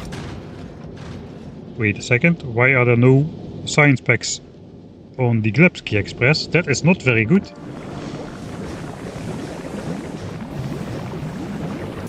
Because I'm an idiot. And I'm not loading the science packs on the spaceship. Okay, so these are already almost spoiled. Well, so be it.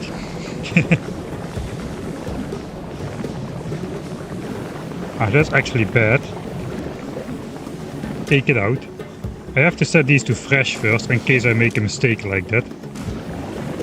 No, I have not. I do not need to set those to fresh first, spoiled first. Yeah, let's just go through the backlog. We'll be fine.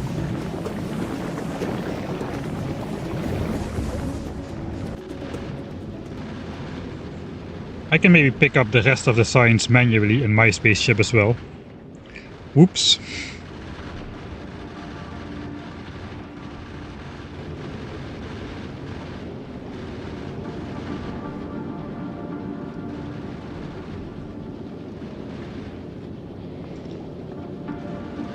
I think to just beat the game, to just get to the edge of the solar system, you don't really need any automated planetary transportation except the Gleban signs, because that spoils.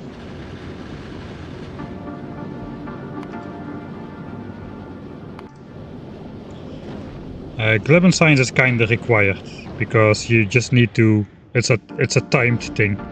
On all the other planets you can just stash up so many science packs that you can bring all the science packs you need for the entire game over in 1 or 2, maybe 3 trips, but yeah, not a lot of trips.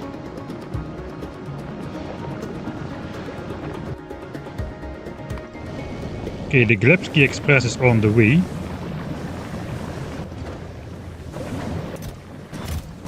I guess I'll launch one of these to my own spaceship.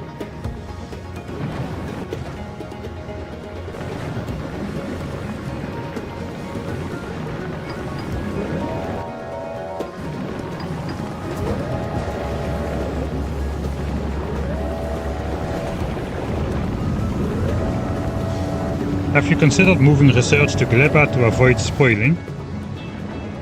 No. I have considered it, but it doesn't seem to be necessary. Deliver to Yamamoto. I'll take those myself. So basically, you need to think of Gleban signs like in a different way than all the other signs pack. Basically, Gleban signs is like a river full of Gleban signs, which always keeps flowing and flowing and flowing, and it just flows out to the ocean if you don't use it. And when you use it, you just drink from the river, feed it to your labs, and basically you use it like that. You use it like water from a river. When you need it, you take it, you drink it, and when you don't use it, it just flows by into the great white ocean of spoilage. So while indeed it would be true if I moved everything over here, it would be slightly faster. I don't really see the need to, because not even all technologies require Gleban signs, and in general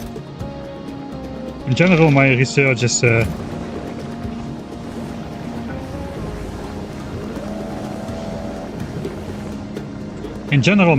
is fast enough to not worry about being bottlenecked by science. This playthrough is being bottlenecked by me. The speed at which I make progression and learn things. It takes a lot of time to learn all the new mechanics, and all the time the game is running, science is producing, etc, etc. And that is how you basically end up with 230,000 science packs stocked up into these chests, and eventually even holmium ore just completely locking up On Vulcanus we have 100k. Just on Glebber we cannot store it. On Glebber it's like a river. You need to use it and that's all. Okay, so that goes automatically to my platform.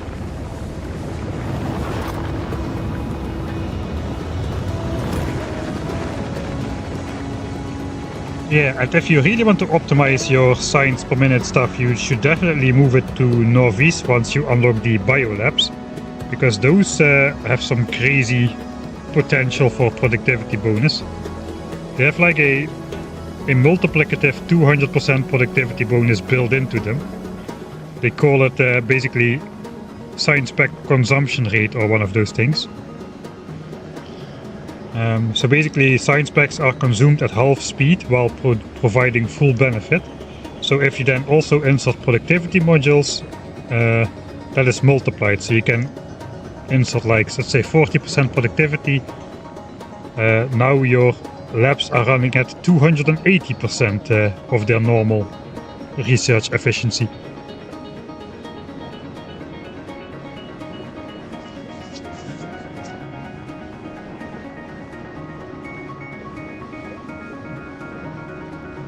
Colonel Will already has got 500,000 science per minute up.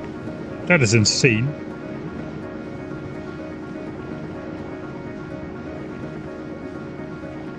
Like, is he playing the space ages or is the vanilla base 500k SPM? 500k SPM. Crazy numbers.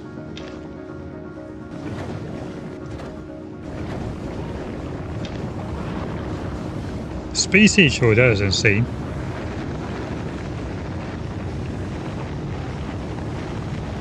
I am not aspiring yet to go mega base.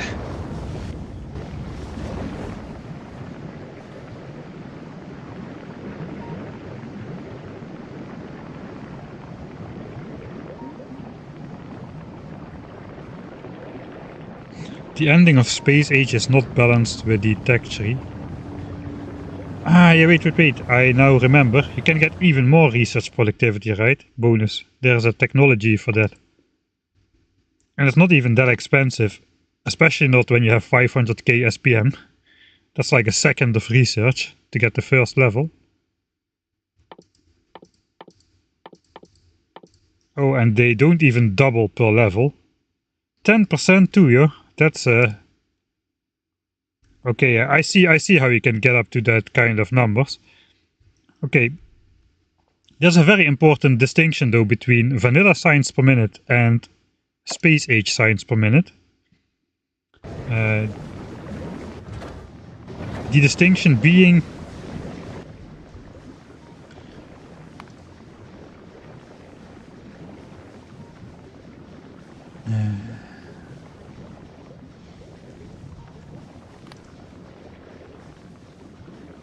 distinction being that in vanilla you just look at your actual produced beakers per second, whereas in space age you're looking at the science consumed, or at the points of at the actual progress through technology in terms of science per minute, which is very different, especially with the crazy productivity bonuses you can stack up. Even in vanilla, you have a little bit of this effect. Like, I'm building a 10,000 science per minute base at the moment. In vanilla, it produces 10,000 flasks per minute. But the research progress will be 12,000 flasks per minute, because the labs fit 2 Mark III productivity modules. We get 20% extra return, a 20% extra bonus on the consumed beakers in the labs. So if this number was in vanilla Factorio, it would read 12,000. Here with the biolabs, if you consume 10,000 and you have legendary productivity modules in your labs and the biolabs, you already get 40,000. So a factor of 4 more. And I guess if you are able to research tons and tons of levels of research productivity, that number is going to go way up, even though the amount of actual flasks you are producing is not that crazy high. But yeah, that basically makes it possible to keep increasing science per minute as you go up through the levels. I guess the increase, the productivity increase bonus will fall off at some point, and it becomes less and less viable to keep increasing it that way. But that's a really important distinction. That also compounds and making it a lot easier to get higher levels of infinite technologies, which gives you even more productivity. So I'm starting to understand where all these super high science per minute are coming from.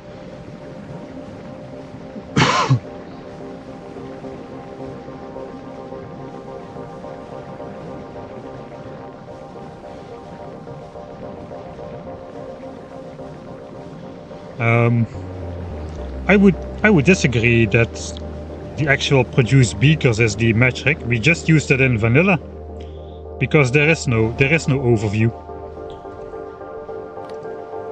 In vanilla we don't have the luxury of this overview of how many beakers you're actually progressing through science. So that is why we just produce beakers per second as a goal in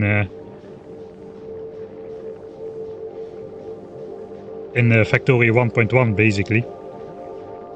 But yeah, I think here is pretty viable that this one eventually will scale like tens of times, maybe even up to 100 times higher than, maybe even more. I have no idea how powerful that technology gets and how it doesn't seem to increase in cost that much per level. So I think the factor between beakers and research progress in space age can be really like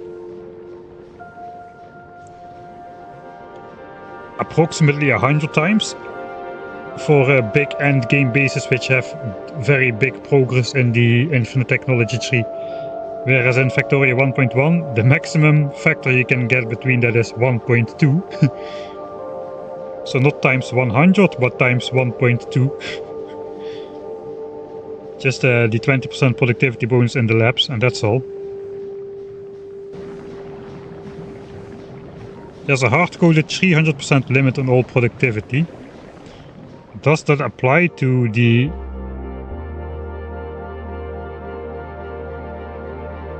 Does that apply to this technology though? Because for mining productivity that's definitely not the case. Even in 10k SPM I have like 510% mining productivity bonus at the moment.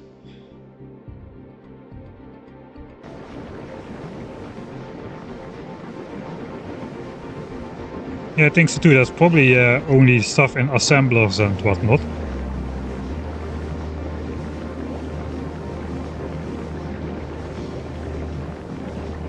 Okay, you would reach plus 300% pretty quickly though, with biolabs and legendary modules. I mean, you don't even need science spec productivity. Right? Where is the biolabs? Let's take a look. Okay, wait, yeah, wait. No, you do it, it is functional because they just factor it in differently here. The science spec drain is 50%, so you can get 100% productivity bonus multiplied by 50% science spec drain, but technically the productivity bonus will still be only 100% if you put 4 legendary productivity module Mark 3s in there. And then you can further increase that to, I guess, maybe the maximum of 300%. Okay, then you can get only 8 times increased beakers per second from this if science spec productivity eventually will not be useful anymore. Research productivity has no limit. Okay, I would expect that too, that this would not be limiting the labs. I think this would work like mining productivity, just increase and increase without limit.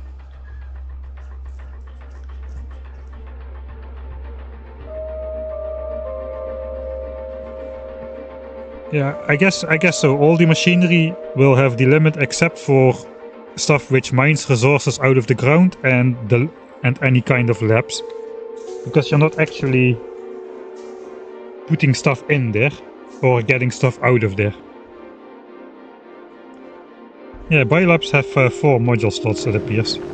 But I guess I blabbered for long enough that I should have 500 of these carbon fibers again.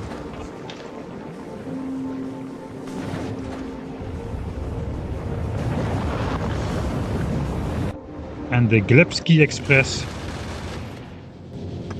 is already hovering above Gleba again, which means we should be researching again, and finally the science packs should have some sort of decent freshness again.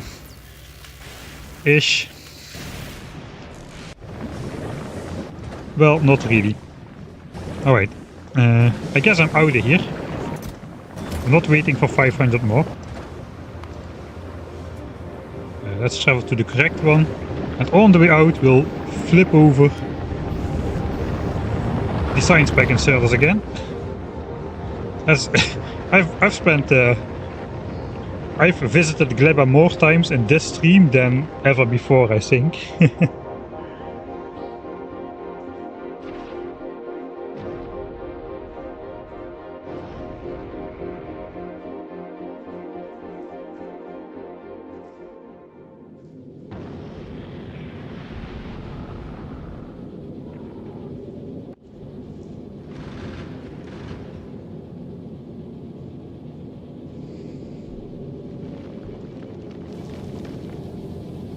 Alright, let's make a save. 255. Got everything.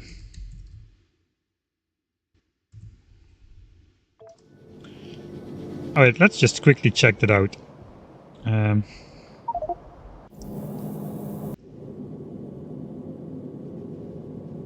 guess we'll go to Vulcanus because there are no biters which bite me.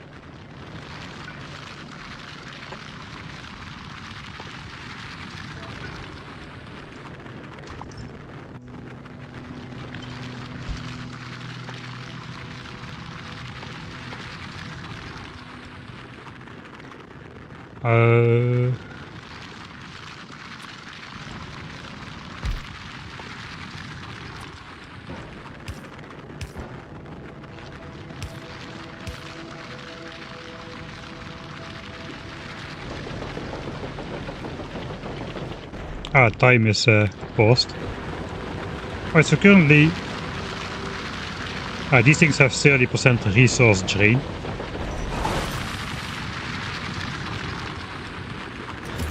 Alright, so let's give ourselves a bunch of mining productivity.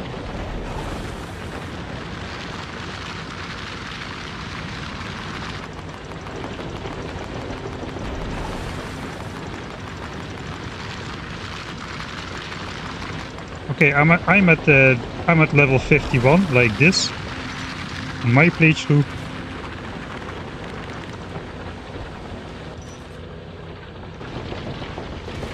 The mouse over says 510% productivity. 1, 2, 3, 4, 5.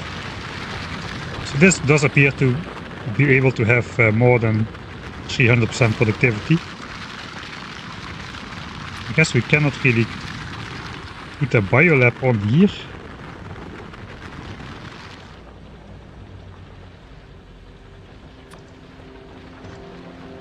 And maybe we can in editor mode, yeah we can.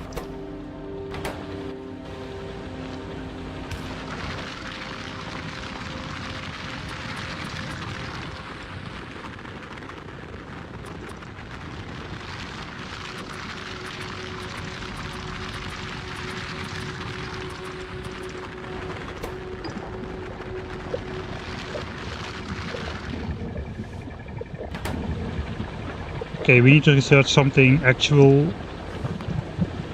Let's do this. We give ourselves... oh no wait, there's locked behind here. Okay, 20 levels is just 30k. That is very achievable. 200k. I guess also pretty achievable still. Millions of research starts to be where it gets a little bit long normally. But I guess with 400% extra research bonus, that is still not a problem. 500k. This starts to be like in the 2-hour region per technology. Let's stay at 60 then. We've got level 60, level 61 is available. Then we give ourselves some Mark III legendary modules here. And we've got a total productivity of 700%, it says, with a science pack drain of 50%. So that means every single science pack is worth 16 science packs in normal. So every science pack is worth 16 science packs compared to 1.2 science packs in vanilla. Let's research something. And in fact, let's delete the Fulgora labs. So we'll only be researching from this lab here. Guess we can go back to normal speed.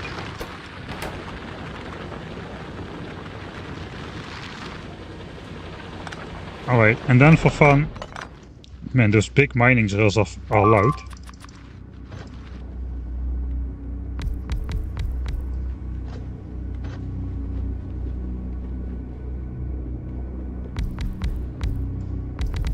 This thing can fit a lot of beacons around it. Distribution efficiency 2.5. Let's see how fast we can get with a single lab here. Promethean packs are really expensive though. Okay.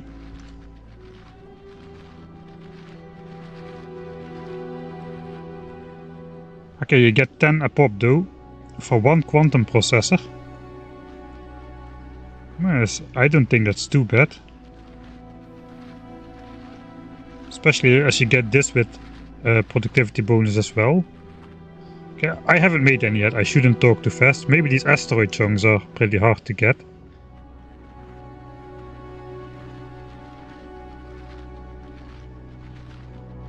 Or the Biterex, those could be hard to get as well. The cost is actually going to the Shattered Planet. I guess you have to somehow get them out of the Shattered Planet as well. Okay, I get you, that is really expensive. Ah, legendary biolab, alright, let's get a legendary biolab as well.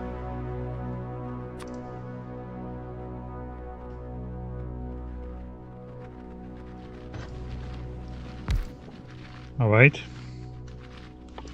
I guess we power it up with a legendary substation. Look at the thing. Okay, we've got we've got a research speed of 444 with basically effectively a productivity of 1600% compared to 120% of the normal labs. Let's research a technology. And these science packs are gonna be... I should put quality science packs in there. This is gonna be drained in no time.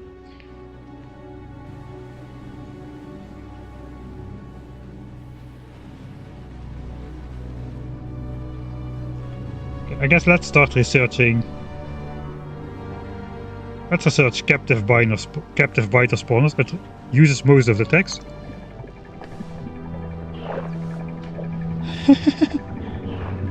This is a single lab.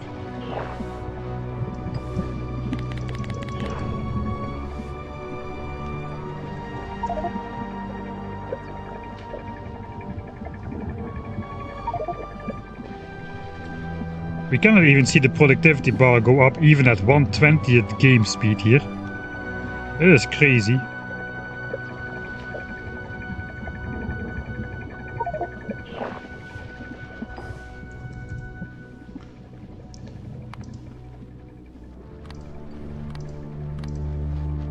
We're making 3.6k beakers of progress.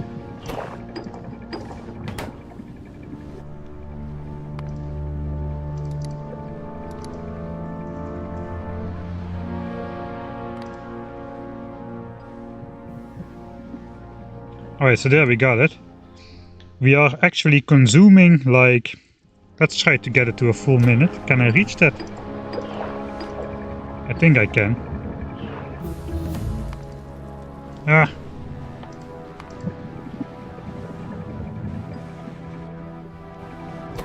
This is even faster. This is a 30-second technology. I kinda messed it up then.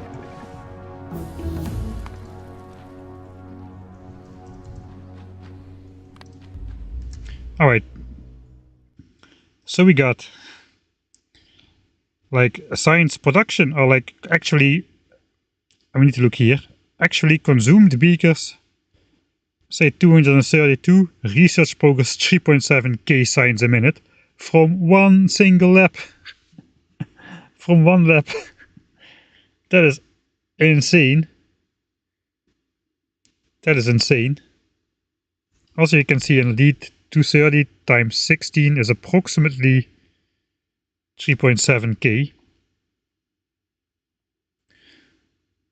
But yeah, you cannot even keep that up with bulk inserters, I don't think. I guess you have a lot of space to insert stuff.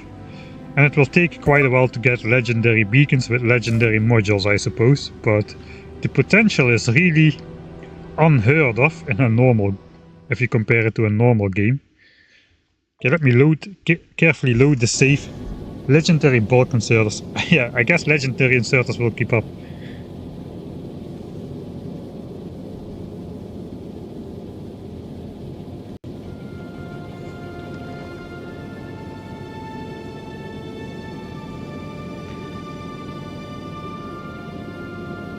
In Space Age it's just more science, instead of all the cool increases on mining productivity and whatnot.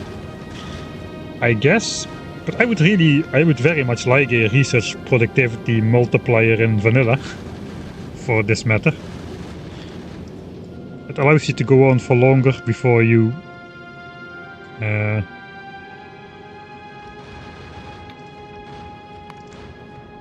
before you hit a soft cap, basically, on the technologies you can research.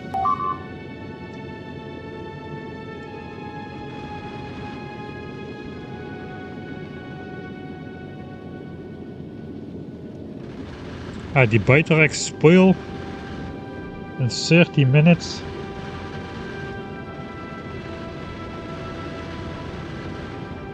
Okay, yeah, Prometheum science does seem pretty hard then. Do you need to make it somewhere close to the shattered planet as well?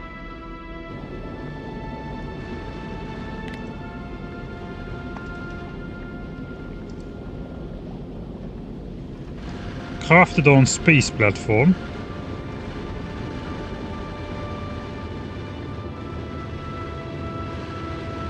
I see. Okay, so you need to get close to the shattered planet with a fresh load of Biterex.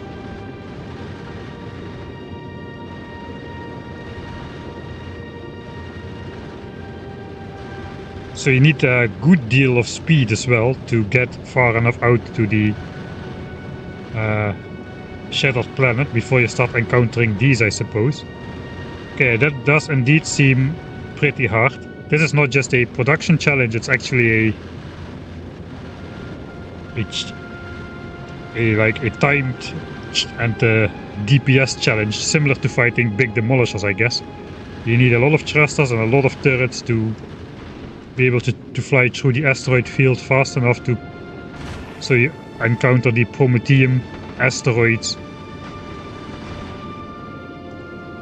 before your Biterex spoil. Okay, that does seem pretty hard.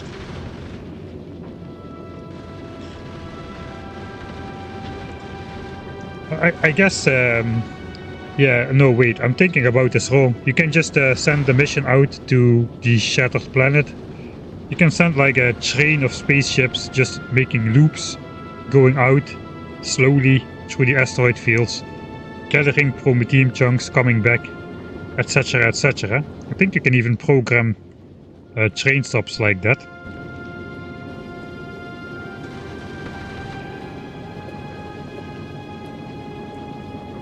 I think I need to drop to this planet myself before I send down all the stuff, or everything will overflow.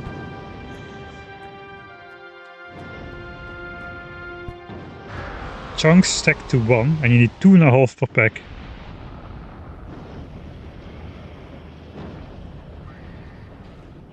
Yeah, I guess the triple belt weaving is possible. I think triple belt weaving is the maximum though. Quadruple belt weaving does not exist. It just rains these single carbonic chunks things on here.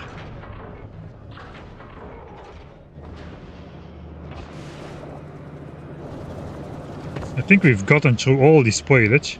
Yeah, we've gotten through all the spoilage. Everything is gone. Glibben science pack is arriving to finish the second server technology. We should have a ton of grenades now though. Yeah, we have brought over the 3000 grenades. So why are we not making ammo? Because no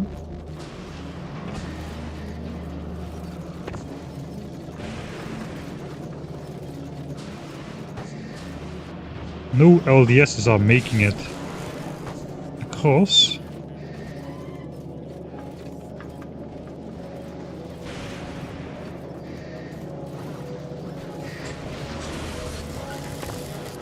How is the LDS chain working on my planet? It all comes here, it goes all in here. All of them join up with this. Those are prioritized to here. Okay, so those have first filled up before anything else. Then they go here, into here. Half of them go into these chests without priority, so the other half goes straight. And I guess those will eventually make it out to the other science packs.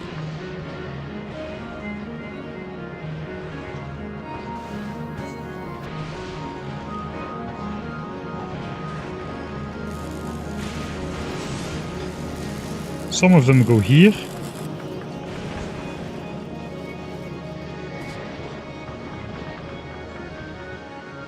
And the others go to military science. Okay, so now copper is the bottleneck apparently.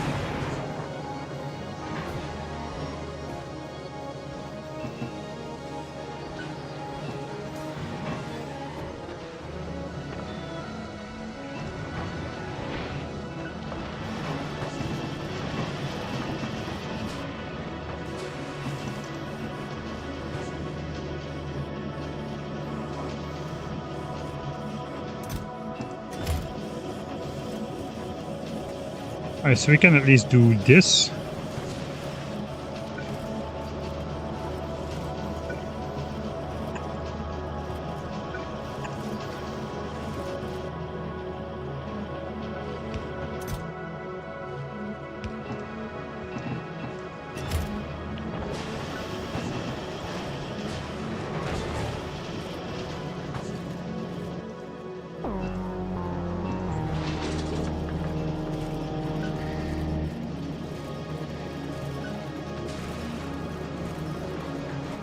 It is supposed to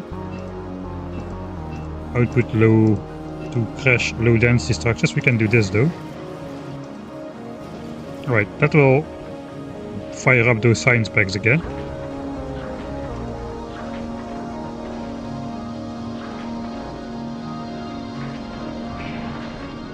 Okay. How much space do I have in here? Can these things still kill me if they go into a landing pad?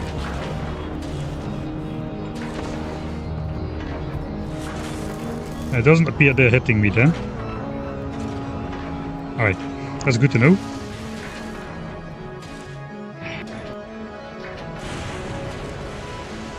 So, let's look at our platforms. We got the Space Phase carrying the science packs. Let's send those down.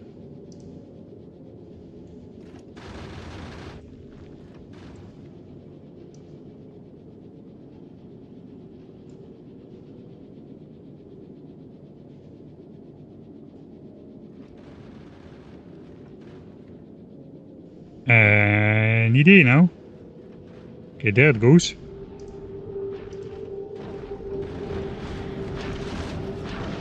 Okay, there go those pots, the rest can stay on board.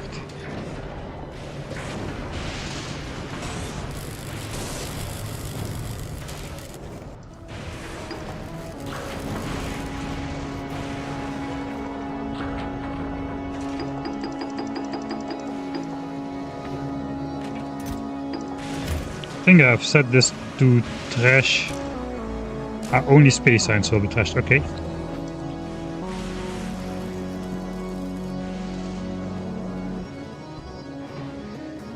Alright.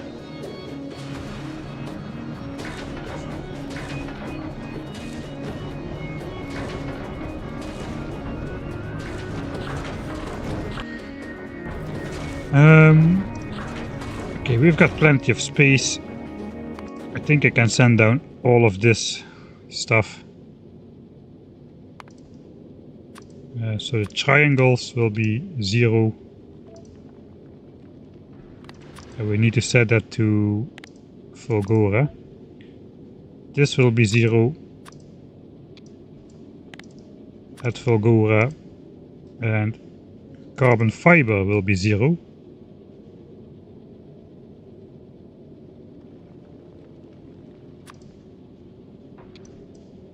At Fulgora. Flick it on, and those things should get launched out soon. That's actually pretty quick.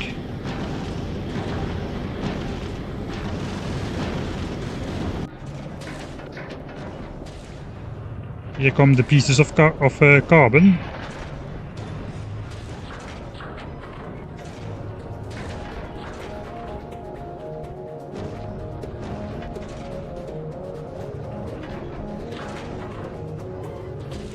Yeah, I don't know, sometimes indeed it takes 2000 working days before it starts launching. I've more than on one occasion just flat out lost something, and only much later I found it back.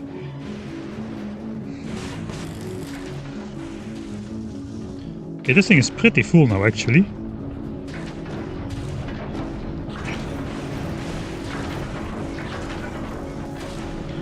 Alright, so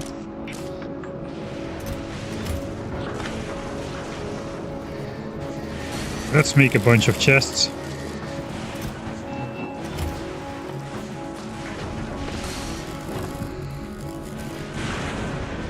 I'm going to need to be making some railgun turrets.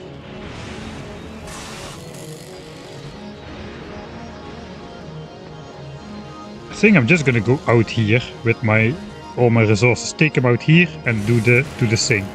Because I don't know how I should. Everything is full here. I guess we could do it under here. This is a more scenic location to do it. Let's do it here. Also, I do not really want to trash my holmium ore. That seems ludicrous.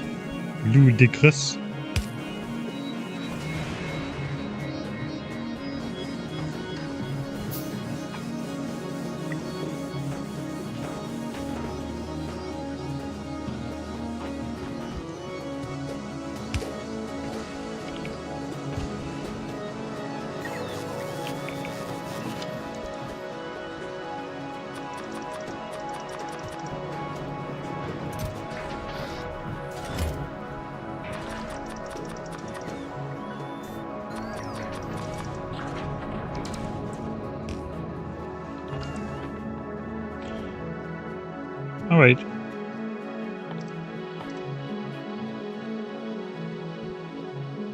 Wait.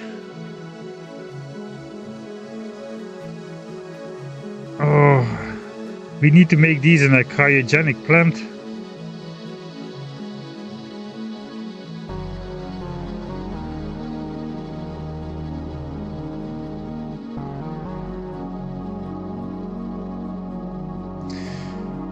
Ay.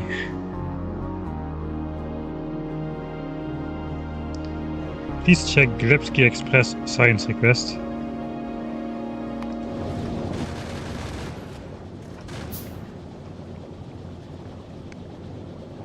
Looks like it's okay. We're requesting 2K science. And this was maybe already an old one.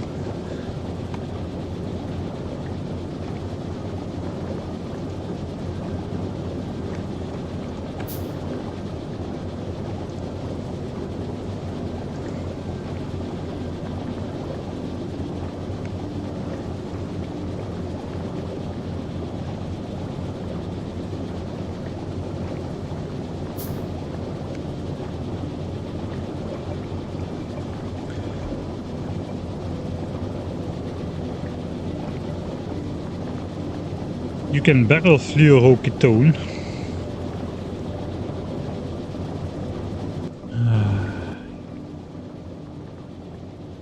Can I make the cold fluid on a hot planet? I guess it's not really a hot planet, but...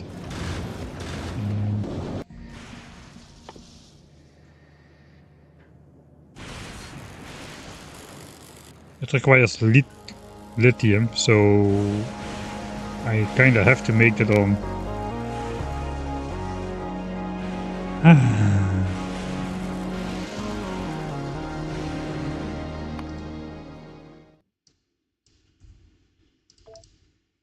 Alright, let's see, where was I here? I think I just was at Gleba. With my spaceship full of stuff. So maybe the appropriate place to drop off all the stuff is at Aquilo and not at...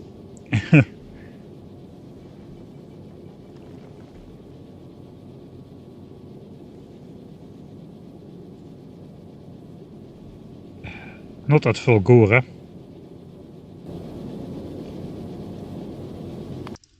I guess it kinda makes sense to make a trip to Aquilo through Gleba to get to Gleba. On the map it looks like not so far around. It's only 60,000 kilometers, but this is 15.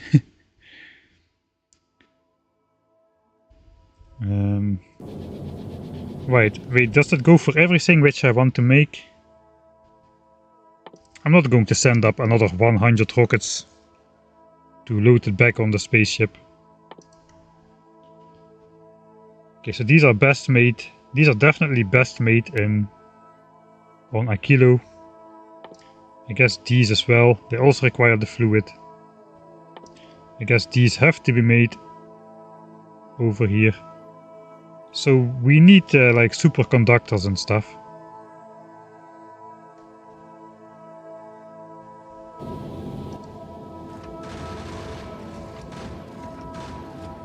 Okay, so maybe I loaded a little bit too much on here. On the other hand, let's do then some spaceship flying. Right, we'll go from here. I have this science on board, which is a little bit crappy. That's okay, it will spoil anyway, I'm not researching anything. So let's go out to Aquilo.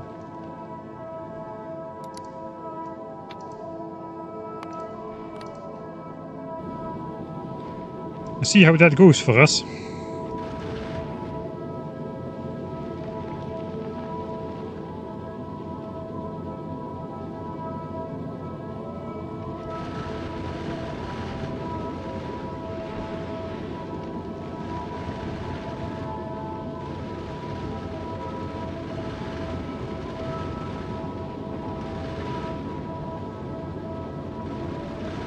I saw when you disabled Gleba science request.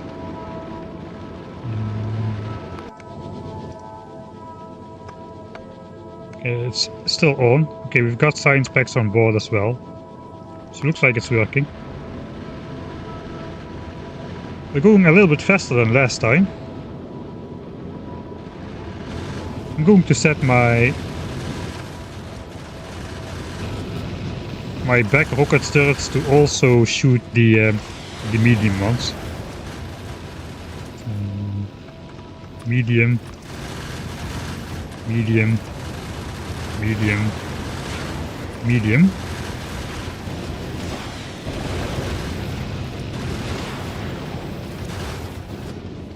Just because we're flying a bit faster, I'm not sure the gun turrets will be able to handle it once we get closer to Aquilo at this speed.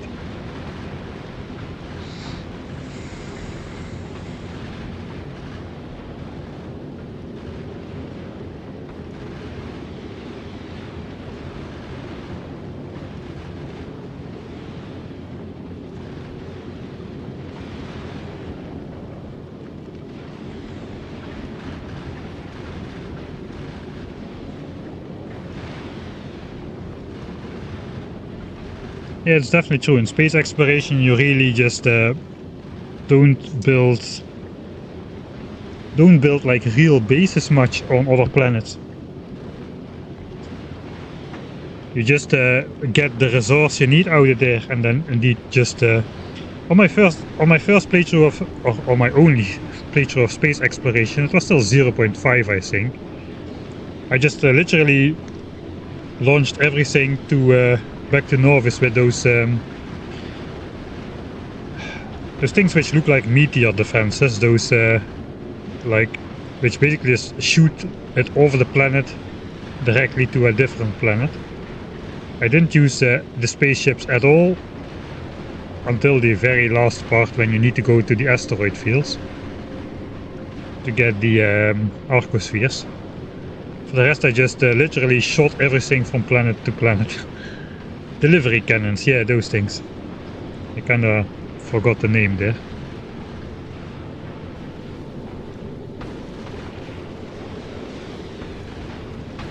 And these animations look so cool. I just wish you could hide these interfaces. I guess you could hide the minimap, but the rest of it. And the hotbar as well. Just to enjoy the view from the... I think the GUI elements are really messing with the flight experience. Yeah, I think 0.6 kinda changed that, the thing. Also 0 and 0.5 I just made like basically for almost everything, not for everything, but for almost everything I got by with making one machine per recipe. And that did the trick for most of the things. Not for everything, but for most of the things.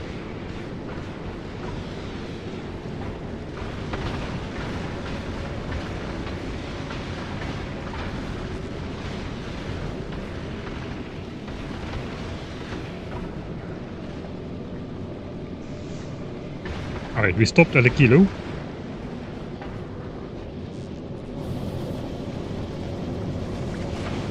I'm gonna copy back the shoot only big things.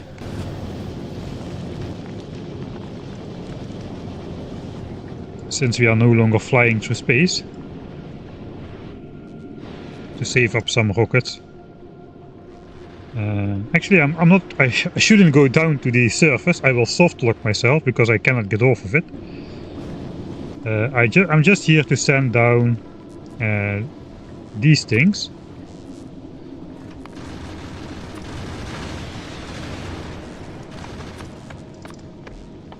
So I want to send down all the triangles.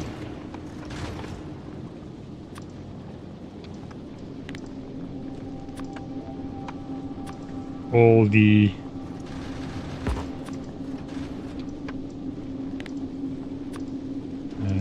bars, all the carbon fiber,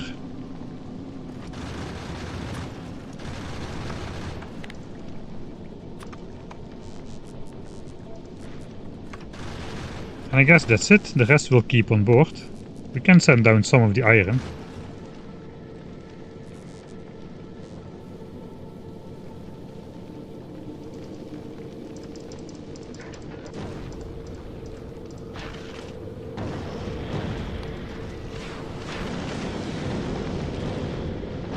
Okay, there goes the capsules with all the stuff. And that's so rapid, that's really cool. Here's our Aquilo base receiving all the stuff.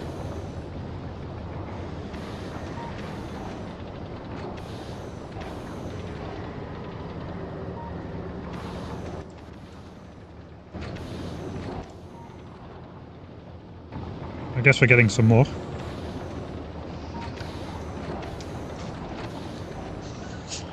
With just a little bit more explosive damage, you need 2 rockets per asteroid instead of 3. Yeah, just a little bit, you think? I kinda min-maxed it so I would need 3 rockets instead of 4. That requires 2 levels of infinite damage.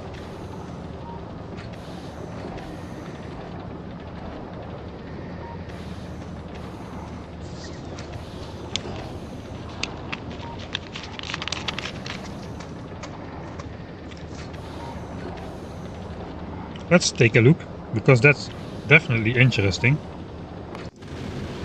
So the big asteroids have 2000 health. They also have 10% flat explosion resistance. Currently we are doing 760 damage before resistance. We would need to get over 1000 damage before resistance. Since they have 10% resistance, we effectively need to get 1111 damage.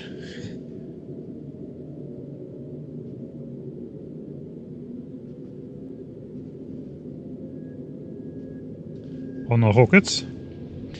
If I remember correctly, every level gives you a flat 100% or 100 damage on your rocket. We're at 760, we would need to be at 8, 9, 10, 1160. We need 4 more levels, I think. 4 more levels of explosion damage to two-shot them. That's going to be very expensive. I already researched 2 infinite levels, so this is like 4k, 8k, 16k and 32k. In total 56,000 science packs to get just to save a couple rockets. I think that's too expensive. Like 3,000 to save like some rockets was still okay, but 56,000 is an order of magnitude out of the realm of possibility. That is basically more than all the military science packs I have stashed up, so that's definitely viable for a high science per minute end game base, but not for a getting by the skin of our teeth first playthrough, which you are currently experiencing. Right, I am at Aquilo. I did what I need to do. I should just be flying back really. So let's fly to Fulgora next. What is falling from the sky? Oh yeah, this coal chunks.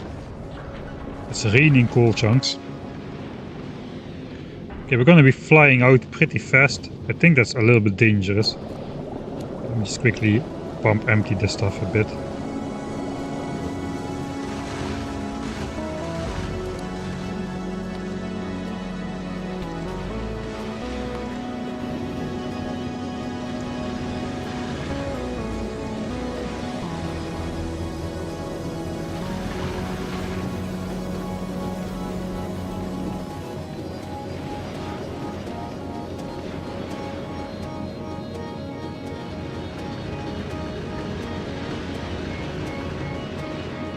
Okay, now I'm exclusively using gun turrets to shoot the medium ones.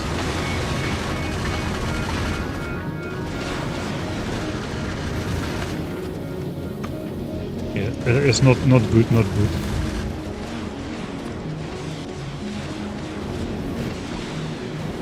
Okay, let's just reduce speed. Ooh. Yeah, I either need to spend rockets to also shoot medium ones, or I just need to fly slower and conserve rockets, one of the two. I should not fly fast and not shoot medium asteroids. And use only the gun turrets to shoot the medium ones, that's just too dangerous. Right, we finished second server. We'll see if we actually need them. I won't make him just yet, we'll see if we need him.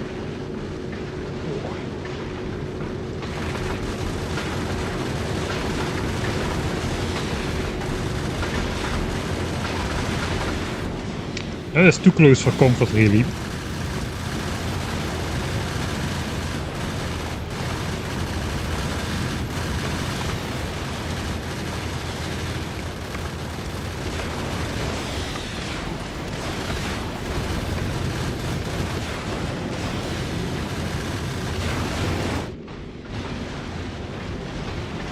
Too close for comfort. It is much better. Just shooting them with rockets already.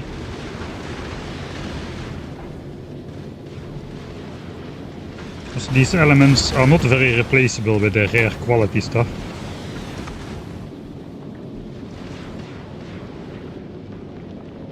Alright, if I shoot them with rockets we can fly faster again though. The rockets are a bit more powerful.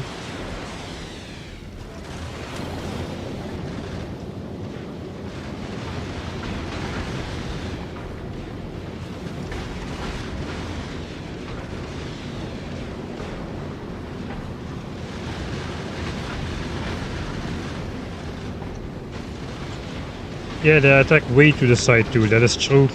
So be it. We're wasting a lot of rockets, that is true.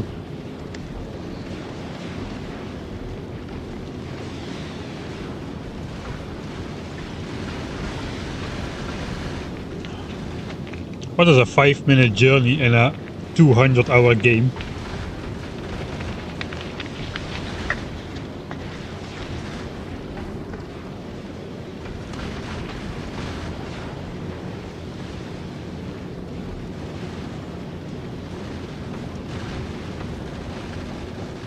It's actually very smart to only enable the backside rockets if speed is 0.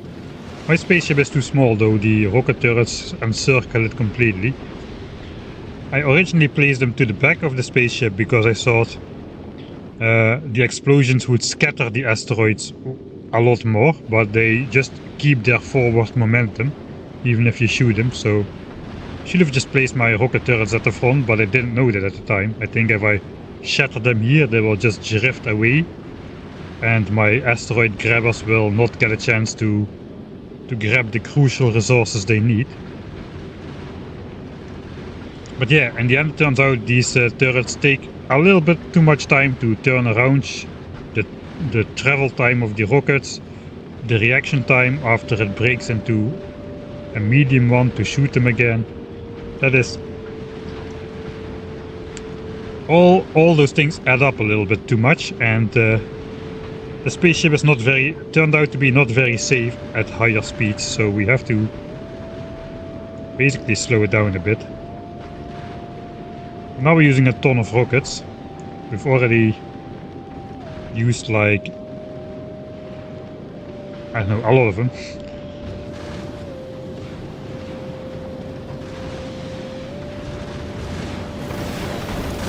We're almost there.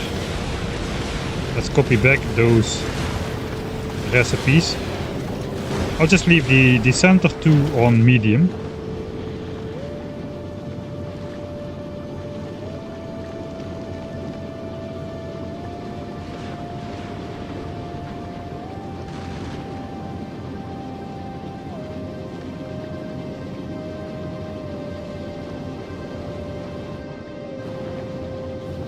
I probably should just make a blueprint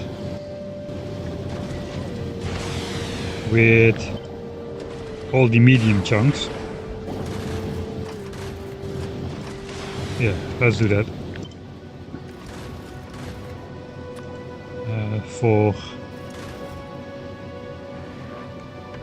big and medium.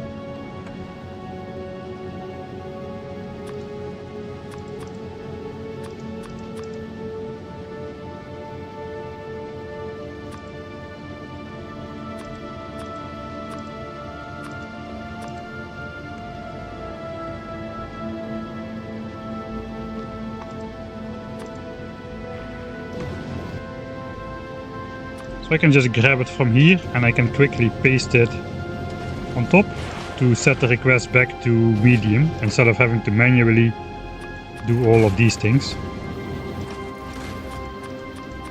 Alright, now we're above Fulgora again.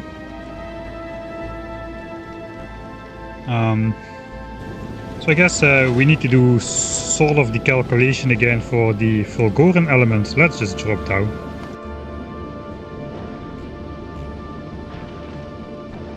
What's my bullet damage level at? I think I also got two infinite damage upgrades. Not so much for the asteroid DPS, but I took down the big demolisher with red ammo, so that didn't work without upgrading the damage level a bit.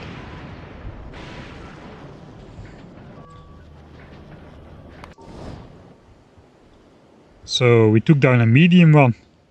This was just like damage level 5 or something to take out the medium demolisher, but to get the big one we needed a lot higher damage. So now we have 46 damage per bullet applied 25 times a second per gun turret. And even with that insane DPS, he still got pretty far into the structure.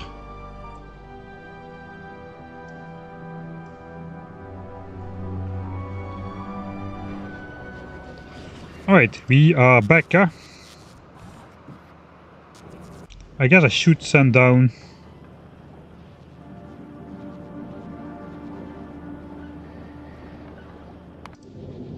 if it is still alive.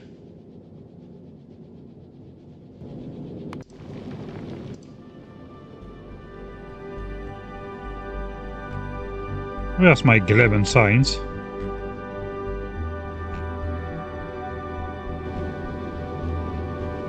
Ah wait, that just got sent down automatically, I believe. Okay, that's fine. It will spoil in here, the spoilage will get recycled in here, that's okay.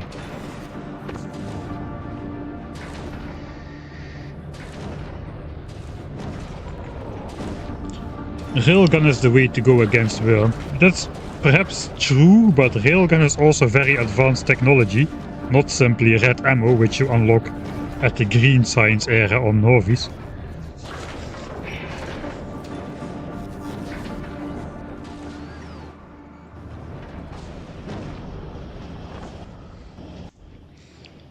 Okay, so we looked at these items over here just to see what we would need. I'm gonna assume we're gonna need a sort of a similar amount of stuff. So 200 of these, so that means 400 of these for the fusion reactor. 1200 of these. Quantum processors also require them.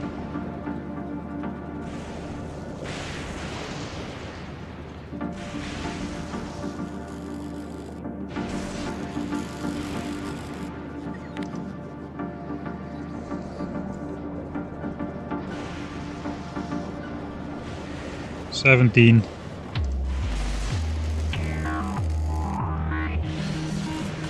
$23-ish. 23. 33. 53. We actually need a lot more of these compared to the rest of the stuff. I would say at least like 6,000 or so. What else are they used in? The fusion power plant. Cryogenic plant, okay. Quality module Mark III. Supercapacitor. Railgun. Tesla gun. Mech armor. Oh wait, for the rest not that much really. I'm making one handheld railgun, right? I guess I could. It costs the same stuff. I guess it takes the same ammo. Okay, so we can shoot a big demolisher with a handheld railgun in that case. I guess we gotta try that out once we get our hands on one. Alright, so at least 6k. I guess that's why these things stack to 200 a pop. I would have thought we would need these things more as well. We need it for Tesla ammo. I think that is why I stored up a bunch of them, but I have not made any Tesla turrets.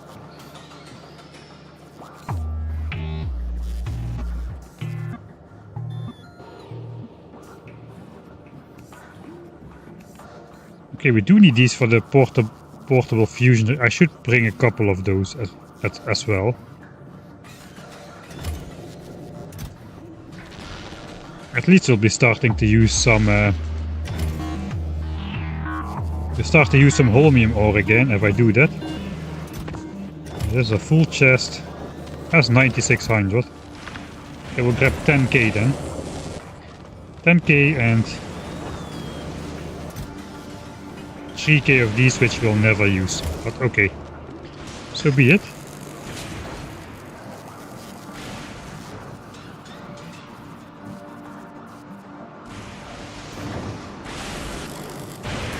I will manually launch these up.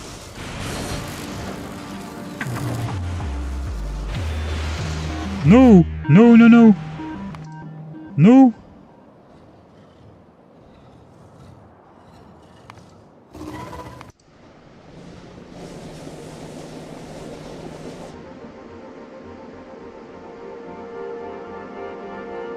Wait, what?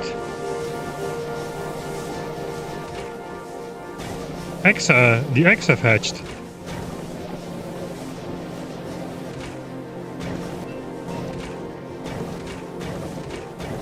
Looks like Gleben Science is dead. I thought my Norwegian gun turret was getting destroyed. It's good I put these gun turrets up here. Holy moly.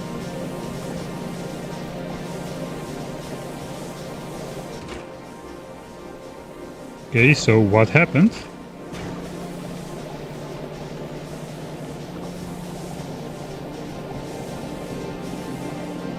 What happened is the bioflux spoiled.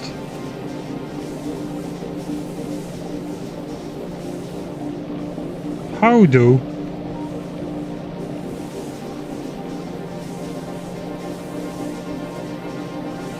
I bet this again has to do with the stuff being at the end of the belt, just being skipped by the inserters. Yeah, end of belt bullshit. I think so too. Because here, this is full. It's just end of belt BS. I mean, I thought already about an expansion, which I didn't see. No. Alright, I guess we're gonna go back to Gleba. We can pick up some more carbon fiber. So let's just get this stuff launched.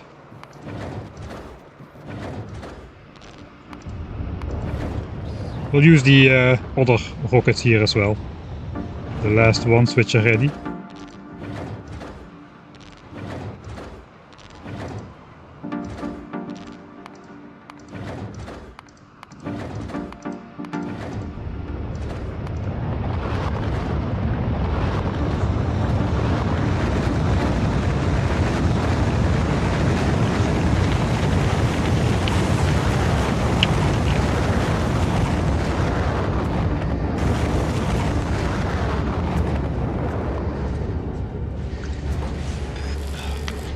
Why did you need to kill a big worm before having the railgun?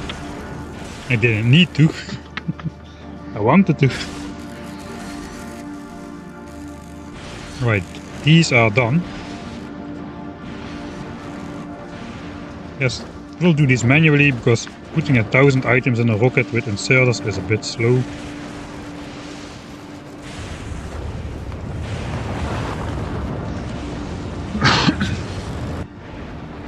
It's end of the belt BS, and now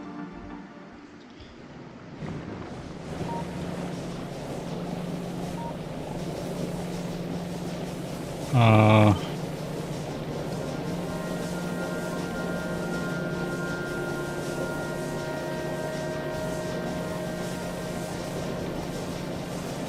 don't have space for... I do have space for an inserter. Pulling it out. I do not have a robot network set up, do I? No, I don't.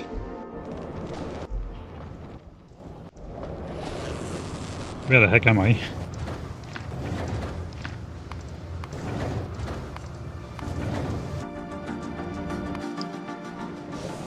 Okay, so we can probably fix this by making this into a red underground belt which spans all the way to here without going here.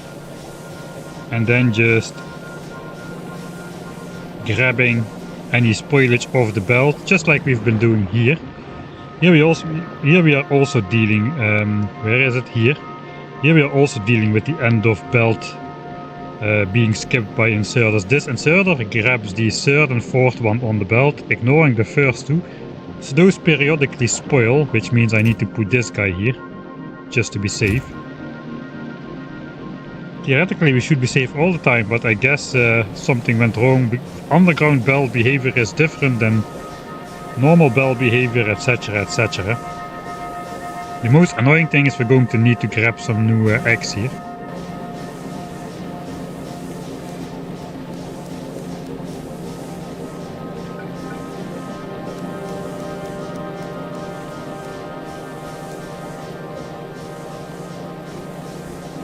Okay, there's only 2 spoilage on here. 2 spoilage? Why is it not grabbing bioflex then? I don't understand. If there's only 2 spoilage on the belt and 28 bioflux, then there should be bioflux right here in this tile. That is so weird.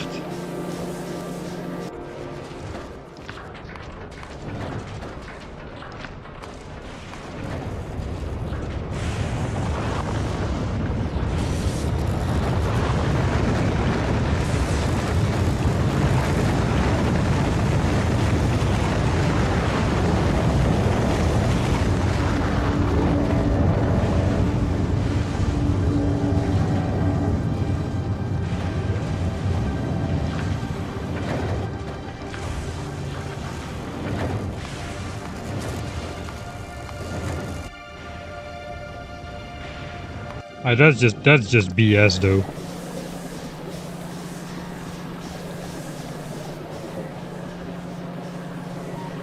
I can probably do this. Okay, now it's grabbing bioflux, but yeah, we are. So this is still super fresh, right? 66%. This is just bullshit. Alright, I can fix this remotely, but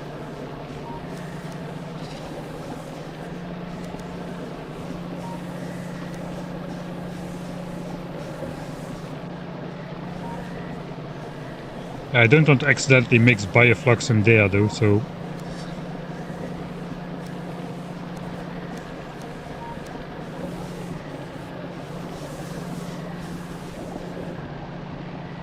I cannot really get it off of the belt without risking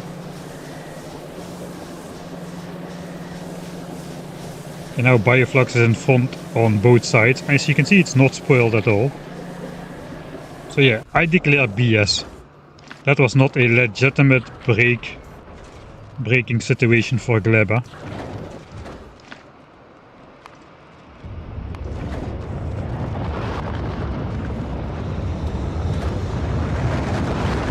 I like the Fulgora emergency car. I got a car somewhere. You can drive on the heavy oil oceans with it. We had to do a bit of exploring here to find a suitable location for our base. Since I did not unlock the elevated railways, I had to find a rich tiny island which was connected to a poor big island.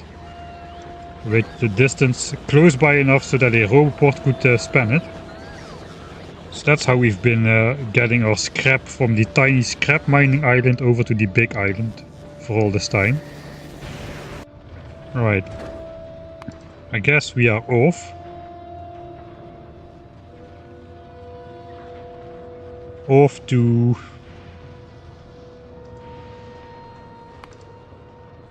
Yeah, let's go. Back to Gleba BS break. That is BS.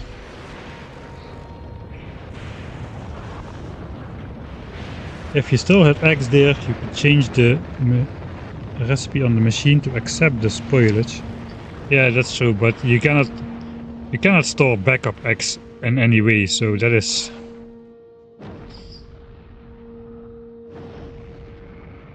And if I could store backup eggs, then it would just use those and only then it would break. So I would end up in the same situation, I guess. Well, I guess off to Gleba we go. What else is new?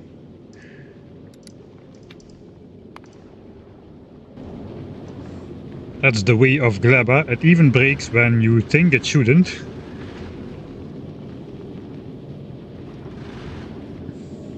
You can store backup eggs if you constantly burn the old ones. Aye, that's true. That's actually true. It has run fine for all this time though. I mean, what the heck? What the heck?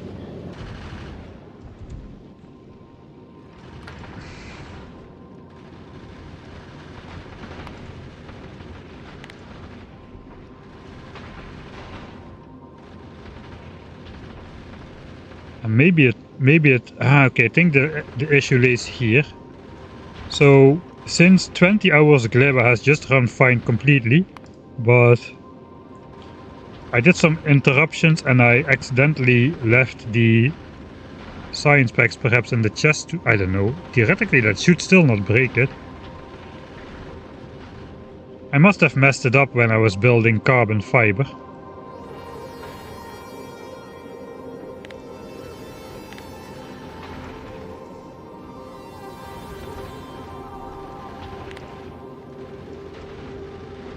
Yeah, okay, that is when something went wrong. I built the carbon fiber setup. I probably messed up something at that time, which caused the bioflux to, which caused some spoilage to get into the belt or something, and then the bioflux, I don't know, but still, 2 bioflux on the belt should not break it, I don't feel.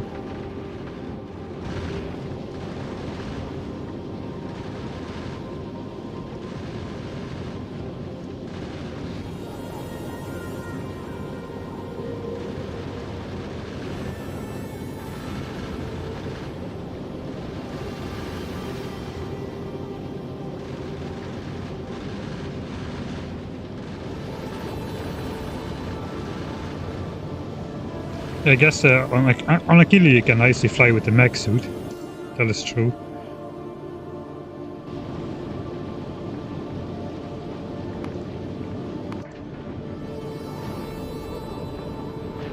Back down we go, visiting Gleba for the 4th time in a stream, I think. Holy moly.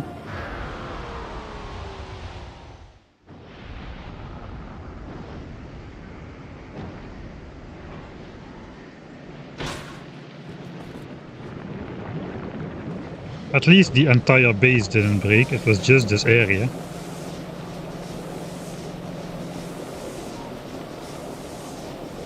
$1,600 damage, 1,700 damage, 3,000 damage. That was a pretty significant breakage here.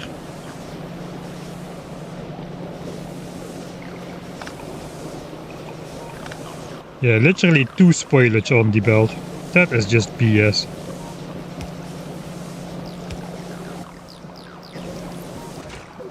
Alright, now this is gonna spoil as well, I guess. Let's take that out. I need to get some eggs and a little bit fast as well. I also need some repair packs. I guess I'll manually repair. I don't want to send my bots down specifically for this. Okay, that actually was not too many repair.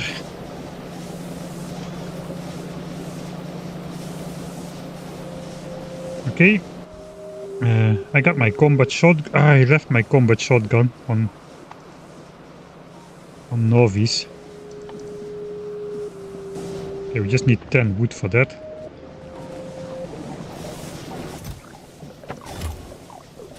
Get me back my combat shotgun.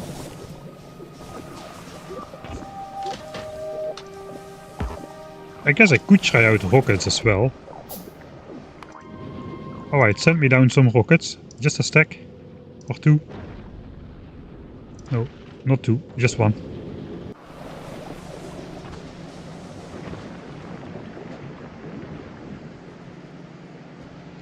Alright, I gotta get some Biterex and then restart the process, and then we just gotta make sure that this cannot happen again. Alright, we got a chance to try out some rockets.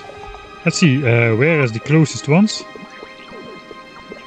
I guess the only ones in radar range are these. I would like to keep at least one nest in radar range so I can see some statistics. So I guess we go here.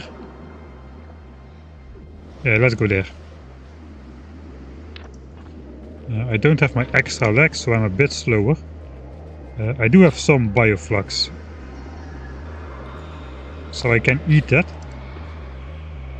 for bursts of speed and healing. Yeah, the Pentapad X spoiled because of a BS reason.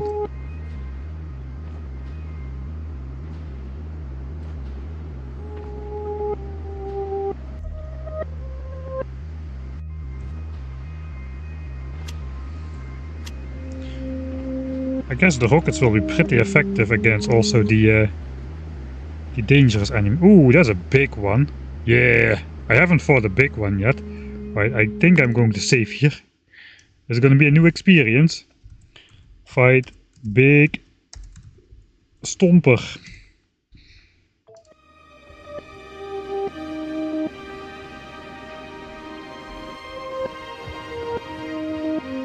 $15,000 hit points.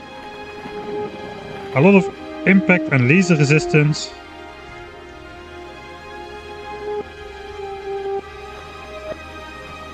Or half physical resistance, no explosion resistance. I think I brought the right weapon for the job. 760 explosion damage against 15,000 health. Even discounting healing, which I don't know how much they do. That's 30 rockets for a stomper.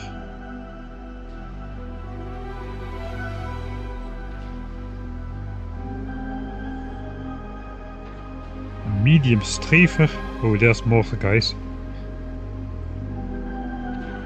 Let's just try to lure one without any backups.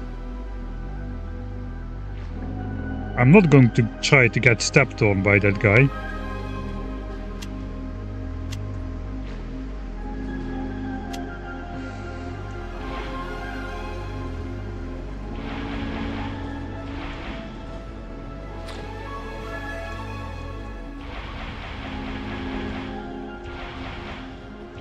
I don't have any shields, that will probably hurt.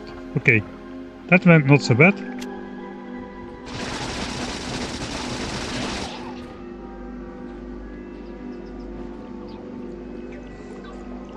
But he's scary. These guys are scarily fast.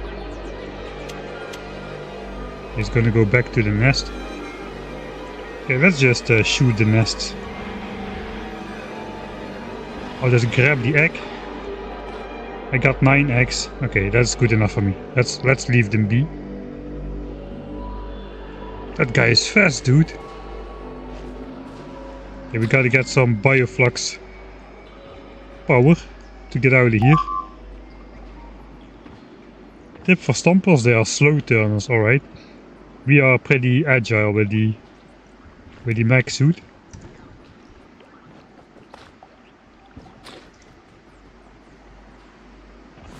Especially with the bioflux trucks.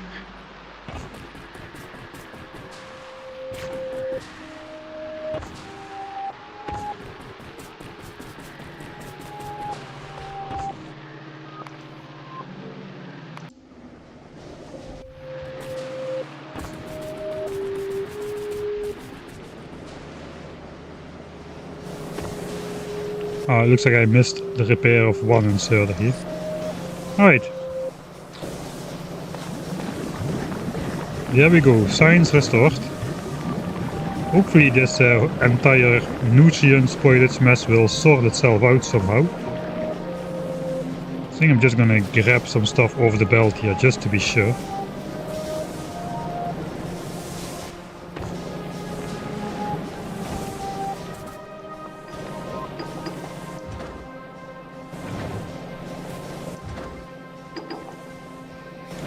I'm even gonna take these signs back out of here, but they'll just spoil. I don't want to risk spoiling those on the rocket.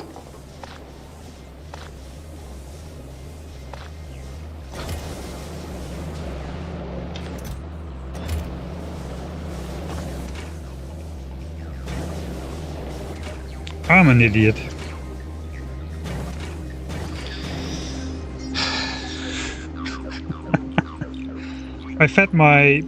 I fed the eggs to the science bags. I should have fed them to the effing. It's getting late. Well, looks like we'll pay another visit to Mr. Stomper over there. Well, I'm glad you're all having fun.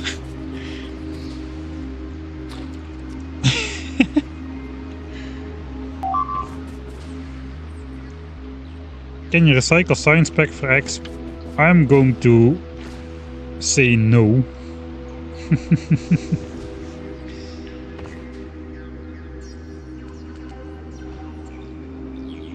Okay, we just one-shot another nest. Wait, there is an expansion. I know, this is just that Stomper guy.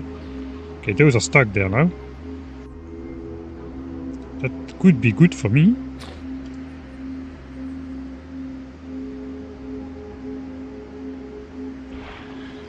That guy is trying to come back. Alright, we go out of here on bioflux power again.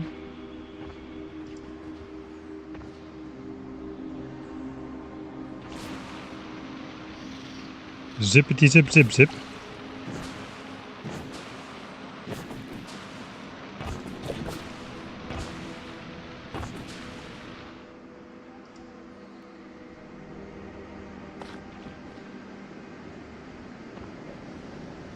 Tested it, you cannot. Yeah, that was what I expected. Yeah, I don't need extra X, I just need 1, 2, 3, 4. I think that should do the job. I probably set it up to do this, right?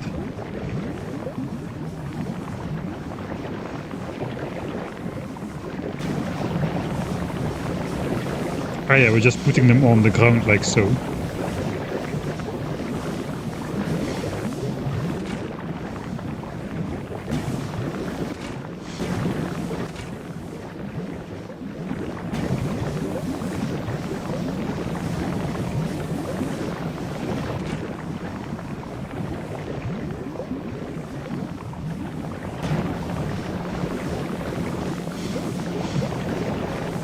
Alright, then we gotta deal with that end of the belt BS.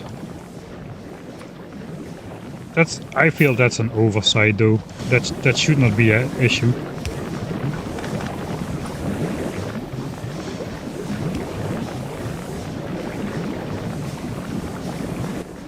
Alright, so I'm just going to stash that in a chest here. If it happens again, we'll just grab it and stash it in the chest, just like we've been doing over here,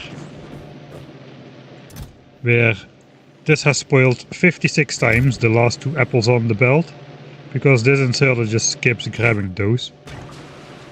Look at this, I'll empty this one and you can see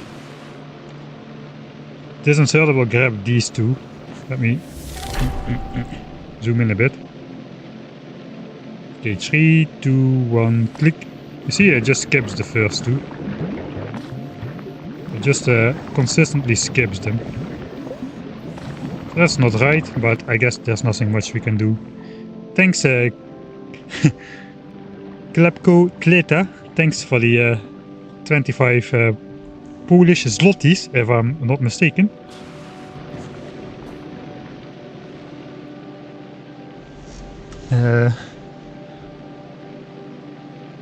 I forgot, it's Jen Dobry or Dobry Jen, one of the two.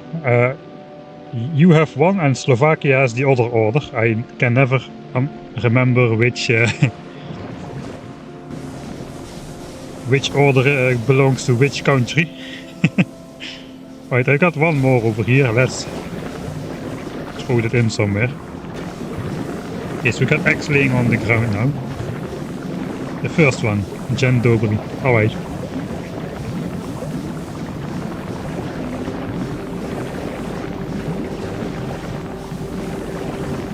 Turn the conveyor to the right.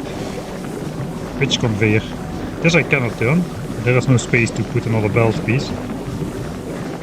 All of the other stuff was apparently not an issue. How's it going with it looks like it's going excellent. Carbon fiber. Yeah, that looks like very consistent production. 2k per hour. That's enough. Alright. Let's see if that fixes things. shoot.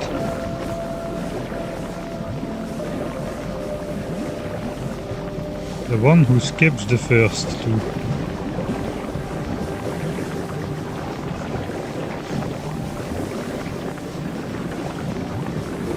The one who skips the first two. Okay, sorry, I cannot begin to understand which one that should be.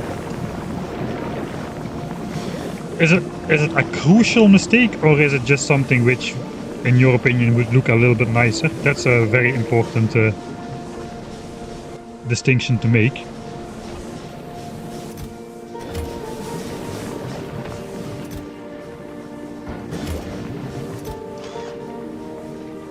I guess we're keeping the rockets here.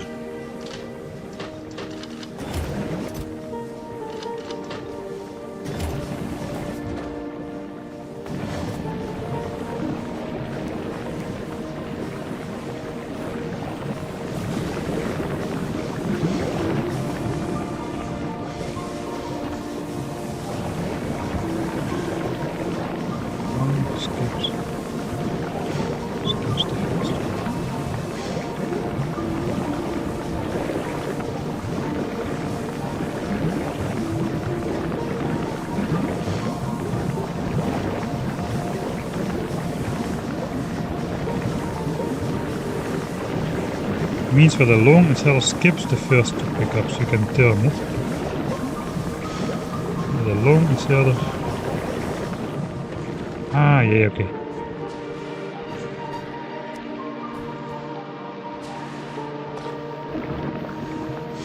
Okay, now it skips the first three. Okay, now it takes from the front. Alright. Should that be required? I also noticed that if you just use an underground belt, I don't have anything in my inventory anymore.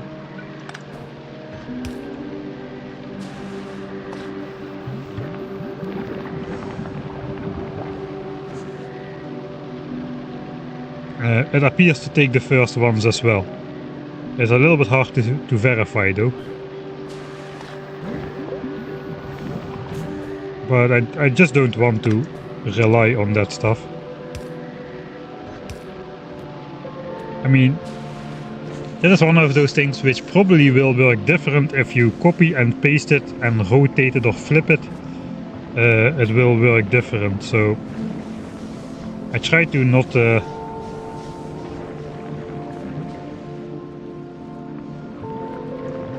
do that.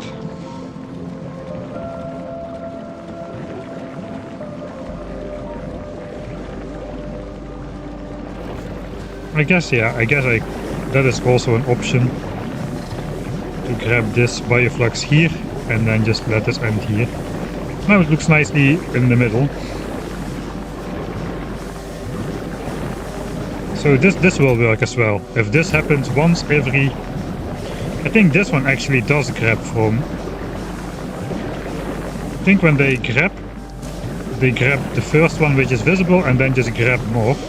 They don't exclusively grab from the end of the belt here. But yeah, this can now happen 4,800 times before this chest fills up. I hope to have finished this playthrough by then. Alright. So before there's again 1,000 signs in these chests. I think I'm ready to get off of here. May as well take the rest of the carbon fiber.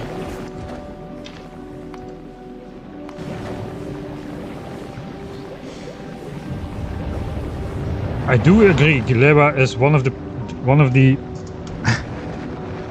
5 most beautiful looking planets at night. No, it actually does look very nice at night with the beautiful colors coming from everything. It really is nice.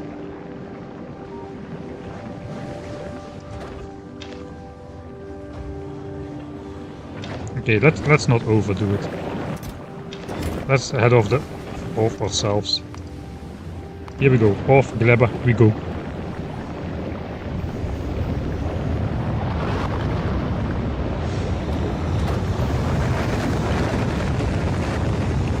I think there's also Dobrodošli or something. Maybe that's more like Slovenian. I'm not sure. It's all pretty similar for somebody who is not native to Slavic languages.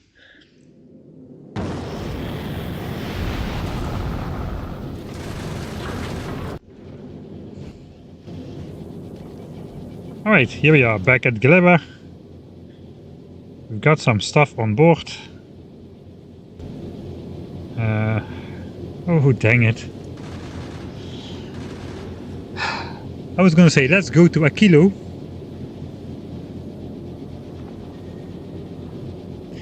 But I need to bring stuff to launch rockets on Aquilo.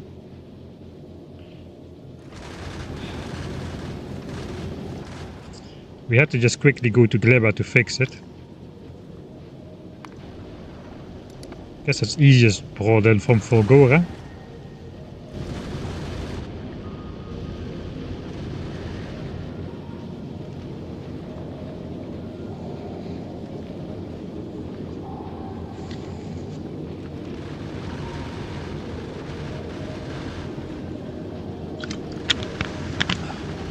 Oh dang. Rotate signs, yes. Very, very good. The fact that you know these words is already impressive, but thanks.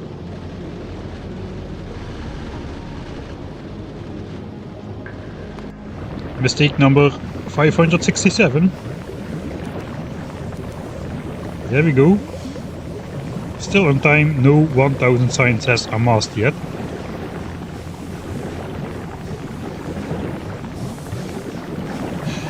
Gleba. Gleba.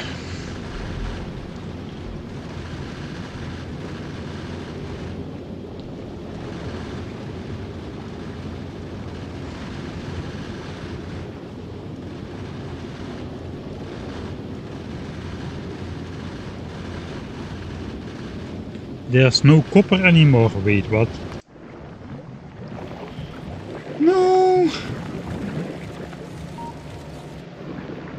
What what did I do? Why is this not starting up? Because this cannot output spoilage. Okay, I know a trick, even without construction bots. Output the spoilage.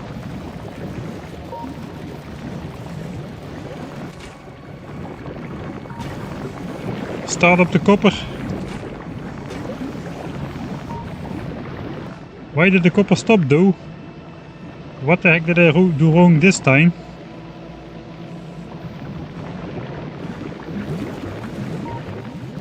Alright, we got it started again.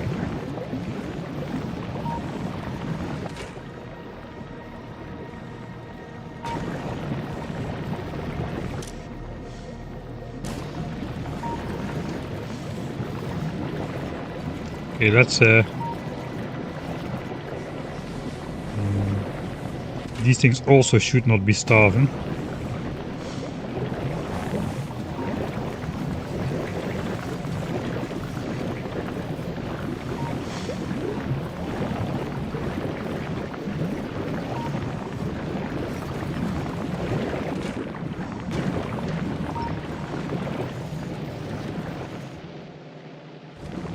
Oh dang it, I can only start up one side.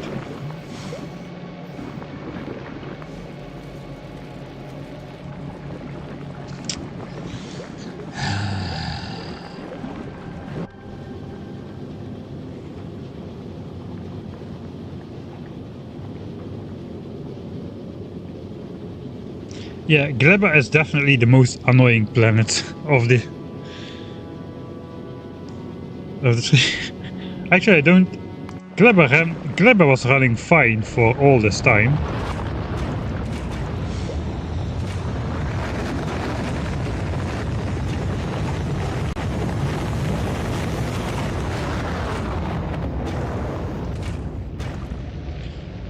It was running fine all this time. I think I'm overloading the... I've made some changes to this stuff. I think I'm just overloading the nutrient belts. There's no space to output spoilage. So probably a more robust strategy would be to output spoilage on its own waste belt.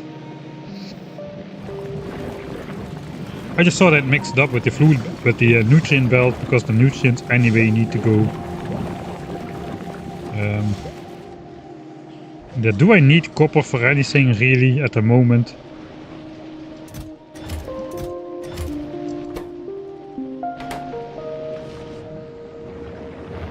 Yeah, I guess we need it for rocket launches. God dang it.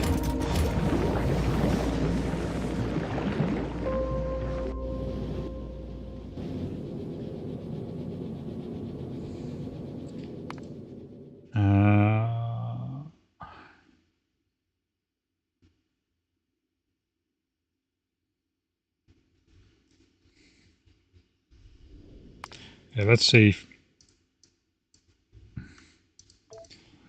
don't really like to do the save scumming thing, but I also don't want to just endlessly go back to Gleba to fix stuff.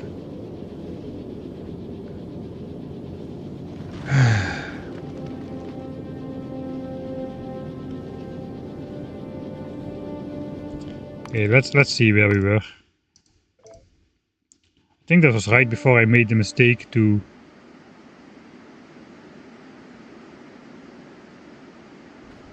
put the eggs in the wrong basket.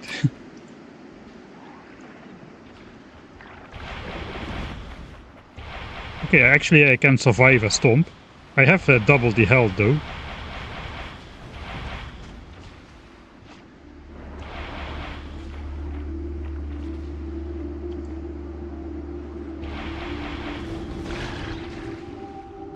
Okay, got my axe. Let's get out of here.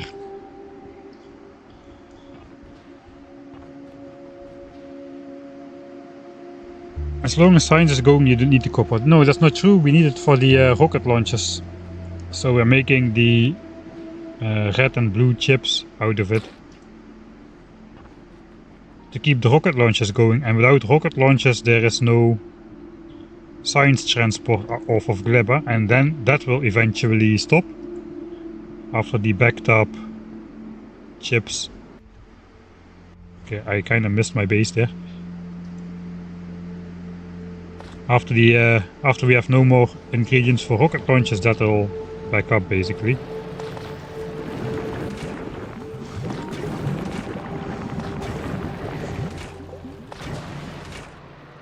All of these are full of spoilage because they kept taking nutrients all this time.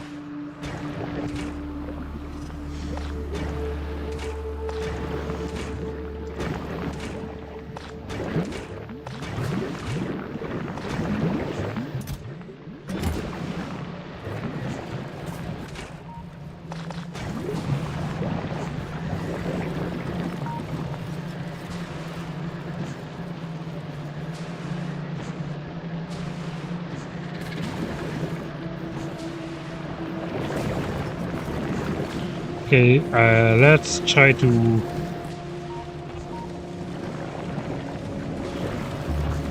Is this like an independent? I think it's an independent. These nutrient things are independent. Don't really know what caused this to back up then.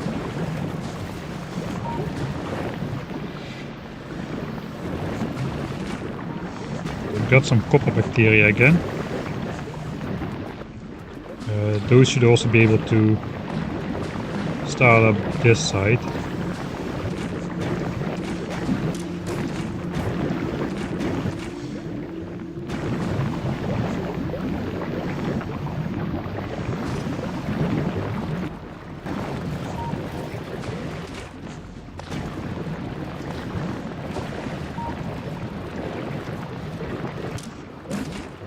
Okay, so there's nothing in here, there's nothing in here, there should not be anything in there.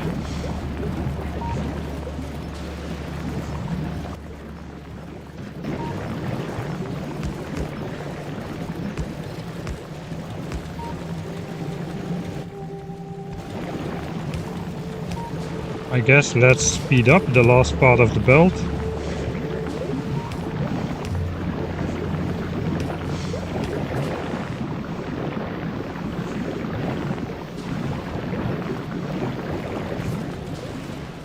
Until the spoilage filtering.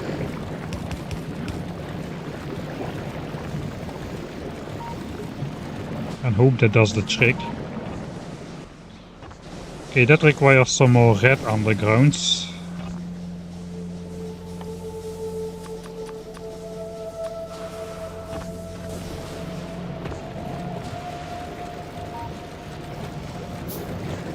This is good, this is good, this is good.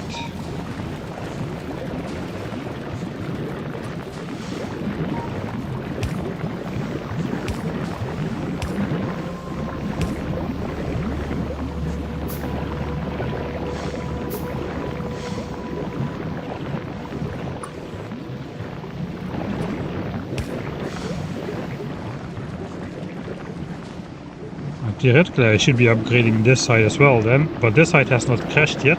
Actually, no, this is only running at half power, so I guess that should be okay.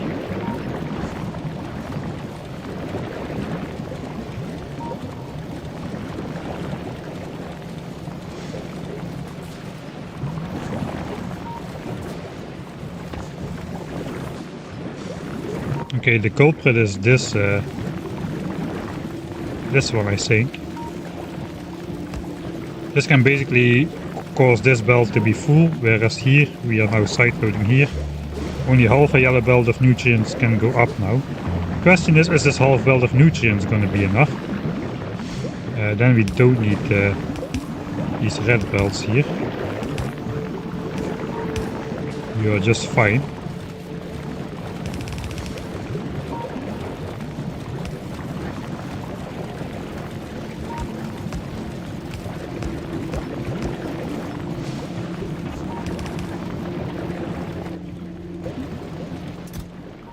Alright.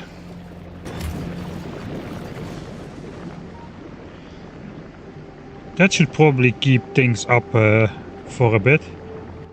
Oh, where's my eggs? I forgot to do my eggs. Put them in the baskets.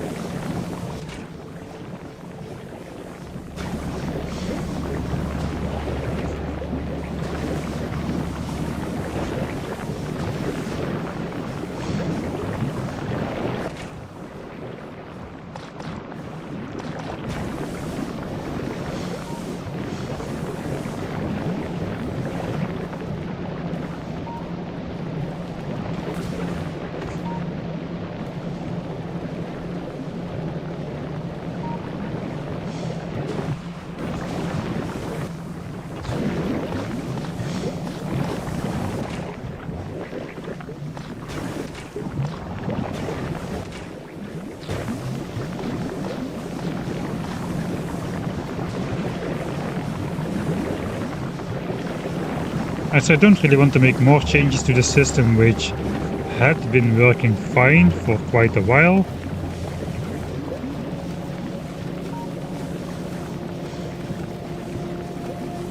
So I'm not going to.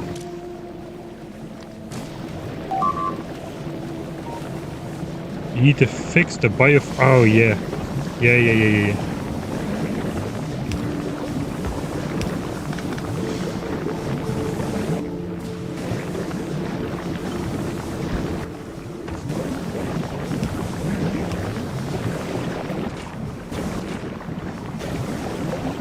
Okay, it looks to be going alright. It is requesting signs. Alright. It's getting too late to do anything functional. So I think I'm gonna end the stream here on Gleba. So be it. We are stuck on Gleba once again. I think I'm just going to, before we fly off here and try to progress again, I'm just, tomorrow I will just load the game, let it run for an hour or 2 or 3, without saving at the end. Just, I will stay on Gleba just to see if anything goes wrong. So if anything goes wrong, then we know it ahead of time, instead of when we're again stuck on Aquilo or something. So, yeah. I don't know. Was this a BS break? I'm not really sure. I would like to say yes, because it was of the spoilage on the belt, but on the other hand, I really stopped calculating stuff when I Already when I added science, I didn't really look at the requirements for nutrients. I just made some more and called it a day. And I didn't look at the capacity of the belts to handle the spoilage and all that stuff, so perhaps I did do it wrong. On the other hand, the evidence did seem to suggest that the spoilage on the end of the belt really was the culprit of these eggs exploding, at least. So why the copper stopped then, I don't really know. I guess it was because of this splitter over here, but now I'm not sure enough nutrients are reaching everywhere where they need to go.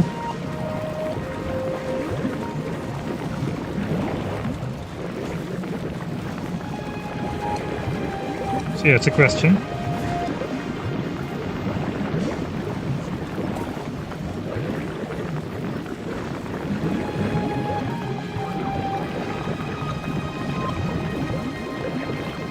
On the other hand, I could do this, I could make that faster.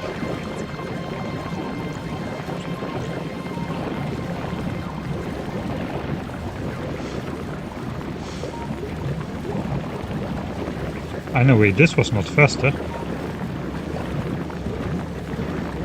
This was keeping space already. So this is okay. I really don't know what happened here.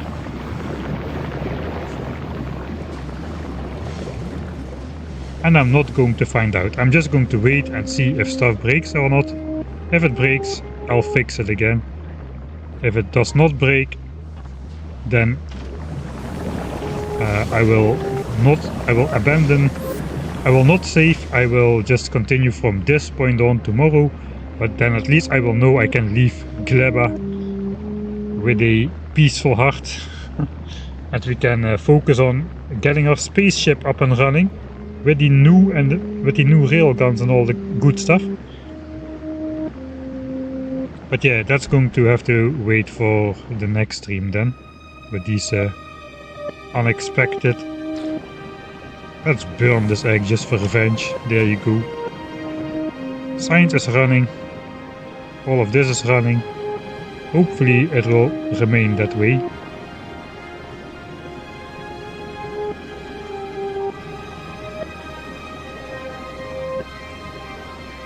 So be it.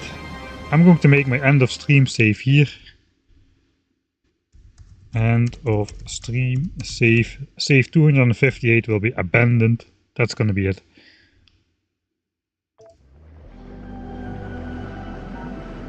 Is the food for the central jelly reactor stale?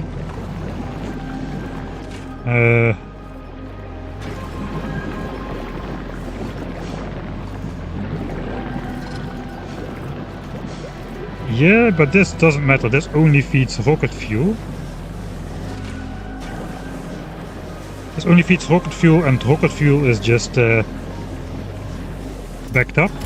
So at the end of this, all this will be burned into this heating tower over here. So that should not back up. All right. Let's go back to the scenic viewpoint of the base.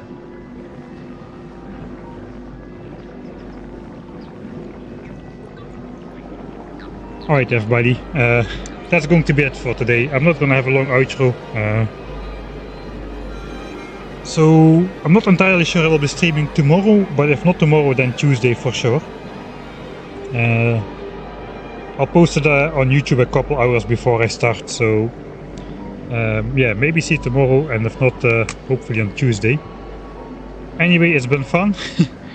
Except for this Gleba part, I really don't like the spoiling mechanic. Maybe I'll warm up to it eventually, but for now, yeah, cannot really say I'm a big fan. Yeah, thanks everybody. You also have a good night all. Thanks everybody for watching and hanging out, and for especially helping me in chat, especially today. I have a lot of stuff that went wrong, a lot of details. So, thanks everybody, and I will see you all next time.